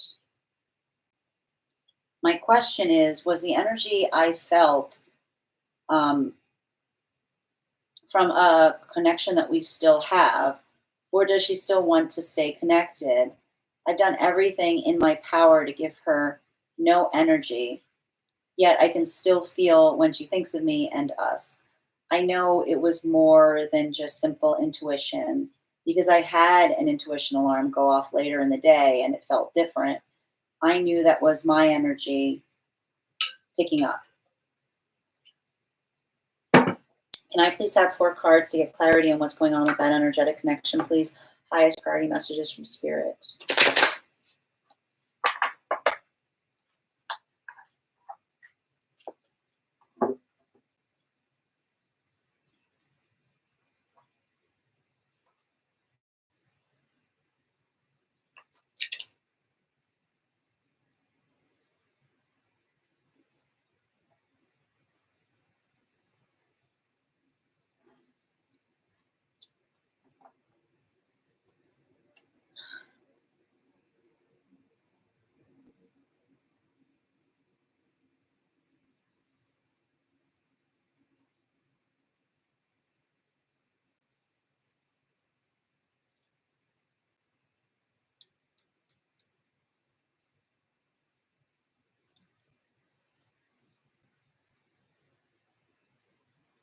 So,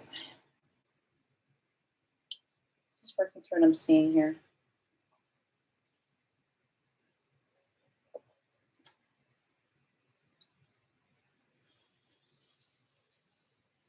Hmm.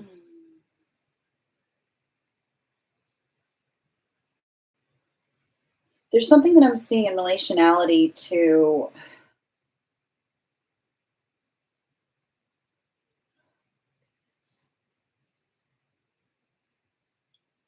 you know, I'm just,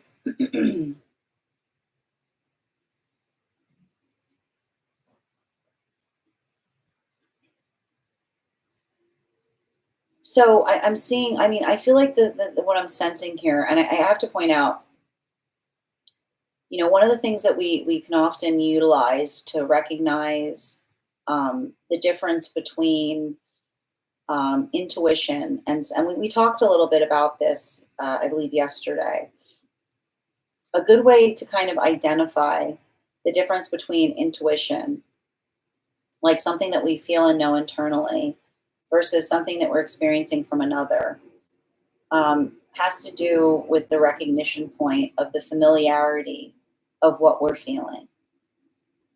And if you recall, I think that something that you've notated here was the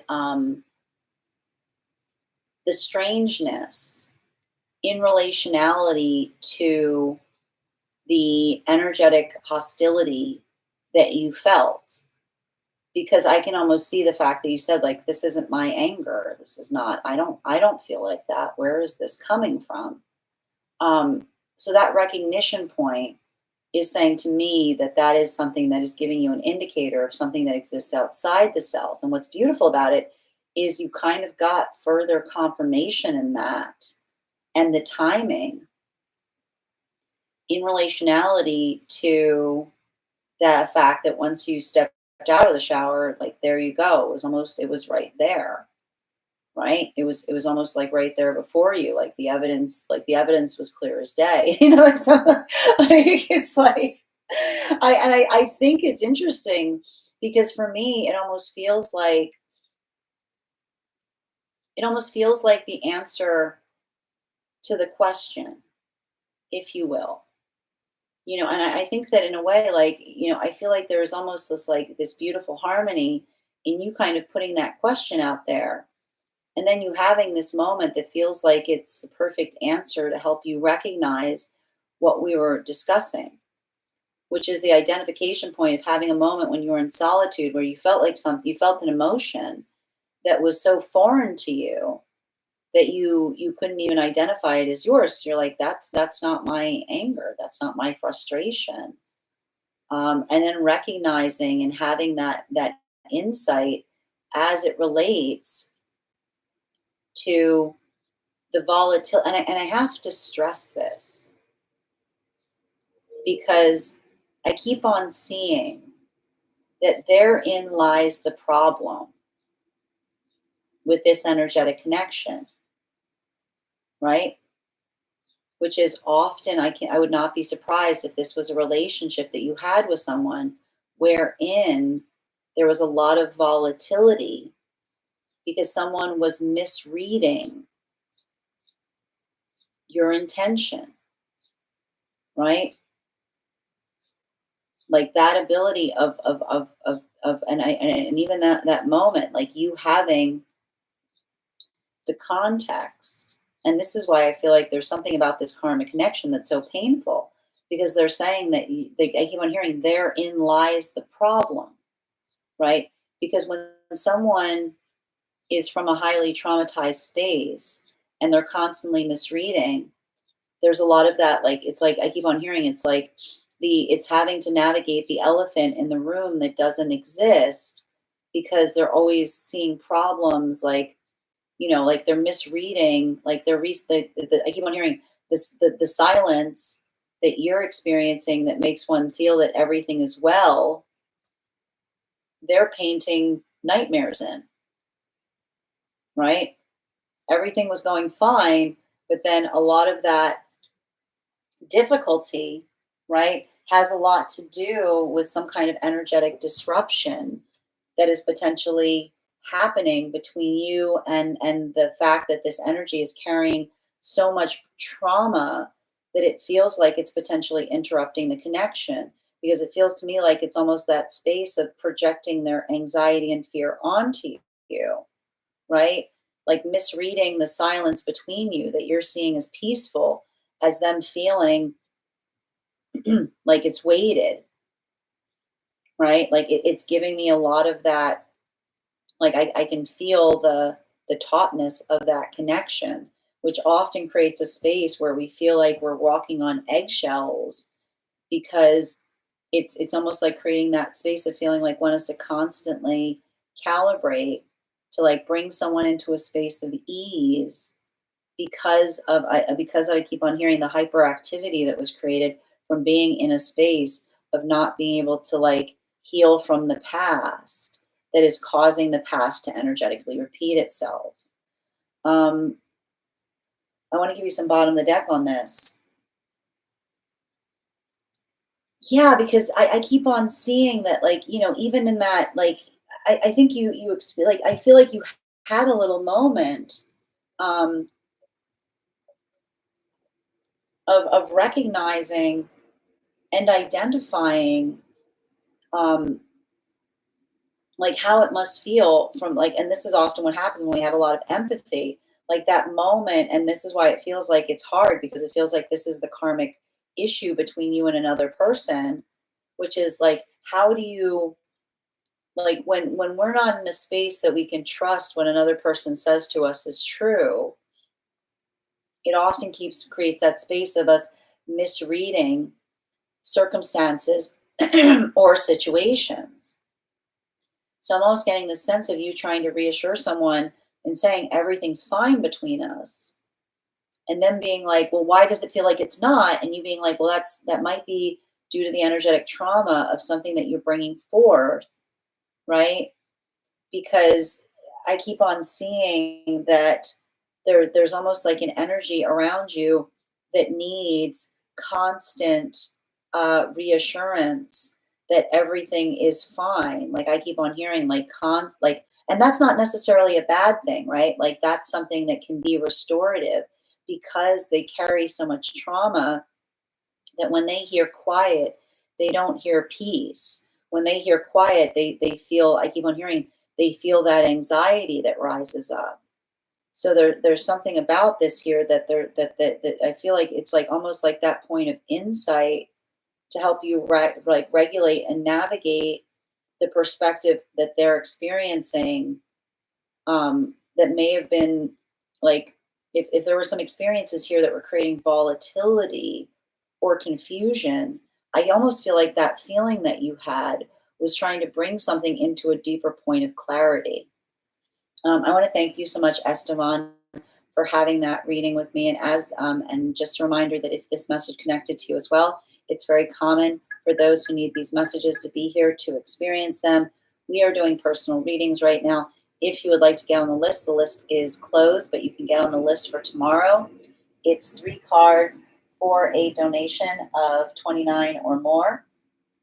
4 cards for a donation of 23 or more for my subscribers. Links in my bio.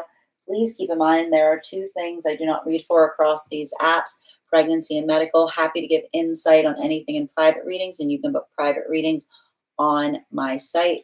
I'm going to take a minute to read over some of the comments that came through as I was reading. Next person on the list for today is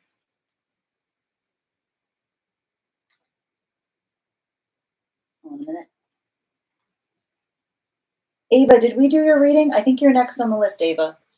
Ava, can you let me know if you'd like a general reading or if you have a specific, no, we haven't done Ava yet. Ava, if you're here, can you respond in all caps? Let me know if you'd like a general reading or if you have a specific question you'd like me to answer.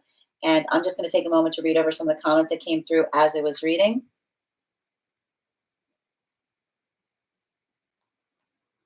All right, bear with me a moment.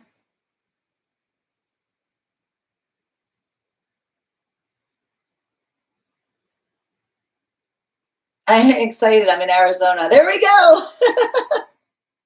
Make it happen, everybody.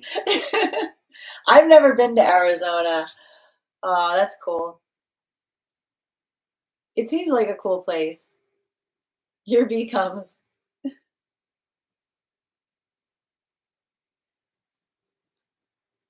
One thing I'm not sure I've said is Bestie's 1,000 miles away. I do not have options for moving because of kiddo. Sending you so much support on that journey, Heather. Arizona is beautiful and I really connect to it for sure. And it's actually a soulmate line for me. I think a trip's in order, Bridget, right? Just to wander around, see, I mean, just to, see what's up. Outside tea. Oh, this is real life. I love it. All right, thank you. I was already 2 times for me when I was 28 and 29. This is the first girl. Honestly, I feel a lot of guilt as she has a whole life where she lives. Don't want to disturb. Sending you support, Heather.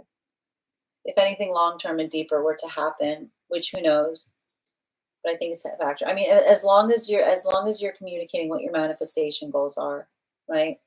Operating from a place of clarity. We did. Thank you for confirmation, Esteban.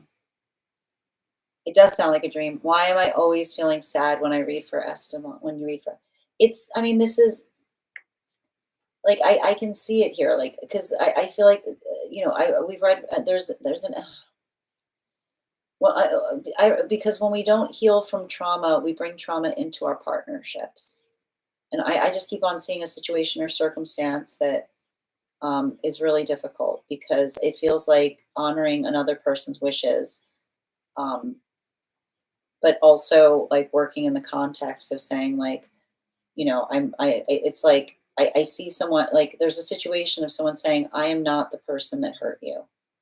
And the problem is that when someone is still recovering from trauma, there's very little you can do to say to someone, I'm not the person that hurt you, because that person will say, that sounds like something the person that hurt me would say. Right? Like that, like you see, like it's the impossibility moment, like I just keep on seeing something there. And Tate, thank you, dear. I'll move you to, and I appreciate that. Revive, thank you for sharing the live. Thank you, Estevan. Hi there. Oh, thank you for also receiving that message, Heather. Ava, I'm graduating soon. And again, thank you. And thank you for having that reading with me, Esteban. And if this message can, and if this, and thank you for being a subscriber. We're also at 57.9K likes. If we get to 100K, I will be gifting a reading back to the collective. So make sure you're tapping that screen and we'll get to 100K in no time. All right, we're reading right now for Ava. Ava, I'm graduating soon and feeling lost. Not sure if I should stay in London or move back to Germany. Could I get a reading on career and staying in London is the right move? Got you. Everybody's traveled today. All right. Can I please get 4 cards for Ava? Highest priority messages from Spirit, please.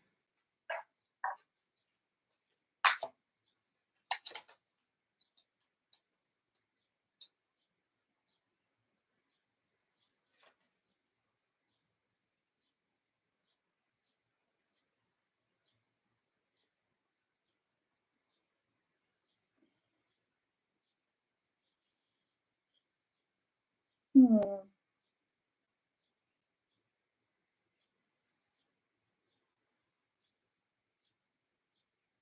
Yeah, I mean, it's interesting because I've got very different energies here.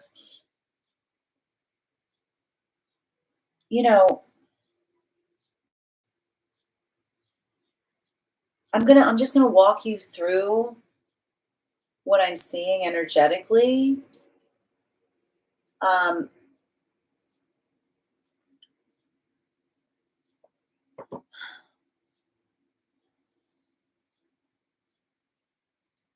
if you are looking for a place that you can concentrate, then I'm actually seeing it's interesting because I feel like the location that you're in now is like the place to be. It's giving me the place you're in now. You're in hermit energy, which says getting a lot done, but it's I can see why it feels like I don't like it's there's a limitation that I'm seeing as it relates to building like connections is what I'm getting. You know, it's interesting. I feel like there's something about you having to go there to find yourself. And it's interesting too, because it's effectively I feel like you're going through like a bit of a full circle moment, which is traveling somewhere, um, working in the space of being feeling separate from a circumstance or situation, but helps you really have it like there's something about like I'm seeing like a period of like 2 years here, um, working through something and identifying uh, like what's for you versus what it's not. And it's interesting too because I've got you almost like in some kind of space of you know bringing something back with you. And the thing about it here, and that's what I think is so interesting about that decision, is I do see you going back there at some point. But the thing is, it almost like I keep on hearing it's almost like I feel like that energy is almost like your office, like it's somewhere that you go to concentrate, if that makes sense, because there's something about um, the energy of it being some kind of retreat space for you, right? Some place that like you're able to like really think about things that um, I see. Like I keep on hearing, it's like a node for you because it's something that you go back to because you don't like because you feel comfortable there, but you don't feel at home there, if that makes sense. You know what I mean? Like that's the thing about it. Like that's why I keep on hearing it's like a node for you because it's somewhere that you can kind of like do work in, but but but you're almost like in a different vibration when you're there. Um, the one, and I want to point that out because the one thing I'm seeing is in the energy of, um, the energy I'm seeing in relationality to where you came from. It feels much more socially expansive. It feels much more energetically comfortable, right?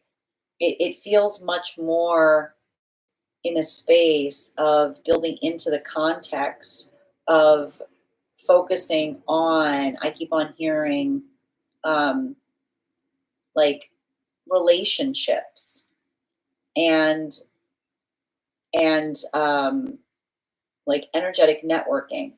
So I'll put it this way. I think that the important thing that you have to navigate as it relates to that decision is what is it that you're effectively trying to do right now? If there's path work of study or something studious that you're still trying to take on, I'm seeing that the location that you're in now is the place to be. But if you're feeling, if you're feeling isolated, if you're feeling too solitary, then it might be a good opportunity to return back to where you came. Because I almost hear like the like I keep on saying the embrace of that is one that, it's like I keep on hearing it's like you never left. You know what I mean? Like it's like like time has no impact is what I kind of get. I already know what this is going to say. There might be a third. Yeah, I knew this. There might be a third location for you to consider. Is what I'm seeing because I got to point out this is giving me a little bit of an energetic Goldilocks effect because here I'm seeing in this energy very, very studious, right? Very, very concentrated.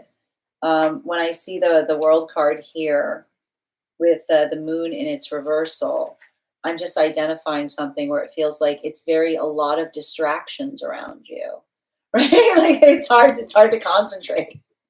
Is what I'm saying. Like, so this is like too much concentration. This is just like concentrate, concentrate, concentrate.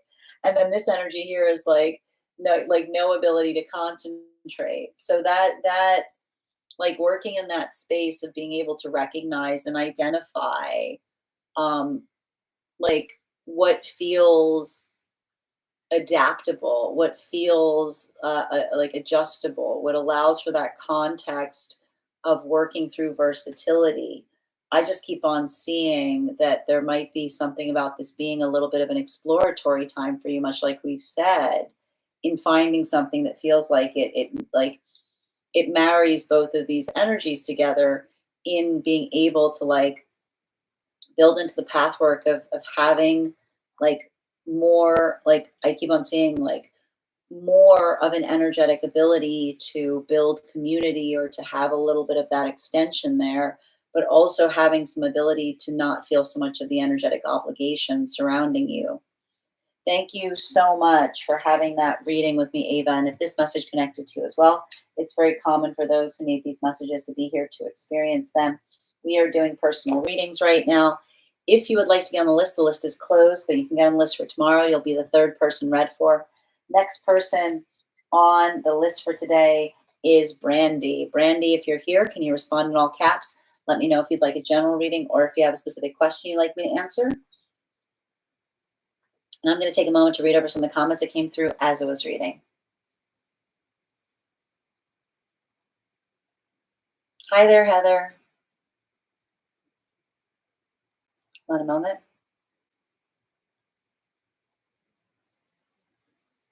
And Revive, thank you so much for sharing the live. Always appreciate when you guys share the live. I feel like we need a retreat. Yes. Yes. Being more comfortable in silence, but that has definitely been having challenges with silence. I went to Arizona in college to visit grandparents, visited Superstition Mountains in Sedona. Superstition Mountains is such a cool name for a mountain. I love that. Impossibility moment. Yeah, working through trauma is hard. Safety can also feel like a battlefield in the beginning. Yes, go to Arizona to retreat. I wrote a short story about one place in Superstitions, Tortilla Flat, population 6. Oh, that sounds cool, Rainbow. That's Sagittarius energy. That's the problem with Sagittarius. Like Sagittarius and Aries have an issue with like navigating silence. They're like, it's quiet, right? Like, and Sagittarius are like, it's a little too quiet, don't you think? It's a little too quiet. Like, you know what I mean? Like they're immediately like,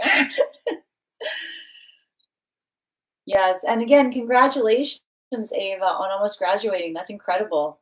What a milestone. And Gigi, thank you for the follow. Working or emotional fulfillment. Exactly. Like that's the thing. It's like it's giving, like again, it's giving a lot of Goldilocks here.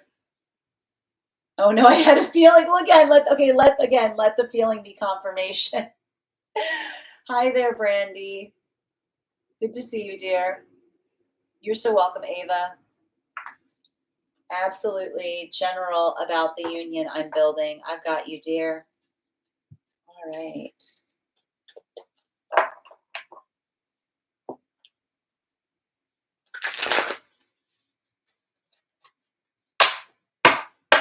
Can I please have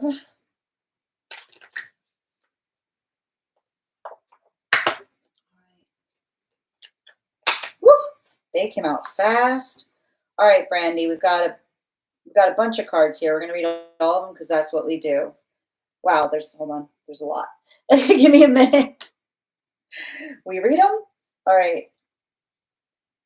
All right, we've got 1, 2, 3, 4, 5, 6, 7. We've got seven cards here. Um,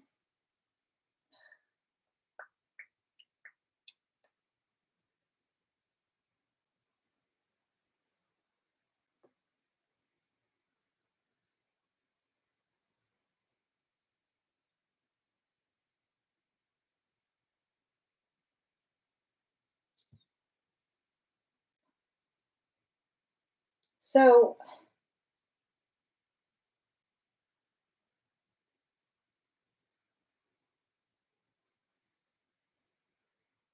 I feel like there's something very, how do I put this best?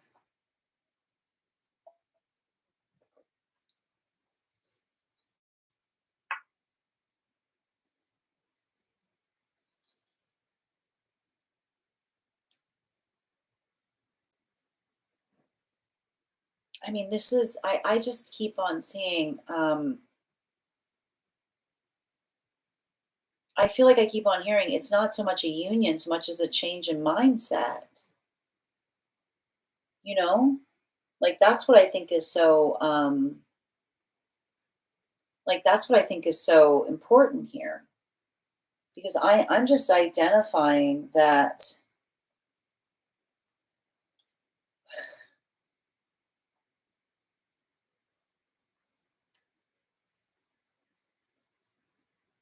this is really difficult because um, I'm effectively identifying a circumstance or situation that,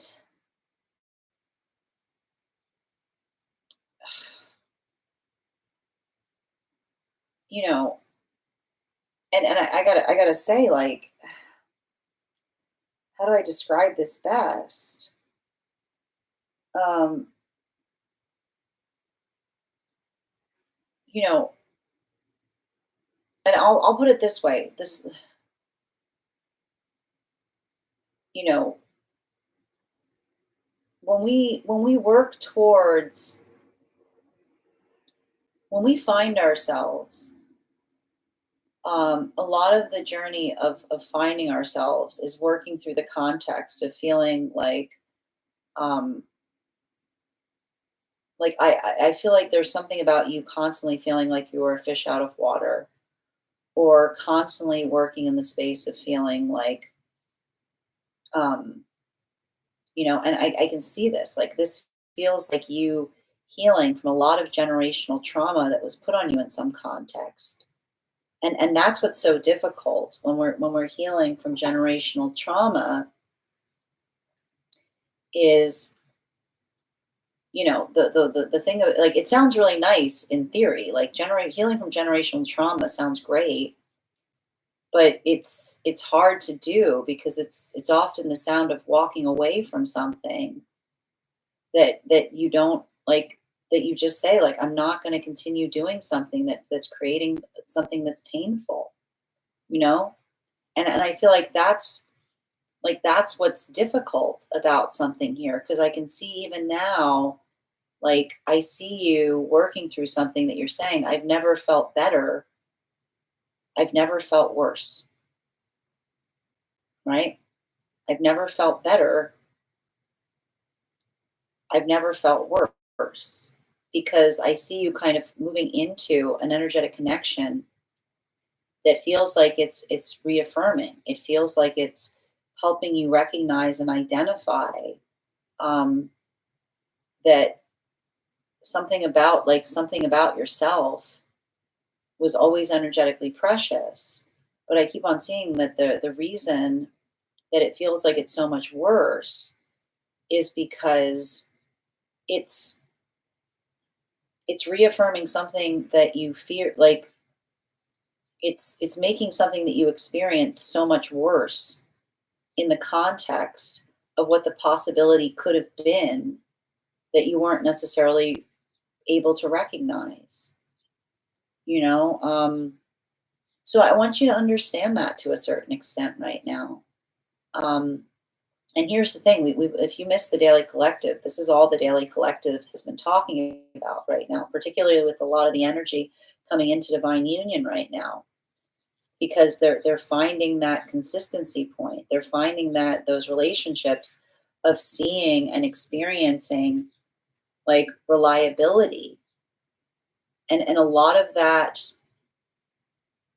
I keep on identifying that a lot of that reliability is built upon and based upon the recognition of appreciating, um, how easy it can be when someone's moving in the same direction as you, right? When someone's trying to like support you, um, and that's why often when we have those heart openings and we have those points of being able to feel safe enough to express something, it almost feels worse because we didn't realize the trauma we were carrying, right?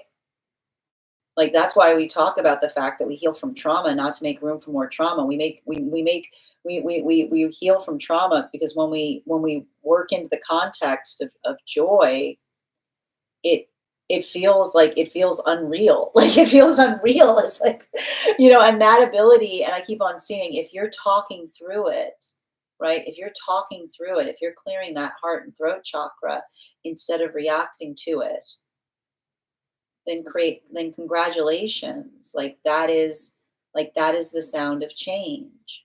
And so something about you navigating through that change and being energetically productive through it, I keep on seeing, you know, remember all things are possible. Um, and I keep on seeing too, like, remember, it's not about circumstances or situations um, being ideal. It's working towards what you know that ideal to be.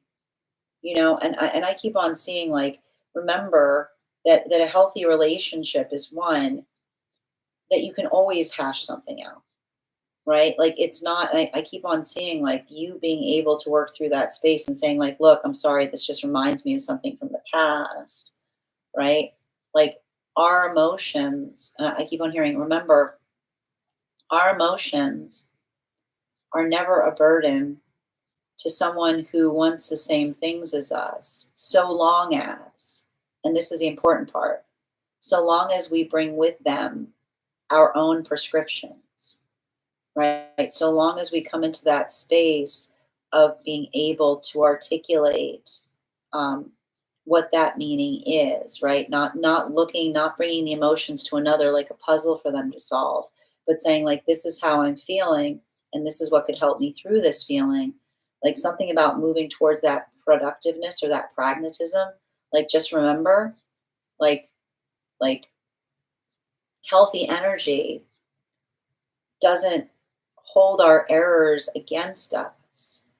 I keep on hearing no mistakes, all lessons, but not in the space of saying like not holding something in a point of bitterness, but working in a context of adapting and recognizing and building forth in terms of what you can change. Bottom of the deck. Yeah. And I do feel like something about this is hard because and this is the thing, like, I feel like you're healing a major trust wound around something. And the problem with healing a trust wound is, you know, and I like to point this out, it's never a failure to trust. Trust is never the failure point. Discernment is the failure point. And so, working in the context of recognizing and identifying, um, remember, a healthy energetic connection will never demand trust from you. They'll understand and recognize why it's so hard to do so. And they'll take the time to earn your trust. Trust is never demanded, it's earned. And a healthy energy will be patient because it's understanding that that patience isn't conditional upon receiving something. It is the gift that we give to each other. Because I feel like you're healing from some kind of energy that was like really transactional. You know what I mean? Like it feels like I can see it. Like it feels like it was energetically ugly, right? Um it feels like something where it's like you couldn't take someone at face value, right? Because it's like, and that's the thing about it. Like you have to um like that like like that's the whole point. Is like I just keep on seeing like you working in that space of saying like I keep on like it's like and I keep on hearing, talking through it, being like, I know I'm not trying to put this on you, but this is what I experienced, and this is why it's hard. Like, even in the ability of being able to talk through that instead of reacting, like giving someone the opportunity to show you that they are not like that. Thank you so much for having that reading with me. And if this message connected to you as well, it's very common for those who need these messages to be here to experience them. We are doing personal readings right now. The list is closed, but if you would like to book if you'd like to get on the list for tomorrow, you'll be the third person read for. It is 3 cards for a donation of $29 or more. 4 cards for a donation of $23 or more for my subscribers, links in my bio. Please keep in mind there are 2 things I do not read for across these apps, pregnancy and medical. Happy to give insight on anything in private readings, and you can book private readings on my site. Next person on the list for today is Irma. Irma, if you're here, can you respond in all caps? Let me know if you'd like a general reading or if you have a specific question you'd like me to answer. And if anyone else would like to get on the list for today, you will. The list is closed, but you'll be the third person tomorrow. We are also at 59K likes. When we get to 100K, I will be gifting a reading back to the collective. So make sure you're tapping that screen, and we'll get to 100K in no time. All right.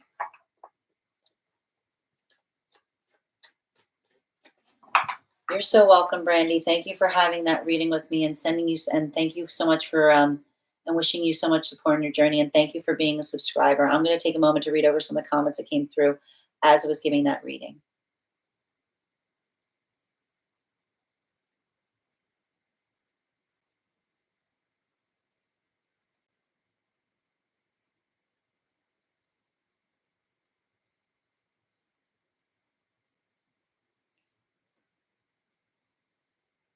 Hold on a minute, just reading over.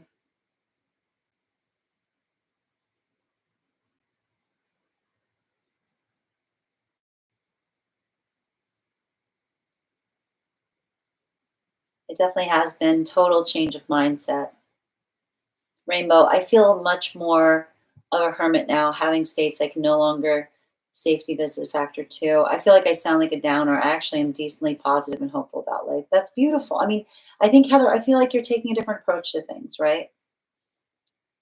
Bridget, healing from generational trauma sounds great, doesn't it? Exactly. It sounds great in theory, and then someone else can, but someone else can do it. Exactly. I'm talking through it, just not with him. He's seen it without me talking through it with. Hold on. Yeah, I'm talking through it, just not with him. He has seen it without me talking through it with him. I understand, Brandy. I say that there are no mistakes, only lessons and blessings. Tap to claim. Yes, trust is hard. I don't trust my intuition. And Ava, thank you for those gifts. He's earning my trust. He's been patient, 4 months. Wow. Oh my goodness. No physical affection other than hugs. I previously had, oh dear. I'm sending you so much support on that journey.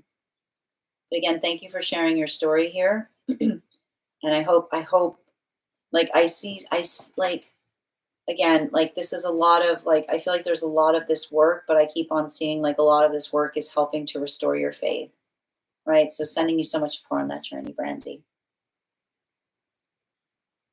Creative. All right.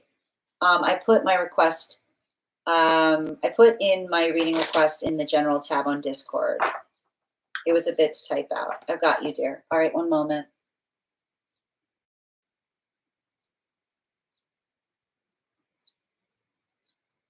All right.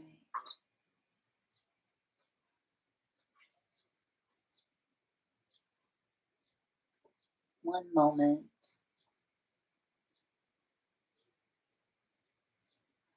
You said it's in the general tab, dear? Just getting to it.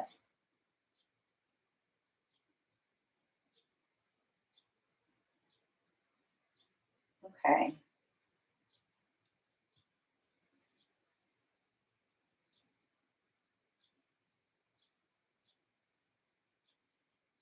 Okay, so let's see. Amanda, the list today is closed, but if you'd like to get on for tomorrow, you'll be the third person read for. Okay. And is this inside tea? Is this inside tea or outside tea? Outside tea. Thank you. All right, let me just take a minute.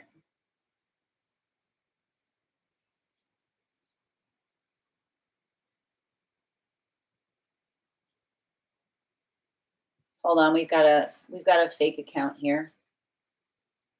Hi there, Levi. Goodbye, Levi. Sorry about that, guys. All right. Let's see.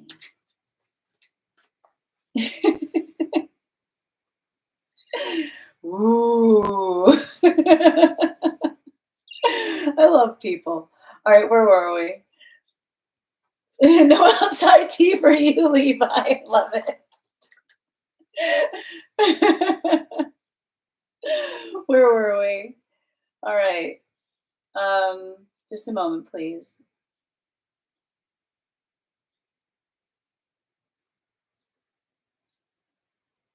Okay, so I'm going to read over. So, all right. So you just to confirm, Danae, you said that I can read this out loud, right? Oh, it looks so real. It looks so real. It works. I'm sorry. I hope they find the peace that they need. Obviously, I mean, it took a lot of work to make that. It took a lot of work. Okay. All right, we're not there yet, Ruby. We're almost there, dear. No, you never miss it. You're always ahead of it.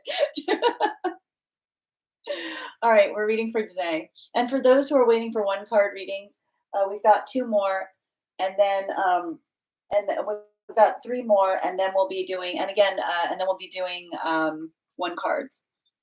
Okay, reading for Danae. So I've been feeling a strong duality of emotions towards my son's father. He was not a good person to me once we learned I was pregnant. Co-parenting has been terrible up until a year ago. Um, he's been wow, he's been very unwell for a little over a year, but I bounce back and forth between sadness and uncaring. Mostly I put it out of my mind. I had to handle some things for our son, and it involved significant things related to the things that hurt me. Wow. Okay. I had a thought that I have to front row to his car. It didn't settle me having that thought. I just like some clarity from my light team on the thought and why I'm feeling like this. Is it weird? I thought I released all of this. Thank you so much for that information, Danae. All right. Can I please have 4 cards, please? Highest party messages from Spirit, please. Highest party messages from Spirit. Thank you.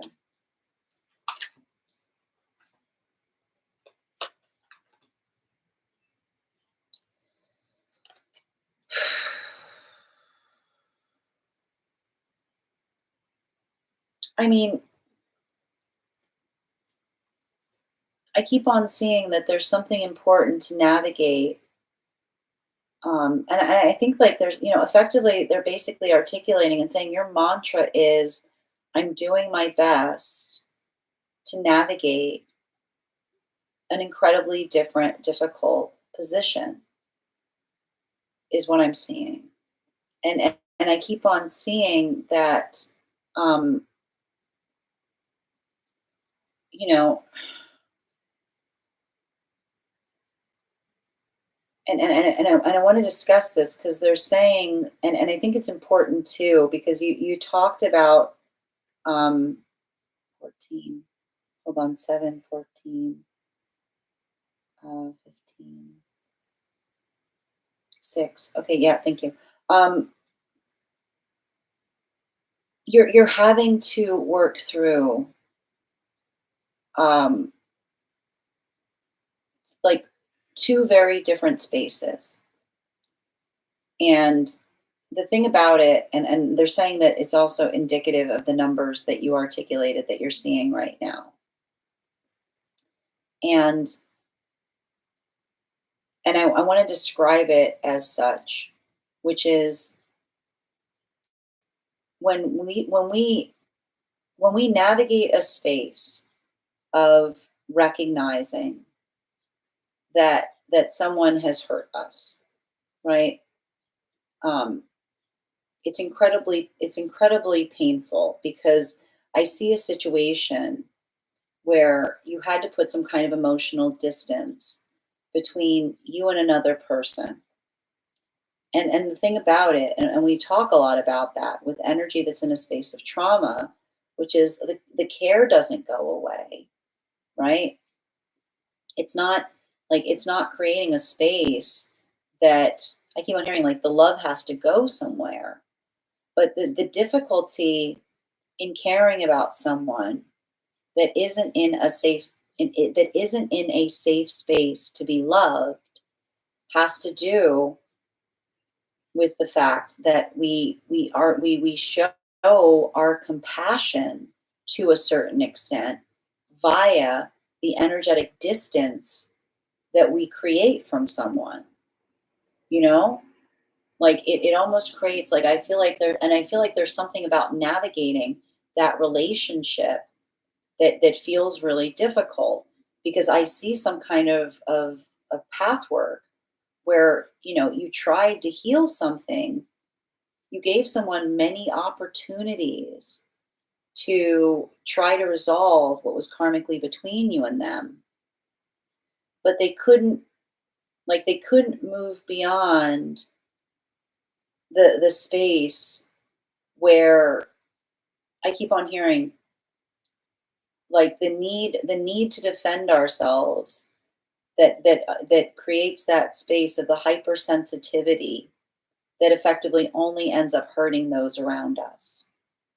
And I keep on hearing, like I keep on seeing a situation that is now very complicated because I see the space that you have to kind of hold consideration for the fact that there's impressionable energy around you, right?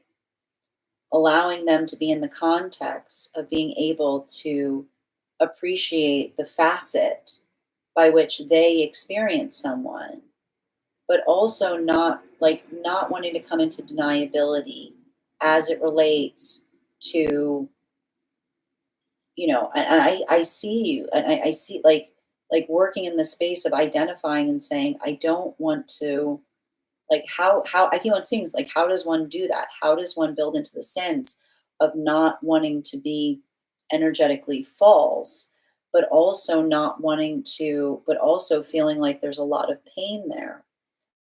And so that's why I keep on hearing that, like, however you choose to carry that, like, that's your energetic journey, because that ability of doing so, um, and I keep on seeing that it's a conversation in relationality to um, the synchrony of honoring your journey and also recognizing that compassion comes in many forms.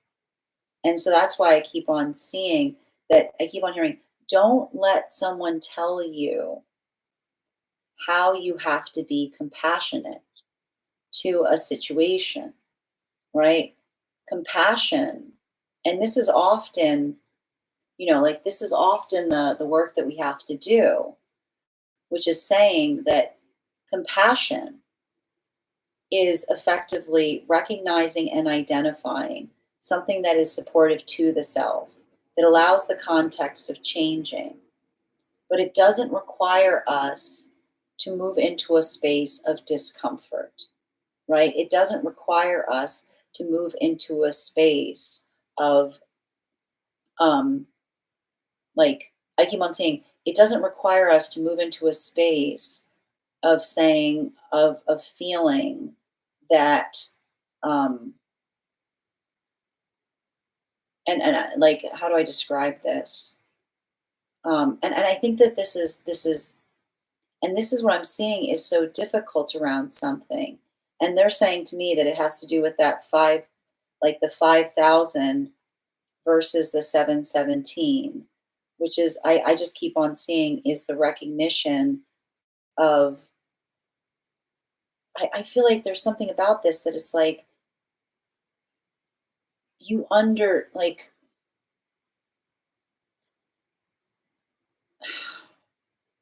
their connection point to your journey is such that it feels like I keep on hearing, it feels like there's an energetic full circle moment happening, right? I can almost feel like there's this energy. I don't know why. Like every time I read into you right now, I almost see you being like, I was afraid that this would happen, right? Like it feels like almost like that articulation point of why you were trying to work through something karmically with another person.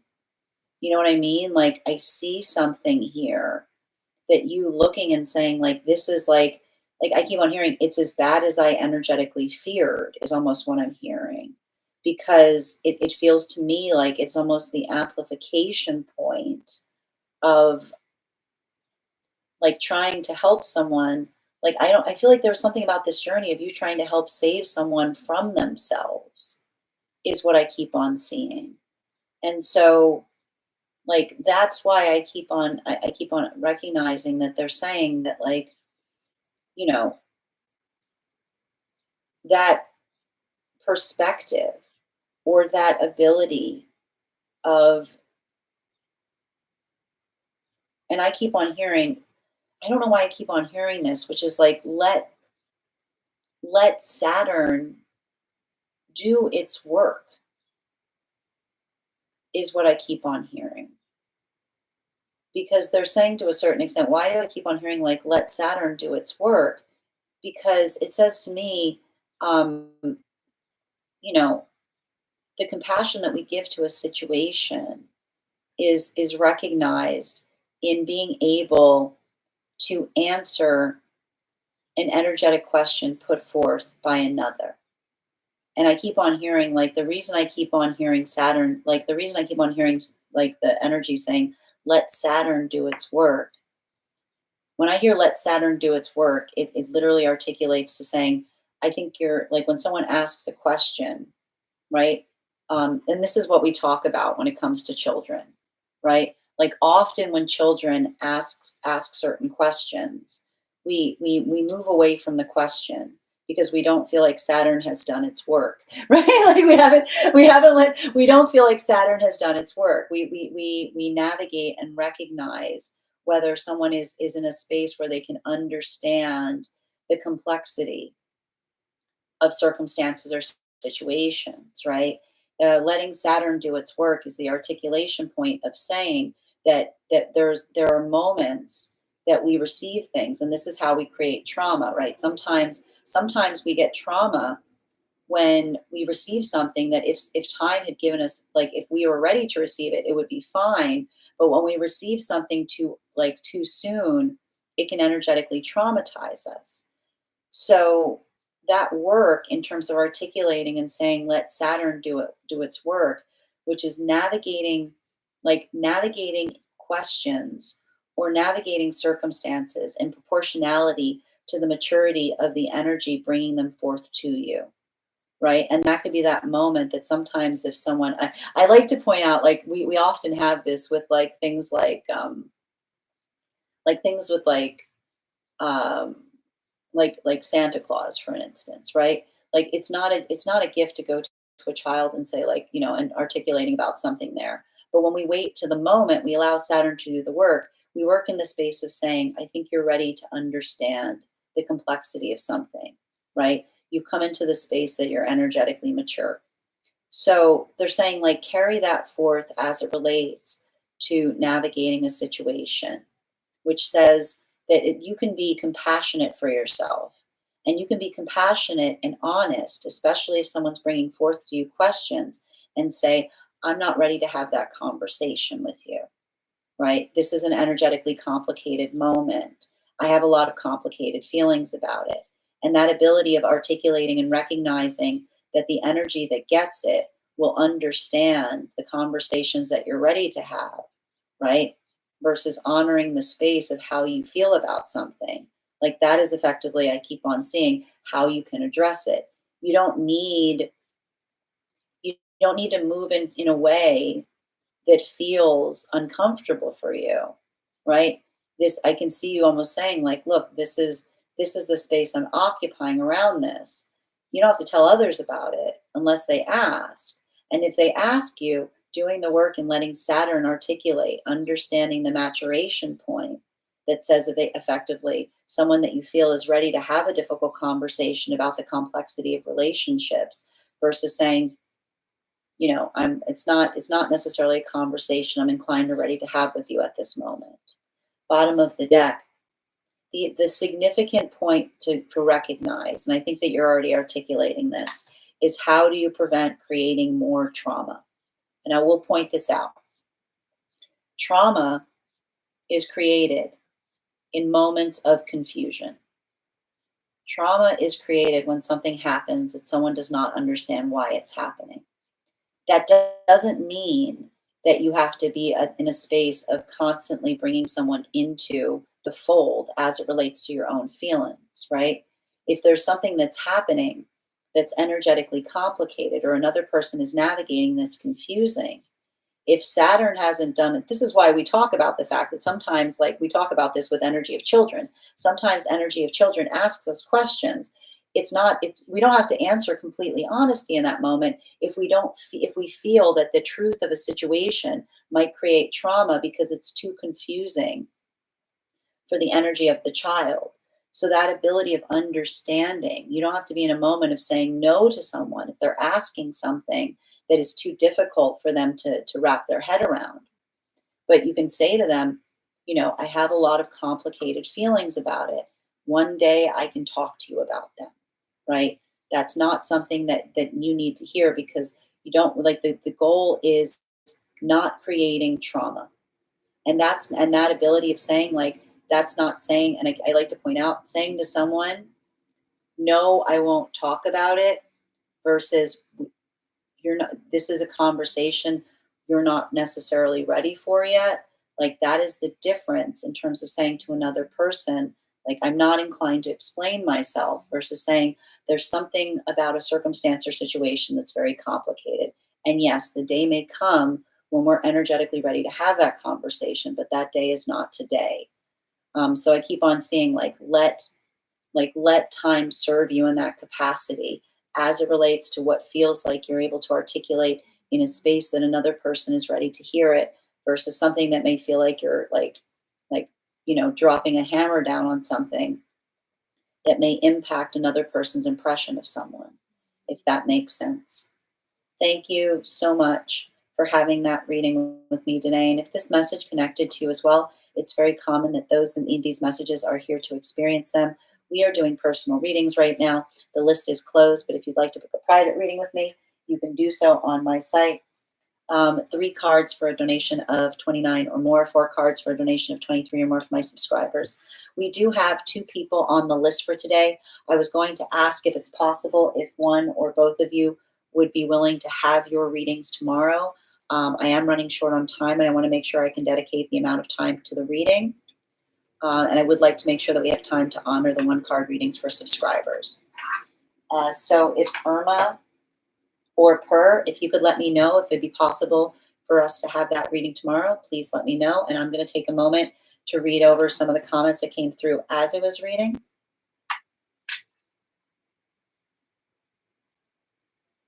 All right.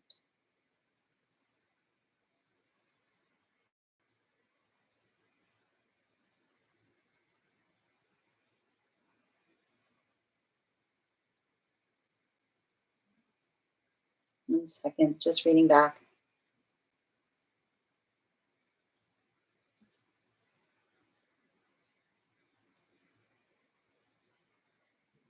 Thank you. Outside, yes.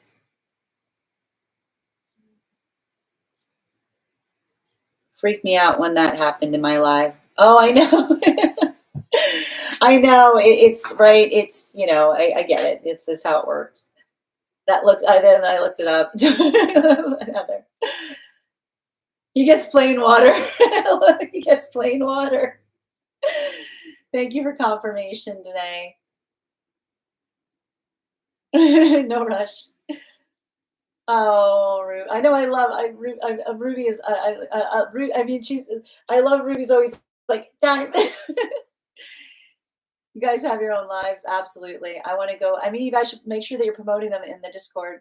I want to go live like that. But when I knit, I like. Yeah, there's literally someone I follow here who knits and talks. Yes, meditating in silence. I'm in as long as you use a British accent. I love it. I've arrived. Hi there, poker. I did, you see, and that's exactly what I'm talking about today, right? I did try to heal things to the detriment of myself because that's the problem when someone's in a space where they're trauma informed. It's like it's like it's not that I don't care about someone. It's like it's not safe to care about them, right? It's like working through a lot of that. I don't know if I wouldn't call it immaturity. I don't think that's the term for it. Poker. We can go live and have an actual tea. Irene, the list is closed right now, but if you'd like to get on for tomorrow, you'll be the third person read for. Yes, of course, I'm happy. I'm just scared. Don't be sending you so much support, Irene. Can I go live and only tell friends I'm in the live? Yes, actually, you can. You can only go you can go live just to your to your friends. I was curious because you said, "Will I be happy?" Yes, it is your choice and your prerogative. Exactly. Sounded like you were looking for it. I had that thought full circle. Thank you for confirmation. And thank you, Richie, for the follow. I have an Aries. I also have an Aries Mercury. Aries Mercury is like we ride at dawn. like, yes, I did feel like that back then to help him from bad karma in his actions. But I don't want to bring bad karma on me for being. And I want you to understand, like, and that's why I keep on hearing the message is understanding. I keep on hearing compassion comes in many forms, right? It's saying to me that that space of saying like you can hold compassion for someone and feel genuinely sad that something has come to the space that it's in, but also feeling that sense of saying that doesn't relieve the pain that another person caused you, you know. I hope it does. And thank you, Dr. Holler, for the follow. Kelly, thank you for the follow as well. You're not in caring, you're trying to heal. Thank you. I needed to hear that. Thank you guys for supporting each other in the comments too. I know this is a very heavy reading. If I'm not able to join tomorrow, we can absolutely, Irma, you know how it works. You'll definitely, anytime you want to come back, you can claim that reading. That one was possibly relevant for me too, thinking it over. Shy, the list is closed right now, but we are going to get started on one card readings for subscribers shortly. All right. Okay. All right. So as I mentioned, if it's possible for Irma, thank you so much for being held for tomorrow. I will add you on the hold list. And Per, would it be all right if we moved your 50K reading till tomorrow, dear? Just let me know because I just want to make sure we have time for the one card readings.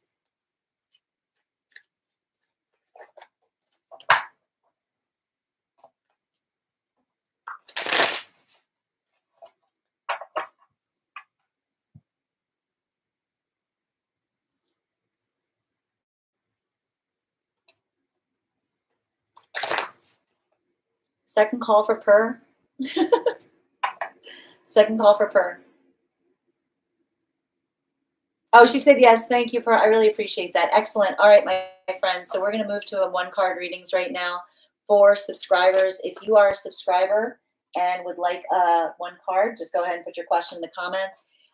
Ruby was first. We got Ruby. Hold on a minute. Where'd Ruby go? I believe, Ruby, you wanted highest priority. Hi there, Masa. Thank you, Shai, for the follow. It's okay.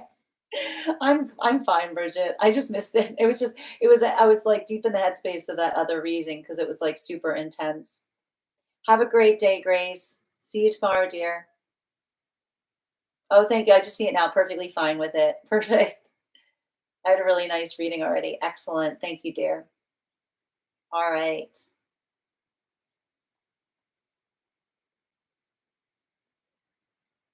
All right. I want to make sure Ruby's still here before we do her card. So Ruby, just comment if you're still here and I can do highest priority. And in the meantime, I'm going to continue forward. V, one card, highest priority, please. Um, just focus on what feels like it's most productive right now. Here's the thing, like this Pluto in retrograde, it's like really easy to like let yourself get caught in like over worrying. Just focus on concentrate on what feels like it's moving you into the space of what feels like it's energetically productive. Yeah, especially with this Queen of Wands in its upright. Um, there's something important I'm seeing in relationality to like hold on, you got an extra card. Yeah, like, not like I keep on hearing don't don't work on teaching lessons, work on embodying lessons, right? Like be the energetic force of change. And that doesn't mean like that's not conditional on how another person arrives to you. Like you can't control how what another person chooses to do, but you can always choose how you can always choose how you choose to address it, is what I keep hearing. Thank you guys for supporting each other in the live as well. Haley, card on how to best prepare for this full moon. I feel like it's a lot of that. It's building into the appreciation of what it is that you're working to heal. And I just keep on seeing like being energetically adaptable, focus on manifestations. Bottom of the deck. Yeah, it's very much like here's the thing about this full moon in Scorpio. It's understanding and recognizing the context of change, but not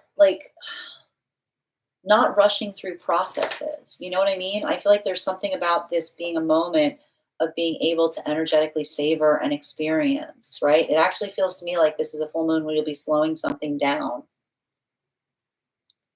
Fig, one card on picking up the violin again.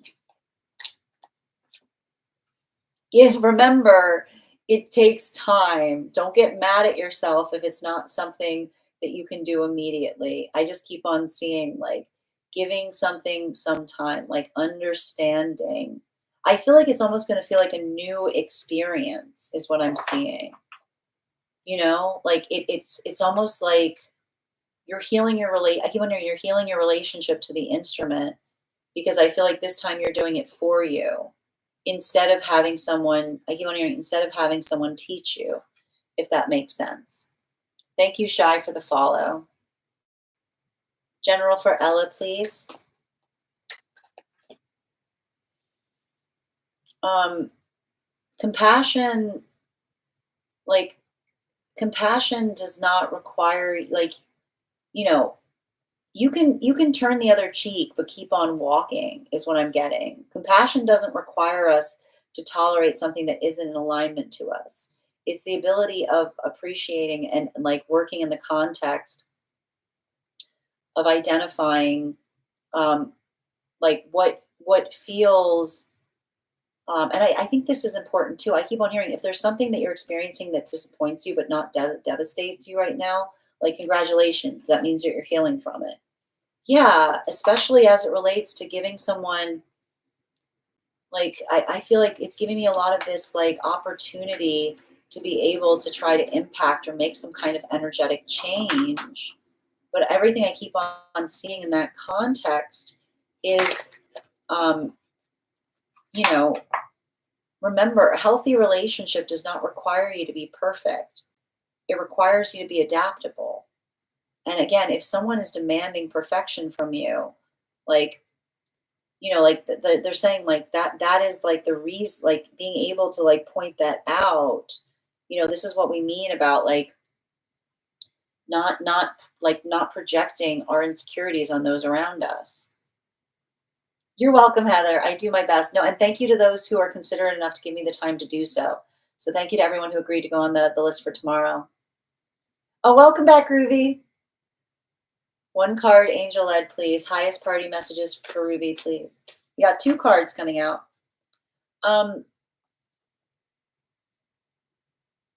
Keep on. I know you're getting frustrated right now, but keep on being energetically persistent.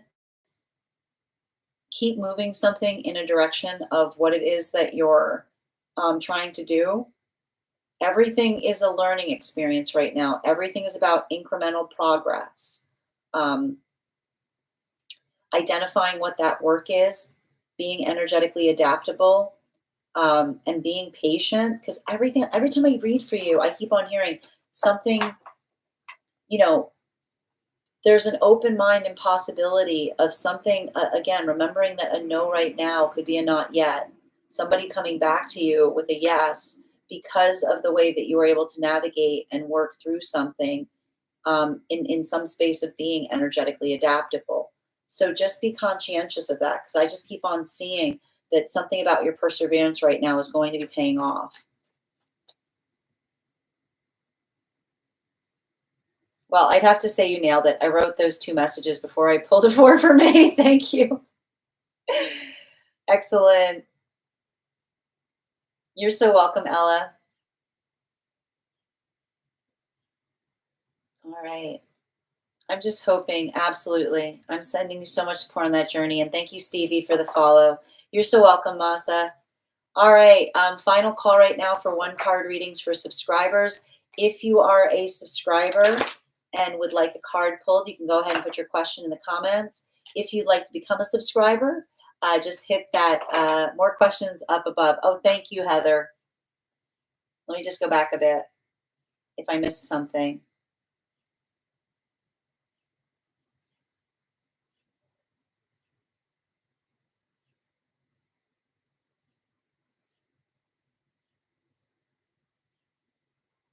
I'm not seeing the other questions. I'm just looking for them.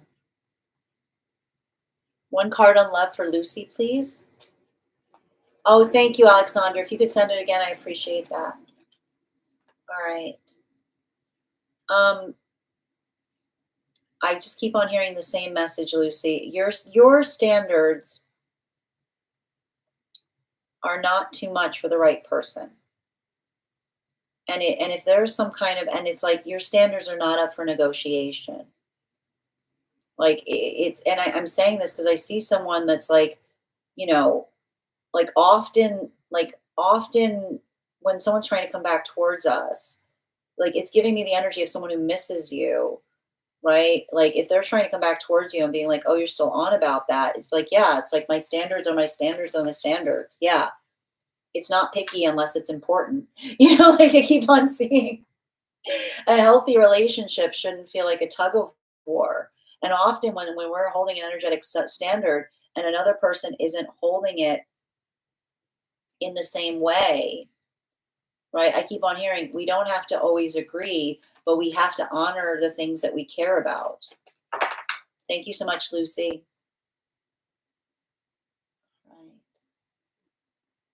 Right. Sarah, the list is closed right now. We're doing 1 card readings for subscribers, but I'll be back on tomorrow, dear, if you'd like to get on the list.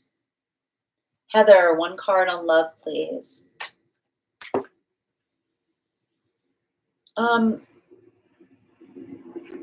I feel like there's a lot of work that you're doing right now as it relates to love in the space of healing. And I just keep on identifying and recognizing that, um, you know, this is giving me, like, remember the past, you're not going to experience the past again. I think that there's something about identifying and recognizing the difference of someone who can put their words to action. Bottom of the deck, yeah. Healthy energy is not going to demand trust with no reason. Good energy is going to earn trust. I just keep on hearing this. Like this is giving me like I just feel like you're like and I will point out energy that doesn't want the same things as us will articulate the reason that they can't move forward is because we're not perfect. Don't let someone project that on you. you know. Thank you as well, Heather. Creative, one card, highest priority. You're doing just fine right now. Just work in the space of what feels like it's energetically productive. And I feel like having to like, don't get overwhelmed. I keep on getting the same message when I read for you, right? Don't take on more than you can navigate. Give someone some lead time. Say like, this is what, like if someone asks something from you and it feels like it's too much, be like, this is what I can work. This is what I can do instead, right? Highest priority right now for Bridget. Yeah, there's I feel like there's something important about like everything I read for you now. I keep on hearing following your bliss. I feel like it's like something about following your inclination. Like it's like it almost says like it's interesting. It's not the fool energy, but it feels a little bit like the fool energy, which is like doing something on a whim, following that inclination. Like taking like giving yourself that like working in that space of saying like this is for me and almost like having that moment of potentially being surprised in the process. Alexandra, one card on spiritual routines. Should I find inspiration or in traditions or an eclectic path? There's like it's interesting because they're saying, um, I know this is gonna drive you nuts, but they're saying, um, I feel like there's something about taking something traditional and making it uniquely you. Like that is like that's what I keep on hearing. It's like I feel like it's a little bit of both because I see you taking something traditional and putting your own unique spin on it. Yeah, right? Like it's like it's giving me like freestyle energy, which means like, it's identifying, it's like it's giving me like tweaking something, being like this is how I do it. You know what I mean? Like it's like that. Um one card for Ava, divine counterpart, please. I feel like they're missing you and they haven't met you yet, is what I'm getting. Bottom of the deck. Yeah, where are you? Come find me. Bouquets, one card, highest priority. Woo! First one got lost. Absolutely. Your feelings are not a burden to someone that wants the same thing from you. As long as you're bringing your prescription, they're not an energetic burden. Yeah, there's no rejection, right? And rejection's the illusion. If someone's trying to make you feel like your emotions are too much, that's not because they are, it's because they want different things. So just let that be your point of insight instead of something that devastates you.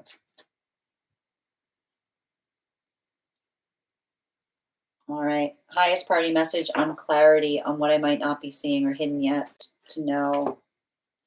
Um, appreciating that not like building into the sense of trusting that everything is okay, right? Like working in that context, which says if there's something wrong, you'll tell me, right? Bottom of the deck. Yeah, not, I mean, it's interesting because you're like, even in the space of you saying what's hidden from me, like it's not about what's under the surface, it's about what happens in the light of day. So don't get too conscientious about working through.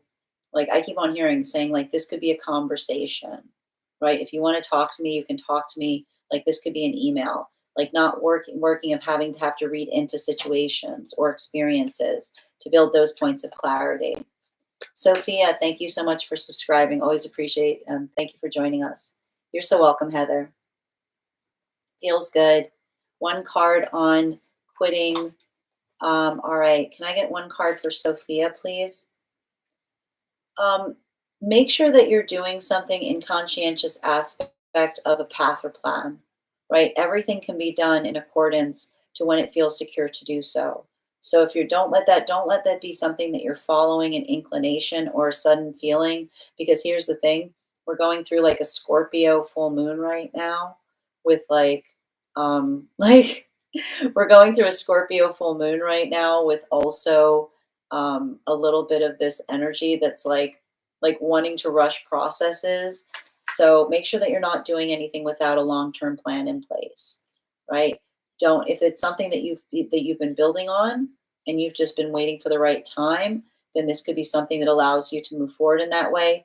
But if this is something that you're just immediately feeling because we've got that transformational full moon coming up, like, make sure that there's a plan, right? Don't just follow the inclination. Thank you, Sophia. I love the richness of deep-rooted spirituality, but I can see that happening, like this feels right. Exactly. Confirmation, Alexandra. All right, my friends, we've reached the conclusion of our reads for today. I want to thank you guys so much for being here and receiving these messages. We will be back on tomorrow at 8 a.m. PST, not 11 a.m. Eastern. If you would like to be notified as to when I'll be live, you can go over to my account, hit that button, turn on notifications. You can also register directly for the event tomorrow, because sometimes this app doesn't like to push out when I'm available or live. Thank you to everyone who became a subscriber today. I would encourage you to head over to our subscriber-only Discord channel and introduce yourself to the collective. You'll also find in that Discord channel a channel called Perks that will give you an additional discount to our tarot class Substack subscription. Our next class will be held on Wednesday, May 14th at 6 p.m. PST, 9 p.m. Eastern. We will be continuing our studies into the tarot with a focus on the Death card. I want to thank you guys so much for being here today and sharing in these messages. Huge thank you to my followers, old and new. Thank you for sharing in these messages. Huge thank you to my subscribers. Your ongoing support means the absolute world to me. And the biggest thank you to my mods. Thank you for everything that you do. I hope you guys have an absolutely beautiful day. Please take care of yourselves. Please take care of one another. And we'll do this again tomorrow. Have a great day, everyone.